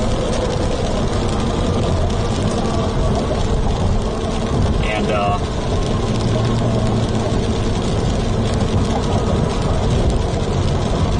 I got some stuff to do as well.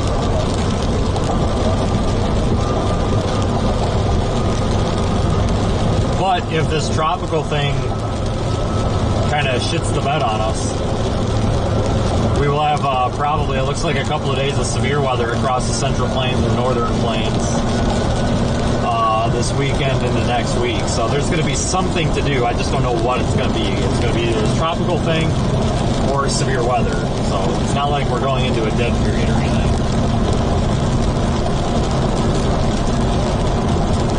But I need to get home and I need to get the wheels and tires pulled off of the wrecked Taho and put on this one, because number one, I like the wheels better, and number two, the tires are much better. So I need to do that swap. I need to get the stuff put in this. I need to build a new organizer because that accident kind of fucked up my organizer pretty bad. So we'll see what we can do.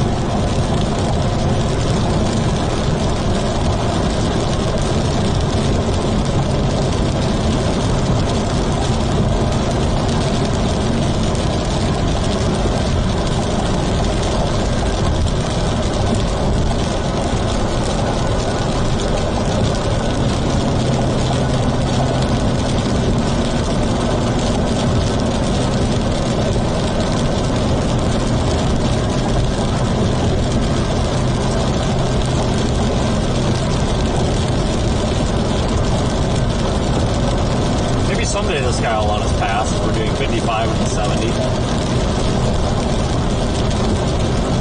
Maybe someday.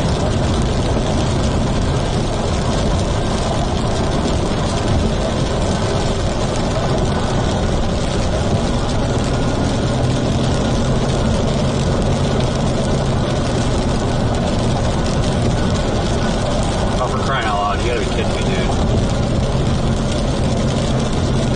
But if you guys are new here, we do have a Discord server if you want to talk to the people that you talk to during the stream when we're not streaming. If you go to seethestorm.net, it's also pinned. If you look in the YouTube chat, it's pinned there as well. Go to the website. We work hard to keep active, and find a link to it there. So you're going to get stuck in a red light.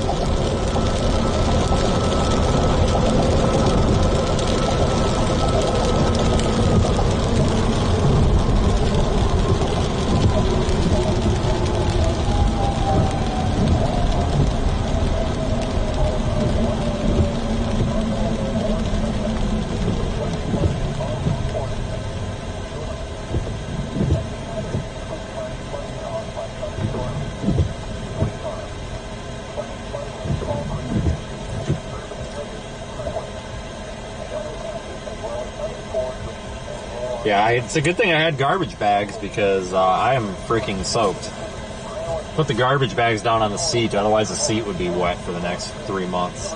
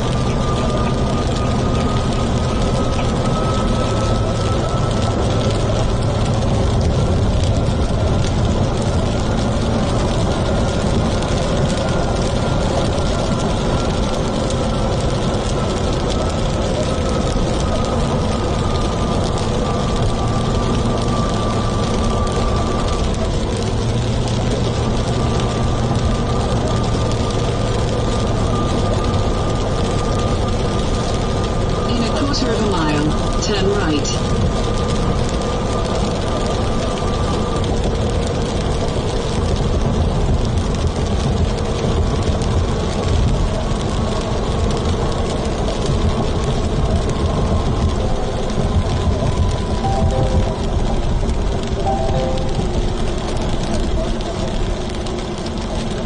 Turn right.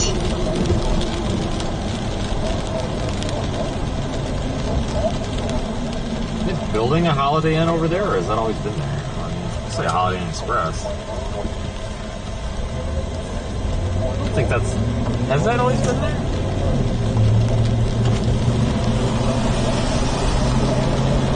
No car... No, that's new. Interesting. Definitely looks like a Holiday Inn.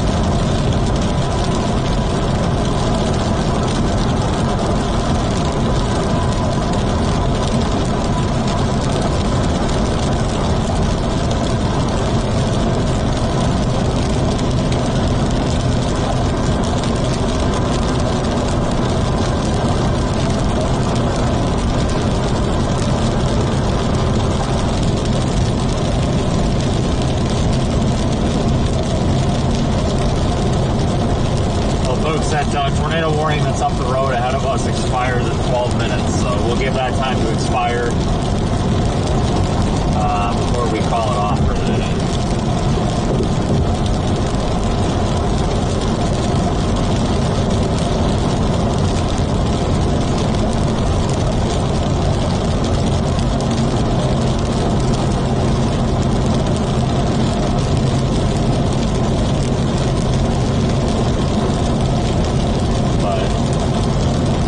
Thank you for the moral support and, of course, the even the financial support over the last week or so, guys. This whole, and again, I have to say this because there's some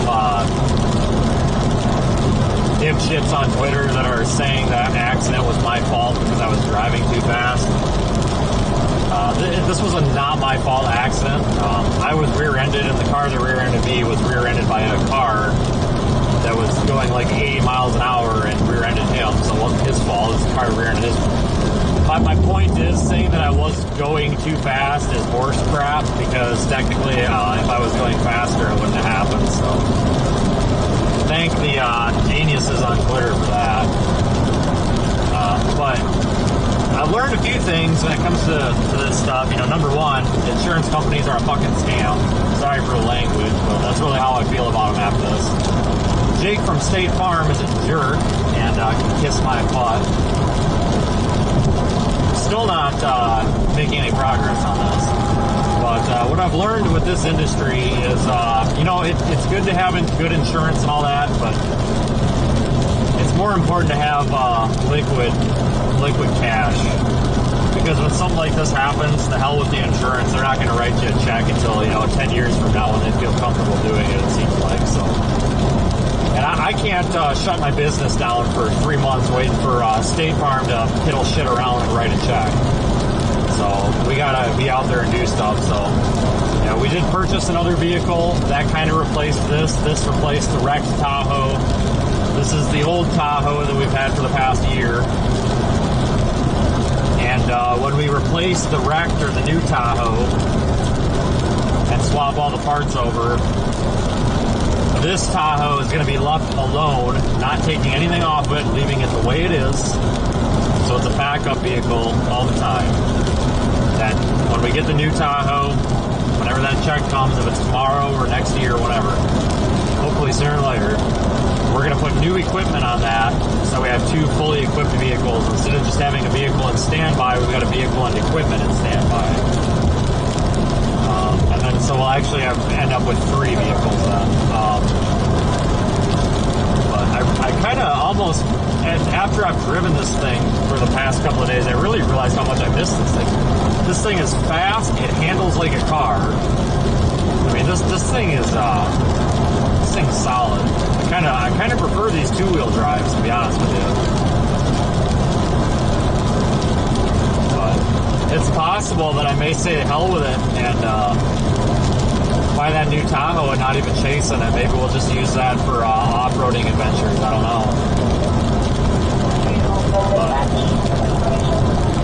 I have my accident lawyer dealing with the insurance claim because I'm done pissing with it. That State Farm is like the worst company I've ever talked to. Oh my God, they don't give 2 craps. Yeah, I'd like to, you know, get money because one of your customers or your clients destroyed my truck, so I would really like to be paid for that. Okay, please hold. 2 hours later. Yeah, what are you calling about? Yes, sir. One of your insured motorists destroyed my vehicle and put me out of work, so I would like to be compensated. That's literally what I said to him. And he just starts like giggling. He's like, all right, sir, I'll get you to that department. And I said, no, I've literally been on hold for like 90 minutes to almost 2 hours now. Like, I do not need to sit on hold anymore. Well, then I got put on hold for another 20 minutes. And I talked to the claims department. I talked to this guy named Juan. And I'm like, I said, man, honestly, how long is this going to take? Like, am I looking at a week? Am I looking at 2 weeks? Am I looking at a year? We'll get to that, sir. I freaking flipped, guys. I said, no, we're not going to get to that. I have been on the phone with you guys for over 2 hours now. You destroyed my vehicle. You know, this wasn't my fault. You destroyed my vehicle and caused like 6 other people to have destroyed vehicles. I want some answers. Because my insurance and one of the other drivers' insurance that I spoke to is telling me that you, State Farm, have already accepted liability. So when are you going to come appraise my truck and tell me how much I'm getting here? Like, what you need to tell me what to do here. Sir, we're going to get to that in the next few days. Like, oh, no. You're going to get to it now. So I called my lawyer. And my lawyer's like, yeah, they won't talk to me. And I'm like, you're kidding me. He goes, no. They want a power of attorney signed. I'm like, power of attorney? You're the effing attorney. Like, so I had to sign this freaking document that I had to notarize for him to be able to talk to State Farm. I'm like, for Christ's sakes, you're the freaking lawyer. Like, oh my God. My lawyer's like, this is such a joke. He's like, I don't know what their problem is. So I'm like, you know what? He's keeping 15% of the claim for doing this. You know what, buddy? You keep 15% because I ain't dealing with these goofballs. So I told him, I said, you keep the 15%. It's worth it because I'm going to pull my hair out. Progressive, every time I've dealt with Progressive, no matter what side I've been on, customer or claim, always had good customer service. It's always been, yes, sir, we'll get right on that. 24 hours later, you've had an answer. Not these people. Jake from State Farm is not as friendly as he is on TV. So, but this is going to be a big claim, guys. They wrecked a lot of cars, so. But regardless, once that gets taken care of, we'll get the other Tahoe replaced. All the aftermarket equipment is coming off. I made that very clear to them. That bumper, the winch, the wheels, the tires, well, they're coming off already anyway, but the lift, all that stuff is coming off. It's going back to them total with factory parts. So that thing is not leaving my driveway on a tow truck until I have signed off on it. I told him, I said, I have the title. I am not handing you that title until I have all my stuff off of it, and you're going to appraise the vehicle as such. You are not going to pull this, oh, we wrote you X amount of dollars, you need to leave the bumper on. I said, I'm not playing this game. I said, unless you're going to write me like an additional 15 grand for all the aftermarket stuff on it, I said, then don't even argue with me. And they agreed, so that's one thing at least they agreed on. So yeah, no khakis for that guy. I'm gonna find this Jake from State Farm, and I'm gonna call him up and tell him he needs to kick these people into gear. Yeah, AAA. I've always had good luck with Progressive guys. Progressive's always been really like customer service oriented.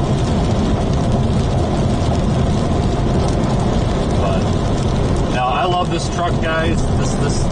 This thing is, I'll never forget. Car blew up. You guys literally pitched in and helped me buy this vehicle June of 2023. I was so excited because it's like we finally made a step up into like a bigger SUV. And I'll never get rid of this thing, guys. If the motor blows up tomorrow, we're buying a motor. This thing is... I thought it had like 280,000 miles on it. It's actually got 213,008. Just rolled 9. 213,009. And knock on wood, everything's good. It's starting to develop a slight leak from the rear main seal. Common on these vehicles. I got to get a hold of Bob and see how much they would charge for that. But you got to pull the transmission out, but it's two-wheel drive, so you don't have all that extra labor in there. I'm pretty sure we're looking at like $1,000. It's really ain't that bad for that. And I think, you know, guys, I thought it had a loose control arm bushing in the back, but now that I'm driving it more, it's not actually, it doesn't feel loose. It just makes that squeak when the back end drops down out of a driveway. I think it's actually, I think it might be the sway bar bushings that mount to the axle there. So I think I'm going to pop them off and throw some new ones on tomorrow. Because I got thinking about this. I'm like, you know what? My new Tahoe was making that same sound. You would drop out of a driveway, like a big drop, and you would hear that like rubber on metal squeak from the back end. It sounded like a bad control arm bushing or like a blown shock. And, you know, it almost sounds like almost like a clunker squeak. And I remember I did those sway bar bushings. I'm having it's like $20 for a pair of bushings in 2 minutes of my time.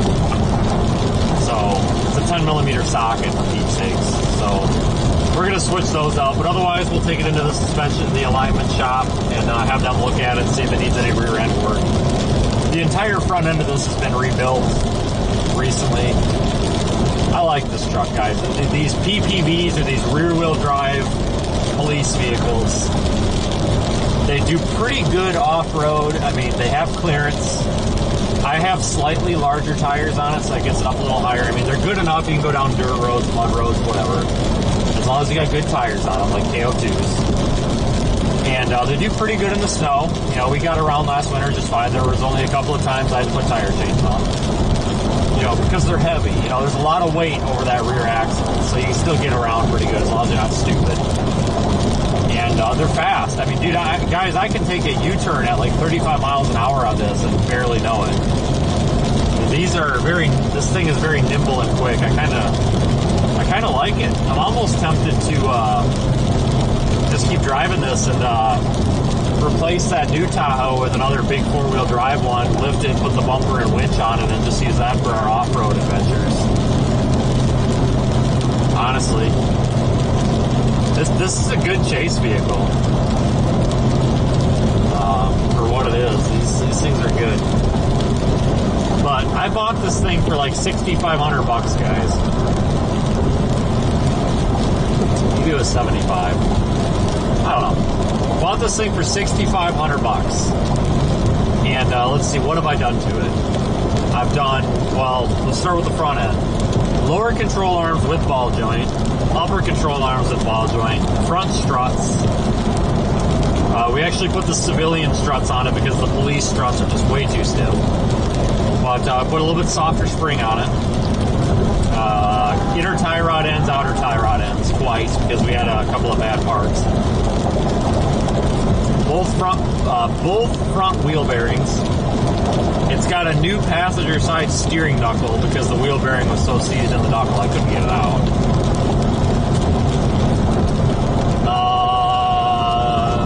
It needs a power steering pump because it's starting to leak a little bit. That's easy to do though. Belt and tensioner. Air conditioning's been serviced. New seals and all that. It's got new brakes. Well, I shouldn't say new. Last August, which was about 10,000 miles ago, all 4 calipers, all 4 brakes and rotors. When we got it, we did the rear axle seals because even when I bought it, it was leaking just a little bit from the rear axle seals. So we did the axle seals. What else? The rear pinion seal, that was starting to leak a little bit. That's really common on these. That was pretty cheap. The oil cooler lines, there's any of you guys that know Chevys, there's that plate that the oil cooler lines go on that attaches to the oil filter housing. I had a shop do that because it was leaking, and then the replacement O-rings started leaking, so I did it. So it's been done twice. It's got a new dash cluster because the speedometer just stopped working. What else? Guys, I think that's it. Oh, and a new windshield wiper motor. Other than that, I think that's it. That's a lot of work, actually, but we've done a lot to this. And, that was the thing. I bought this for $6,500. Oh, alternator. Can't forget the alternator and the dual battery upgrade. But, you know what, guys? When I got this thing, I was so excited, and I'm still excited. There's a lot of memories made in this truck. I like this truck. It's going to look even better after tomorrow. I put the wheels and tires off the wrecked Taho. I like those black wheels. And the KO2s will look good on here. I'm going to put, so the wheels that are on here right now have a pretty substantial offset. It's a pretty wide stance, and I think it looks really good. They stick out a good inch and a half from the fenders.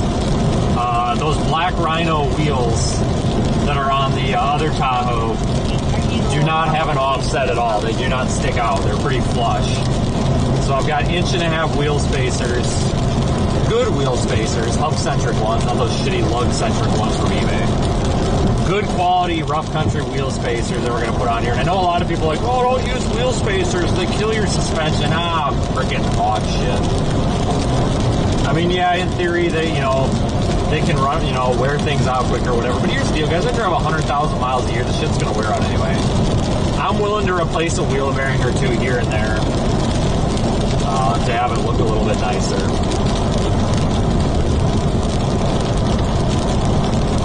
I like these older Tahos. I like these 4L60 transmissions.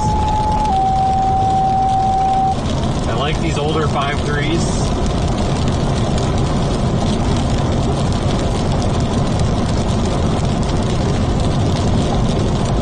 I'd buy another one in a heartbeat. I would not buy a 4-wheel drive, though, of this era. I would not buy a 4-wheel drive Tahoe that's older than probably 8 years old. If it was before 2000, actually no, if it was before 2018, I probably wouldn't buy it, just because it seems like this era of 4x4 Tahoes, like 2008 to 2017-ish, it just seems like, based on my experience, always have a transfer case going bad. You always got seals going bad. You always got to pull the transfer case, got to pull the transmission down. It's really hard on those 6L80s. 6L80 sucks anyway, until it's been rebuilt. But even bad enough, you got those, you know, the transfer case on those, you know, the seals are always rotting out, front diff's always cooked. I mean, you got to do a bunch of stuff to them.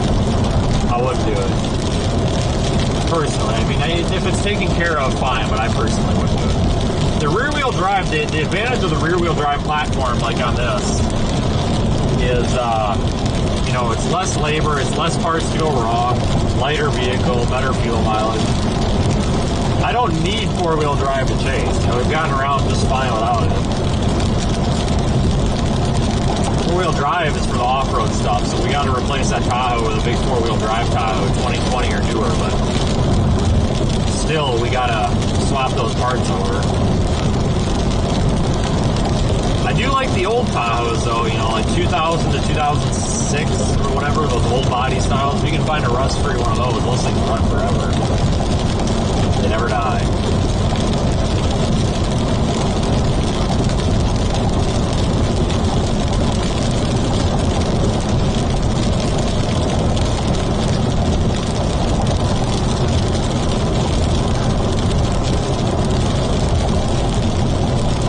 But no, this vehicle came from,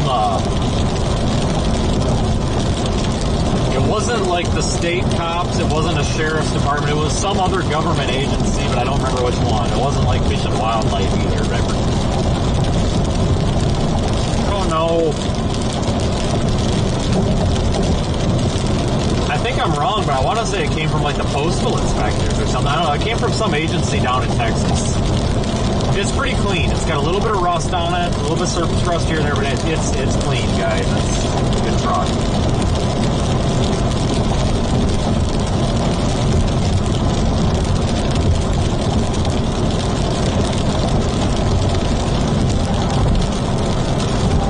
I bought it with, I think, 133,000 miles on it, I think. I think it's 130 or 133.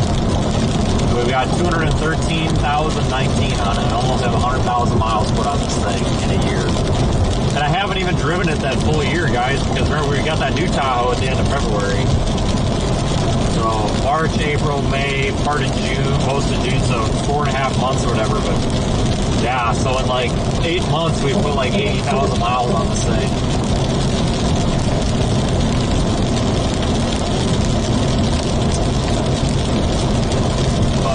I do like these things, you know, they have a little bit of a squat. It's like a 2-inch drop suspension in the rear from the factory for stability. I think when you put a little bit bigger wheels on it, some wheel spacers, it looks kind of cool. It handles really well. It freaking goes fast, too, for a truck, so I like it.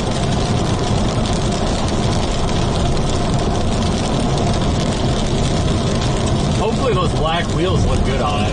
Maybe, I hope they don't look terrible. I've thought that in the past too, where like, oh, this wheel is going to look good on this truck, and then I bought the wheel and it looks like crap.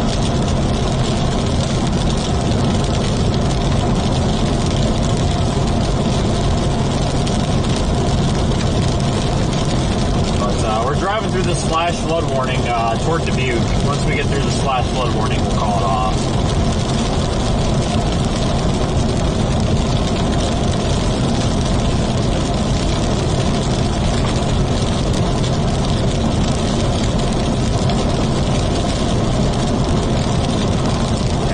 Somebody asking about Josh, there's really not much to fill you in about. Some chick was flying down a highway. We were stopped to make a left turn, and she just decided to ass pack everybody on the road, I guess. So that's basically what happened. That's about it. Literally, I cannot simplify it, or that is the best way to explain it. Some lady just decided to make a bad decision, and I'm not going to harp on her because you never know. I mean, we could be the ones that cause an accident someday on accident. So, but she decided to make a not very good choice and drive distracted and destroy about 6 vehicles on the road. And that's about all. That's about it.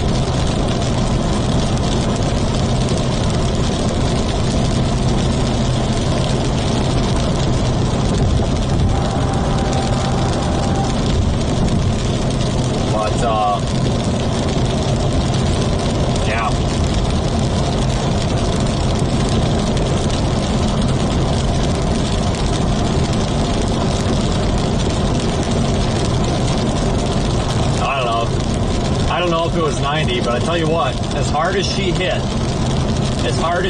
and the damage done to the vehicle that she hit, and the damage done to her vehicle, I can go ahead and say this. I've already given my statement to the police and the insurance.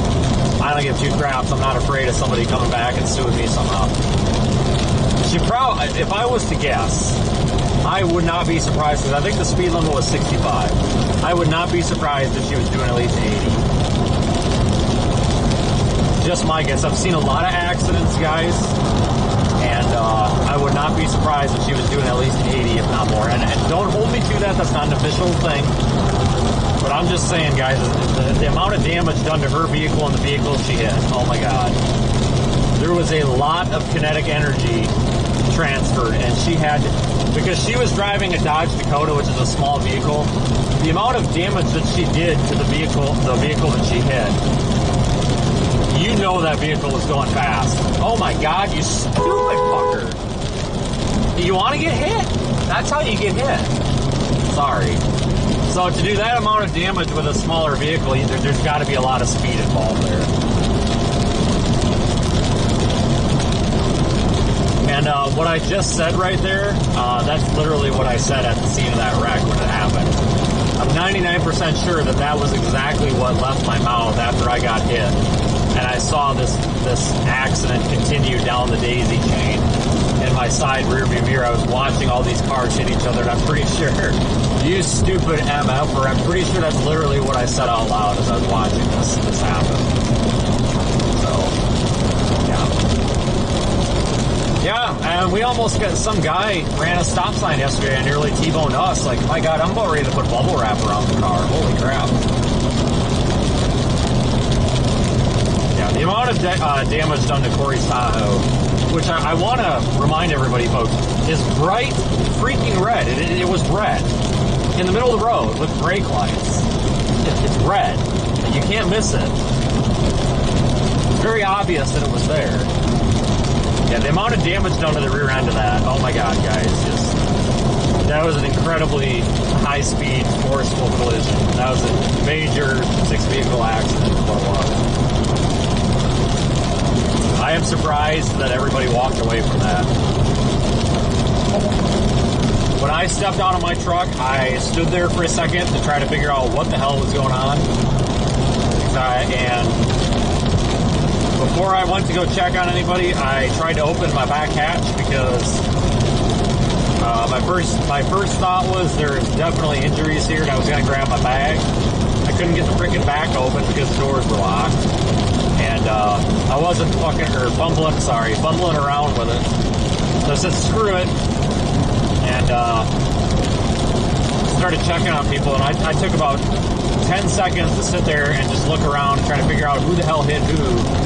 And make sure we didn't have, like, people ejected or whatever. And the amount of people that drove by was disgusting. There were people that witnessed this accident that just drove by. Didn't ask if anything was okay, which I'm pretty sure is illegal. If you witness an accident, I'm pretty sure you have to stop, or at least report it. But I honestly thought people were going to be dead.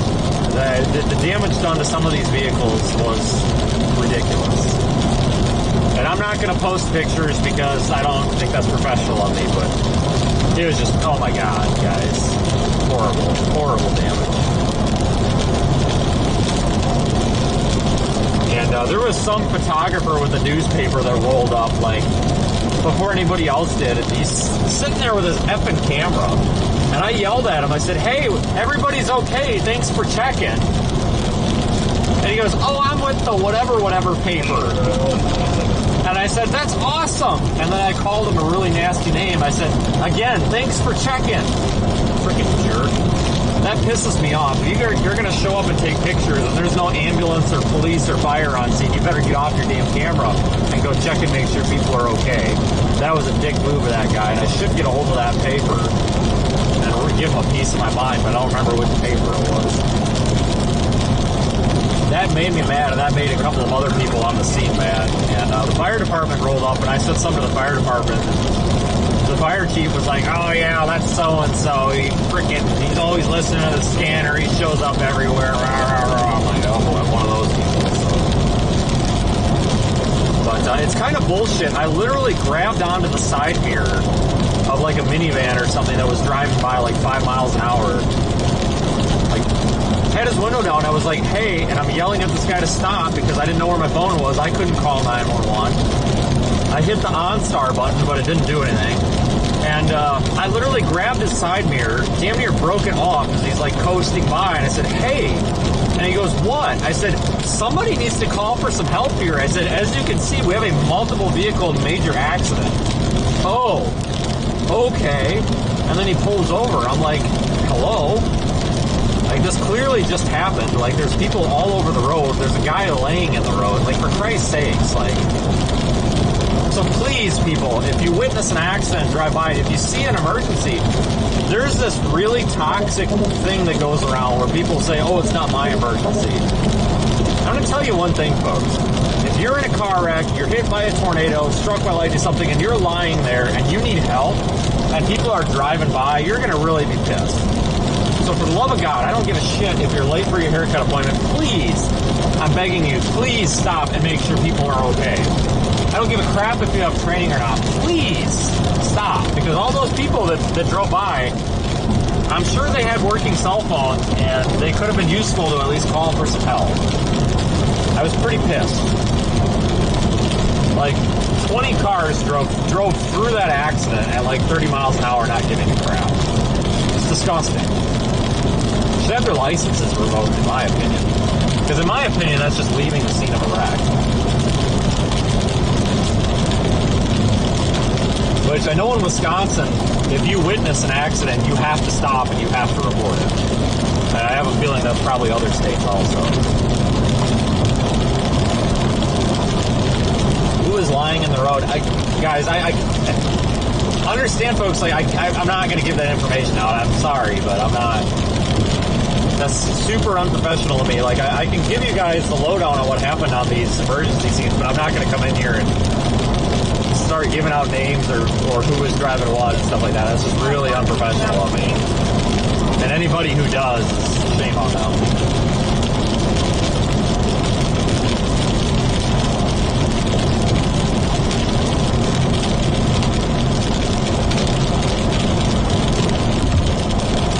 But, yeah, I appreciate all the moral support and all that, but we're good. We can,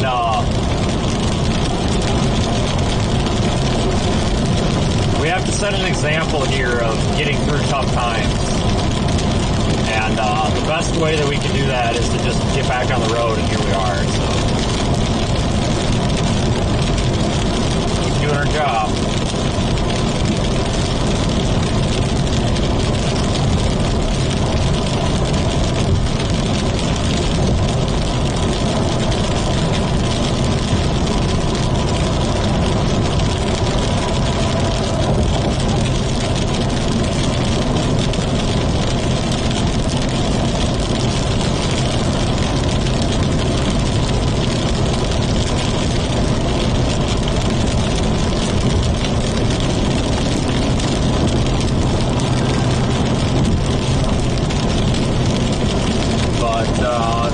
When I get home, I'm going to get all that stuff transferred over. I brought some equipment. You know, I brought a med bag, a chainsaw, a couple of tools, you know, screwdriver, pliers, just some basic stuff.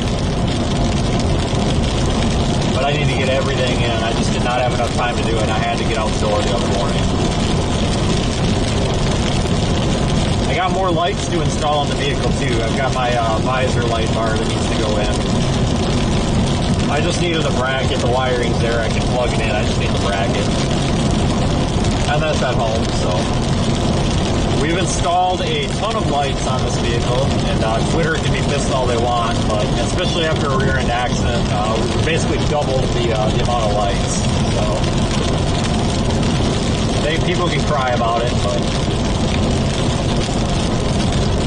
I don't want to get hit when I'm on the side of the road.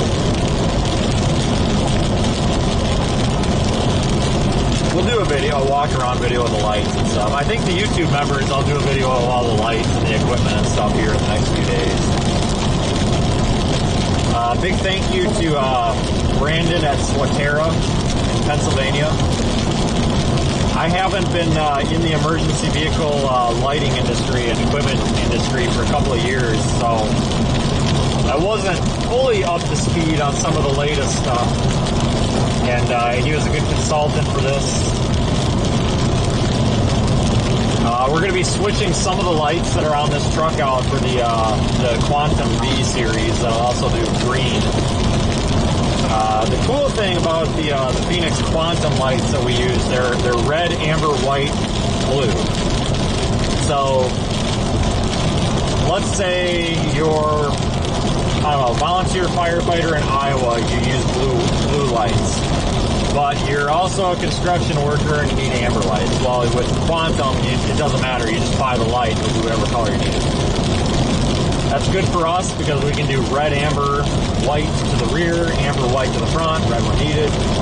And you can do flood or white override on all the lights. But we're going to switch a lot of this over to Quantum V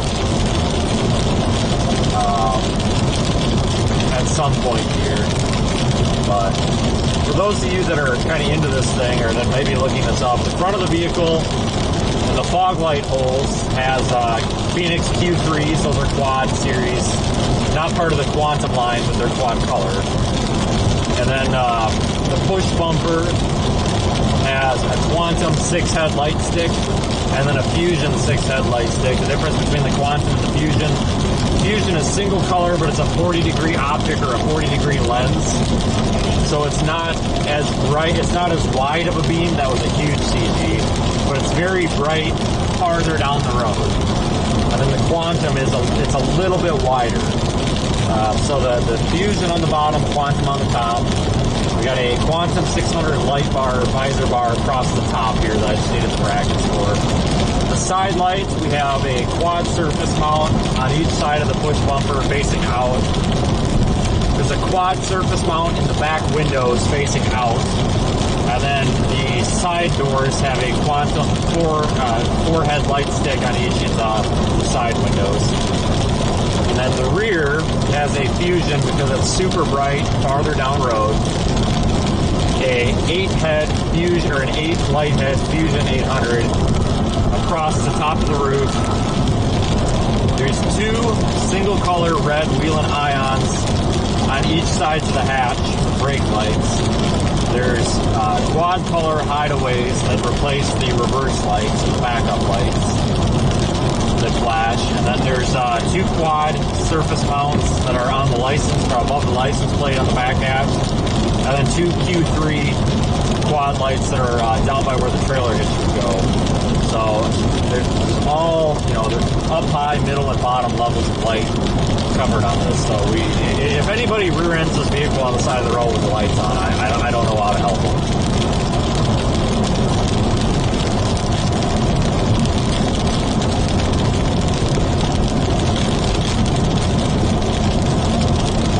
Pretty hard to miss this vehicle going down the road.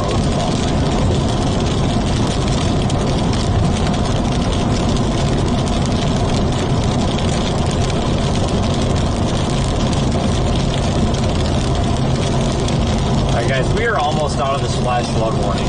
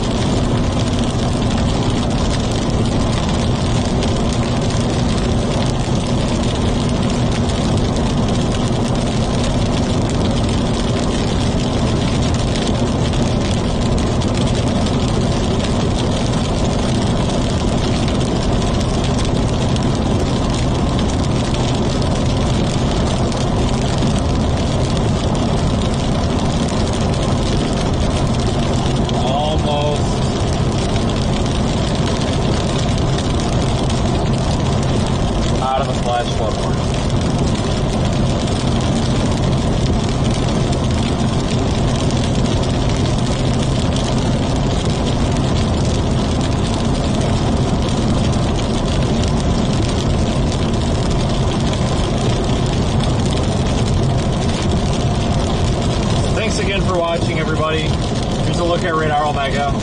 Now that arc of storms moving off to the east across the Mississippi River.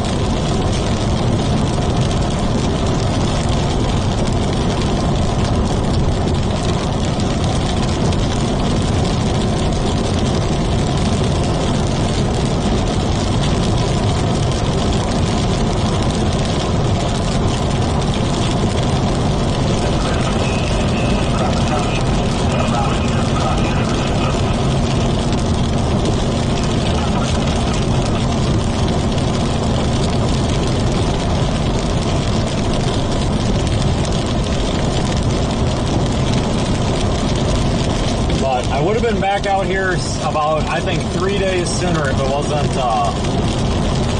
that was a huge CG, twice. God dang it, where's Brady when you need him? If it wasn't hot as hell out, oh my god, this past week it's been, just hot and no relief, so it's been hard to do equipment installs.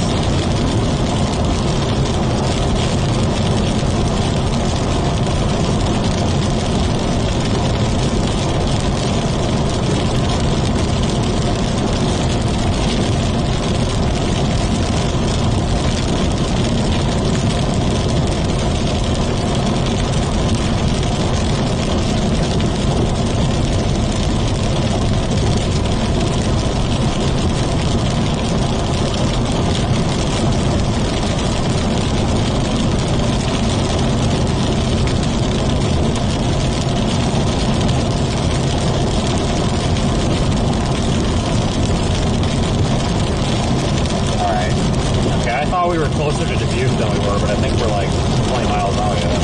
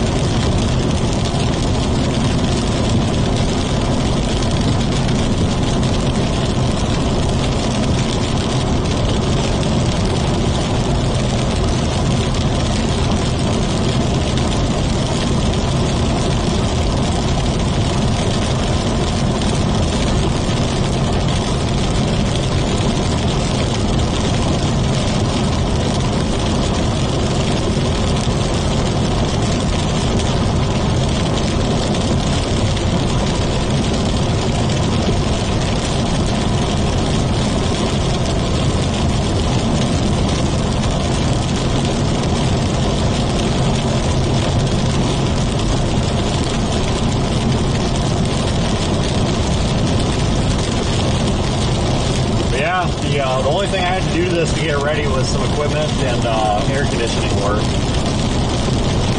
The high pressure Schrader valve, I think, is leaking a little bit of Freon. So put a new little Schrader valve thingy in there and charged it up. It's working now.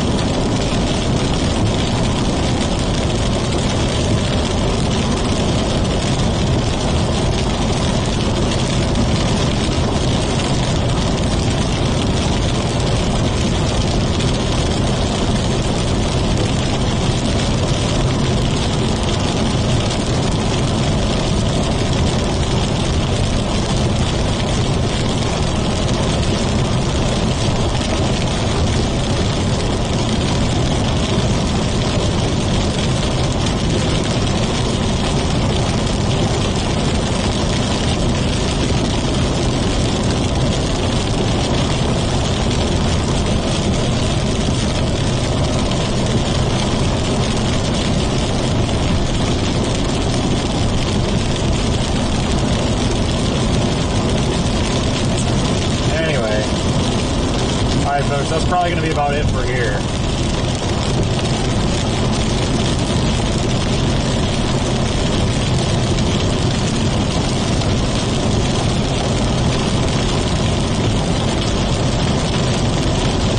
I would imagine the next live stream would be in a few days. I might go live tomorrow doing stuff. I don't know.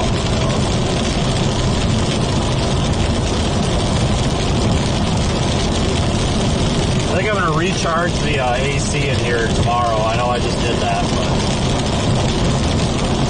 I only pulled a vacuum on it for about half as long as I wanted to. And those of you that don't know, you know, water and moisture is obviously bad for air conditioning. You know, like it's not going to work. You can't have it in your AC system, and water and moisture is not going to exist in a vacuum. So you got to pull a vacuum on the system for a while to basically get that water out of there. And I want to do it longer just to prevent any future problems. I think I'm going to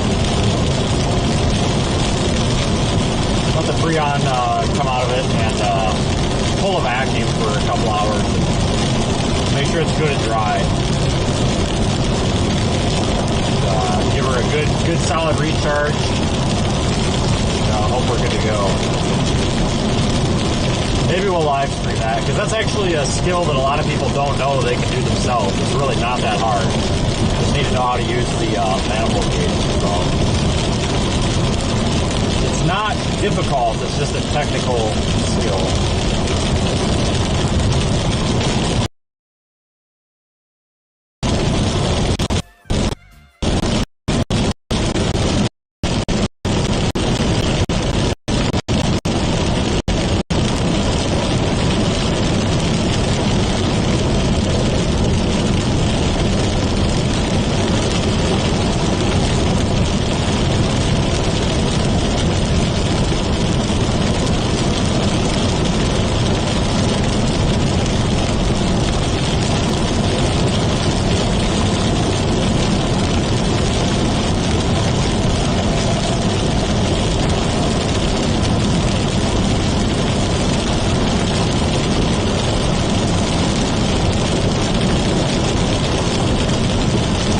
Here we are rolling into Butte now.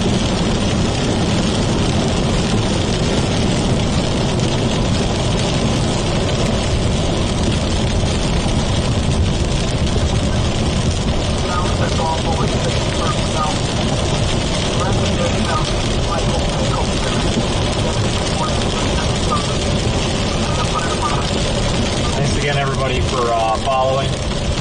And thanks again, supporters, for making this job much easier with all of you guys behind us.